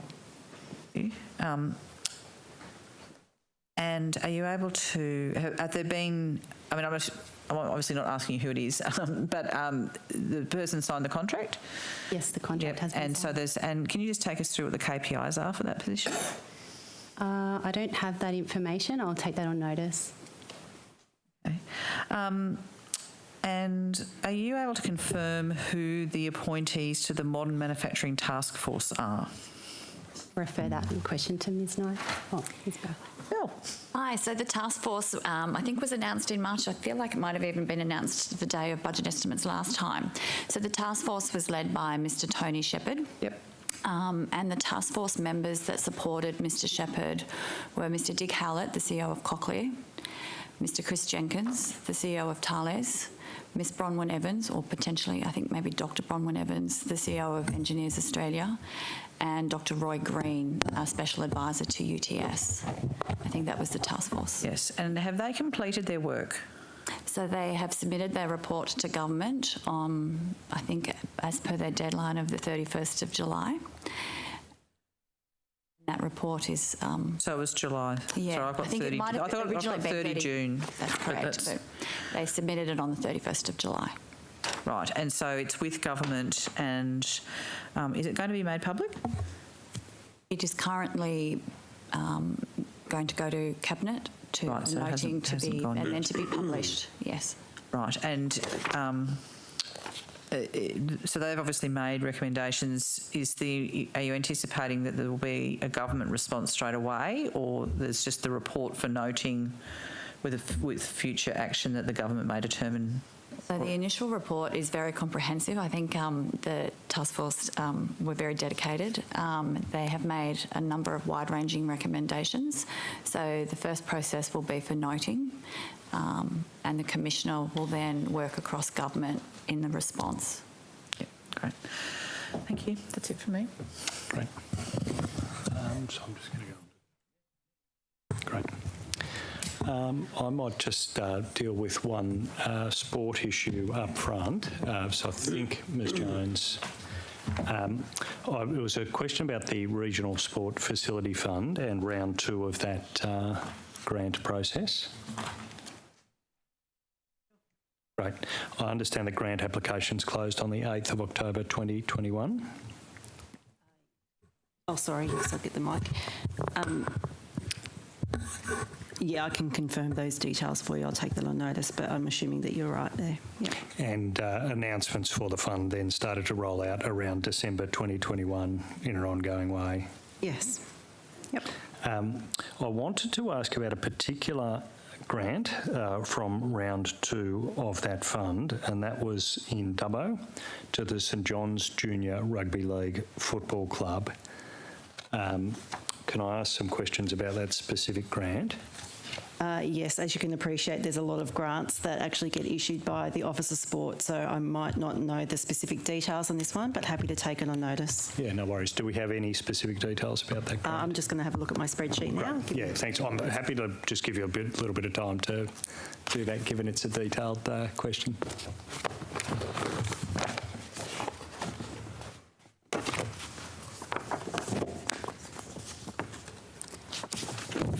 Sorry, can you just repeat the name, if that's all right? It's the St John's Junior Rugby League Football Club. It was a grant in Dubbo.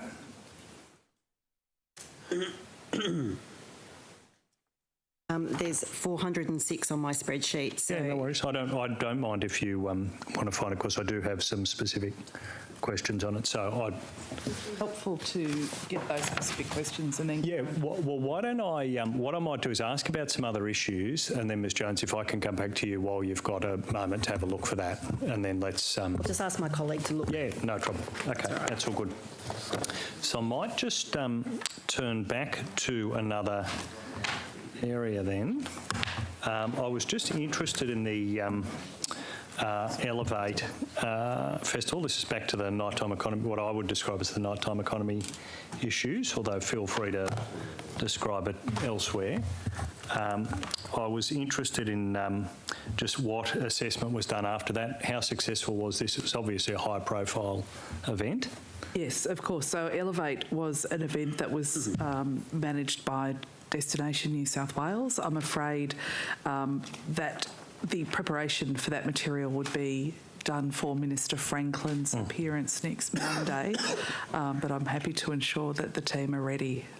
Yeah, okay, well, look, maybe that's a useful way to deal with it then. And just so I'm clear on this, so it's clearly referred to as part of the nighttime economy strategy, but it's really wholly within the control of Destination New South Wales? Yeah, I think probably one way to characterise it is the nighttime economy strategy, which is run by the 24-hour commissioner. There are a number of initiatives that come out of that might fall into other areas of responsibility. That's part of its charm. Yeah, that's part of its charm. But for example, the late night events that happen out of the cultural institutions or Elevate or other types of activities, the Enmore Road, they might be administered by other people, but they're connected to the strategy. Yeah, so I'm just asking, is that exclusively in the control of Destination New South Wales? The Elevate, yes, that was exclusively, that contract in that event was managed by Destination New South Wales. Great, and I might just turn back to the questions, Ms Knight, on the entertainment quarter. I think it was clear that the Minister hadn't been briefed on in depth on this issue, which is entirely appropriate given the short time he's been in the role. Yes. So I didn't want to dwell on it too much in that session, but if we could just rewind, and I just wanted to revisit that question of, clearly this was a matter of public debate. The Parliament changed the law in a way that would impact how this site might be dealt with if there was to be a next step on this site. What has happened since? Can you just give us a bit of a sense of, is there any momentum in this discussion at all? Well, you'll appreciate the site is owned by Greater Sydney Parklands Trust. Yep. So we have been working with them to assess a range of feasibility and options for the site, and we're currently still working through that. Yep.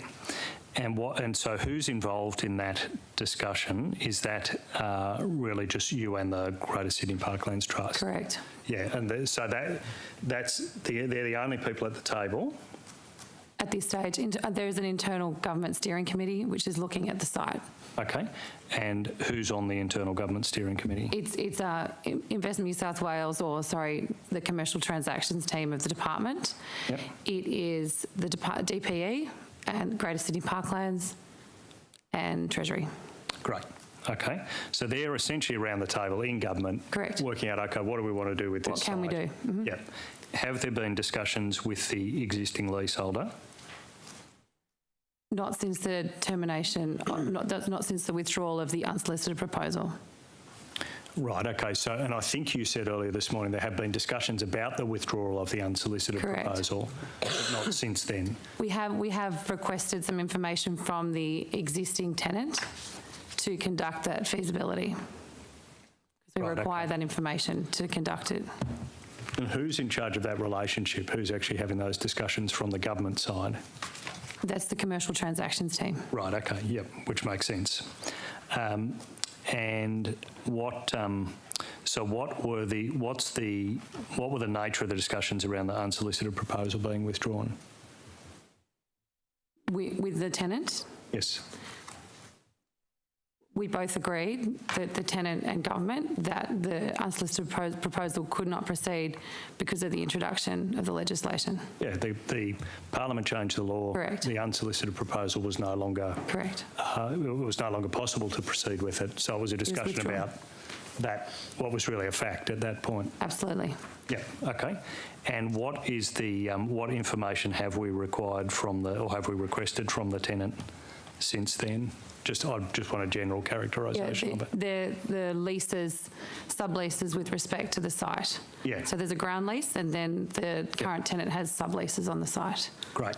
And that's just necessary so the government can then consider what might be a good use of this. Correct. And as you told us this morning, there's no decision yet made about... I mean, in the parliamentary discussion, formally or informally, the way the law was changed led one to think that... Two things led one to think that this was heading to an open tender.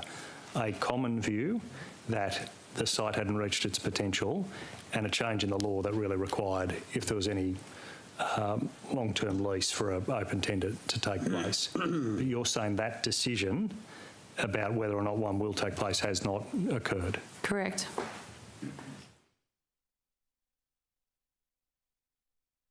Are there other alternatives for how well, there clearly are other alternatives. Well, the current tenant could remain on the site and continue until I think it's 2036, and it has an extension. So it is open to the current tenant to conduct its own works to revitalise the site. Yeah. Okay. And look, really my other question is just, is there...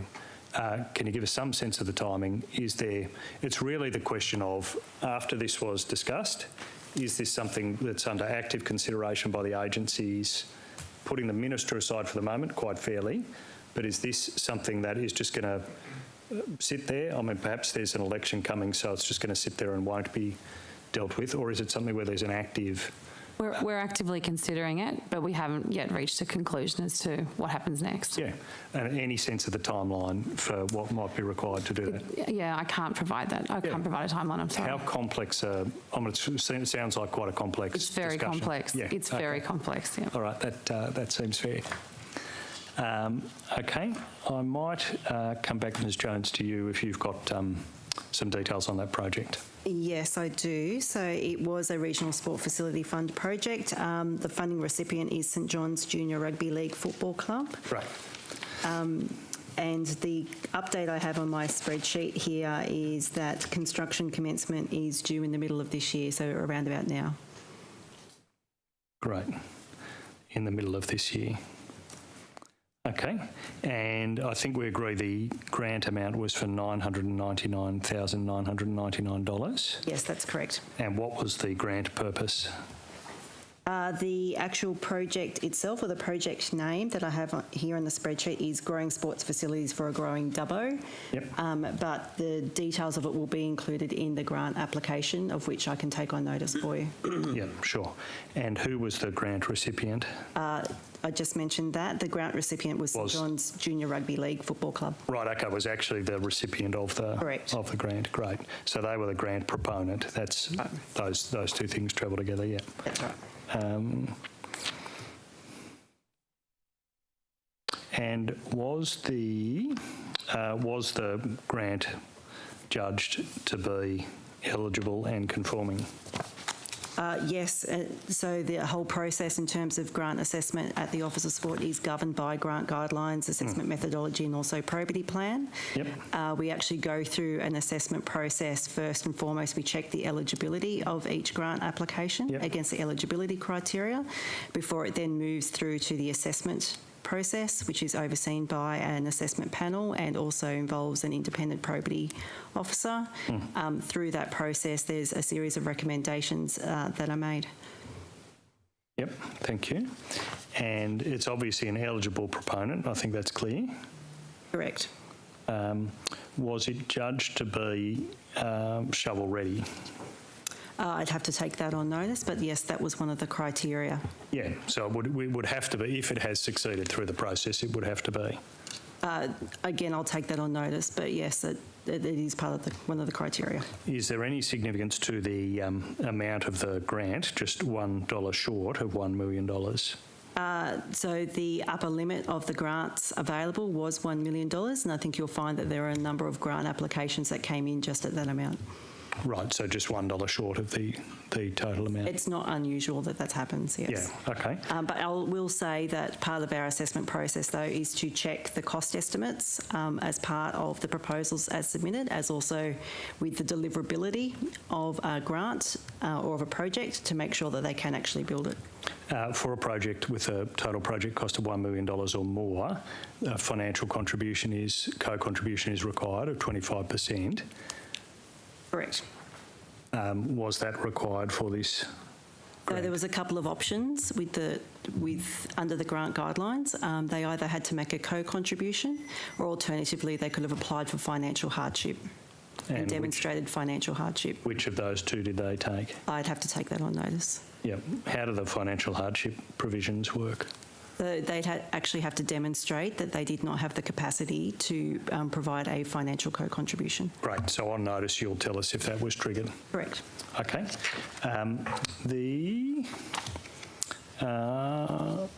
Where was this project located?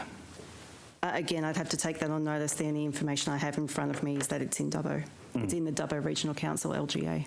Okay, and when you say, has a funding agreement been issued for this project? Yes, it has. Yep. And when was that issued? Again, I'll take that on notice. Okay.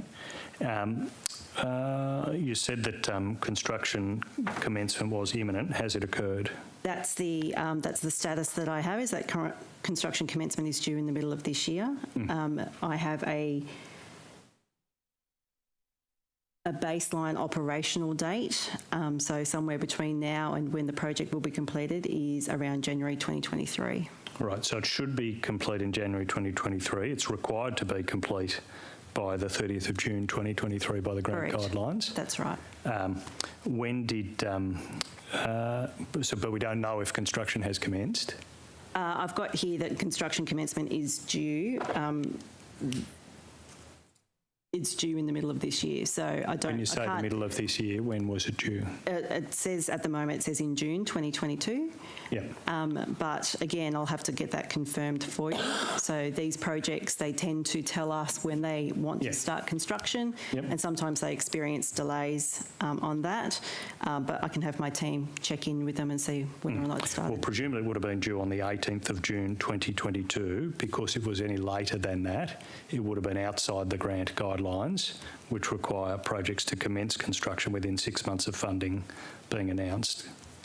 I'll take that on notice. Yeah, so given it was announced on the 18th of December, if construction hadn't started by the 18th of June, it would be outside the guidelines. Is that I understand you don't have the details, but would that be a correct conclusion? That's what the requirement is under the grant guidelines, but there is also advice around variations where there's exceptional circumstances, such as things like flood, where construction might be delayed. Yeah, so they could sensibly say we're applying for a variation, but they'd have to trigger that to be within the grant guidelines. So they would have to make representation to the Office of Sport for a variation, and there's certain tolerances around whether or not we grant a variation. Again, being really reasonable around what sort of impacts they might have suffered as a result of things like pandemic, flood, construction costs, supply of materials, what have you. All of which makes sense, and all of which will be done in writing, correct? Correct. Yeah, great. Thank you. And you can't tell me now, but you can tell me on notice the specific location that this grant is for. Yes, absolutely. So we part of being shovel ready is that they have a site that is nominated. Yeah. And do we know who owned the site that they have nominated? Again, I'll take that on notice. My apologies, I don't know the details of these, but look, as I said, there's about 400 infrastructure projects that we're managing. I think that's quite understandable, and I might just give you an idea then of some of the detail I would like on notice and why I'm particularly interested in the location. This project has been discussed at in the community and at council. And one of the issues is the site doesn't seem to have been quite determined about exactly where this club would be. Originally, it was an application for council land. I'm not clear that that has actually been approved by council though, so that's why I asked the location specifically. So could you tell us, I'm certainly on notice given what you've told us so far, you've assured us it's likely to be eligible. For that to be the case, there must have been a signed letter of consent for the landholder for the project on the land for which the facility is likely to be developed. That's right. So again, we ask for certainty around where the facility will be built, and obviously part of that certainty is ensuring that there's landowner's consent provided. Right. So can you assure us that a signed letter of consent was given? I'll take that on notice for you. It also, the grant guidelines require that additional information should also be provided with the application, including evidence of the applicant's tenure and lease arrangements. Correct. Can you provide those on notice? It's very explicit that for projects located on public land, a signed letter of consent may be provided, but I think we've covered that. Projects must also have an approved development application as part of their application, or demonstrate a DA is not required. That's part of the shovel-ready criteria. So again, on notice, could you... That's right. So they either had to demonstrate that they had DA consent already, or that they would be complying development under the planning legislation. Yeah, and I should make it clear in this question about whether a letter of consent was provided. There certainly was some discussion at council, and there may be a letter welcoming this grant, but it appears there had been quite a specific council discussion opposed to giving consent to any project as a planning process undertaken by the council was rolling out. So I was just interested in the specific nature of that letter or that assurance. Again, happy to take that on notice in terms of that information. Great. And if you could just confirm some other key details of the project, which are the total investment, which I understand is $2.6 million in phase one. So again, they are required to disclose that information as part of their application process. So just on notice, if you're able to clarify that, and also the total investment, which was planned for phase 1, 2 and 3. I understand it's 6.8, call it 6.8 million. But if you could confirm that on notice, that'd be welcome. Yep, that's fine. Thank you. Can I just ask one follow-up on that? In relation to the grants program, the grants that are provided to organisations, are they required to be for community use as well, or are they allowed to be for exclusive use? No, it does depend on the proposal that's put for us. One key objective of all of our grant programs is that they have the maximum public benefit as possible, and the majority, by far, the majority of those are for broader public and community use. Would you just be able to take on notice of the list of the successful ones, which ones are for exclusive use of the recipient? Yep, absolutely. Yep, thank you.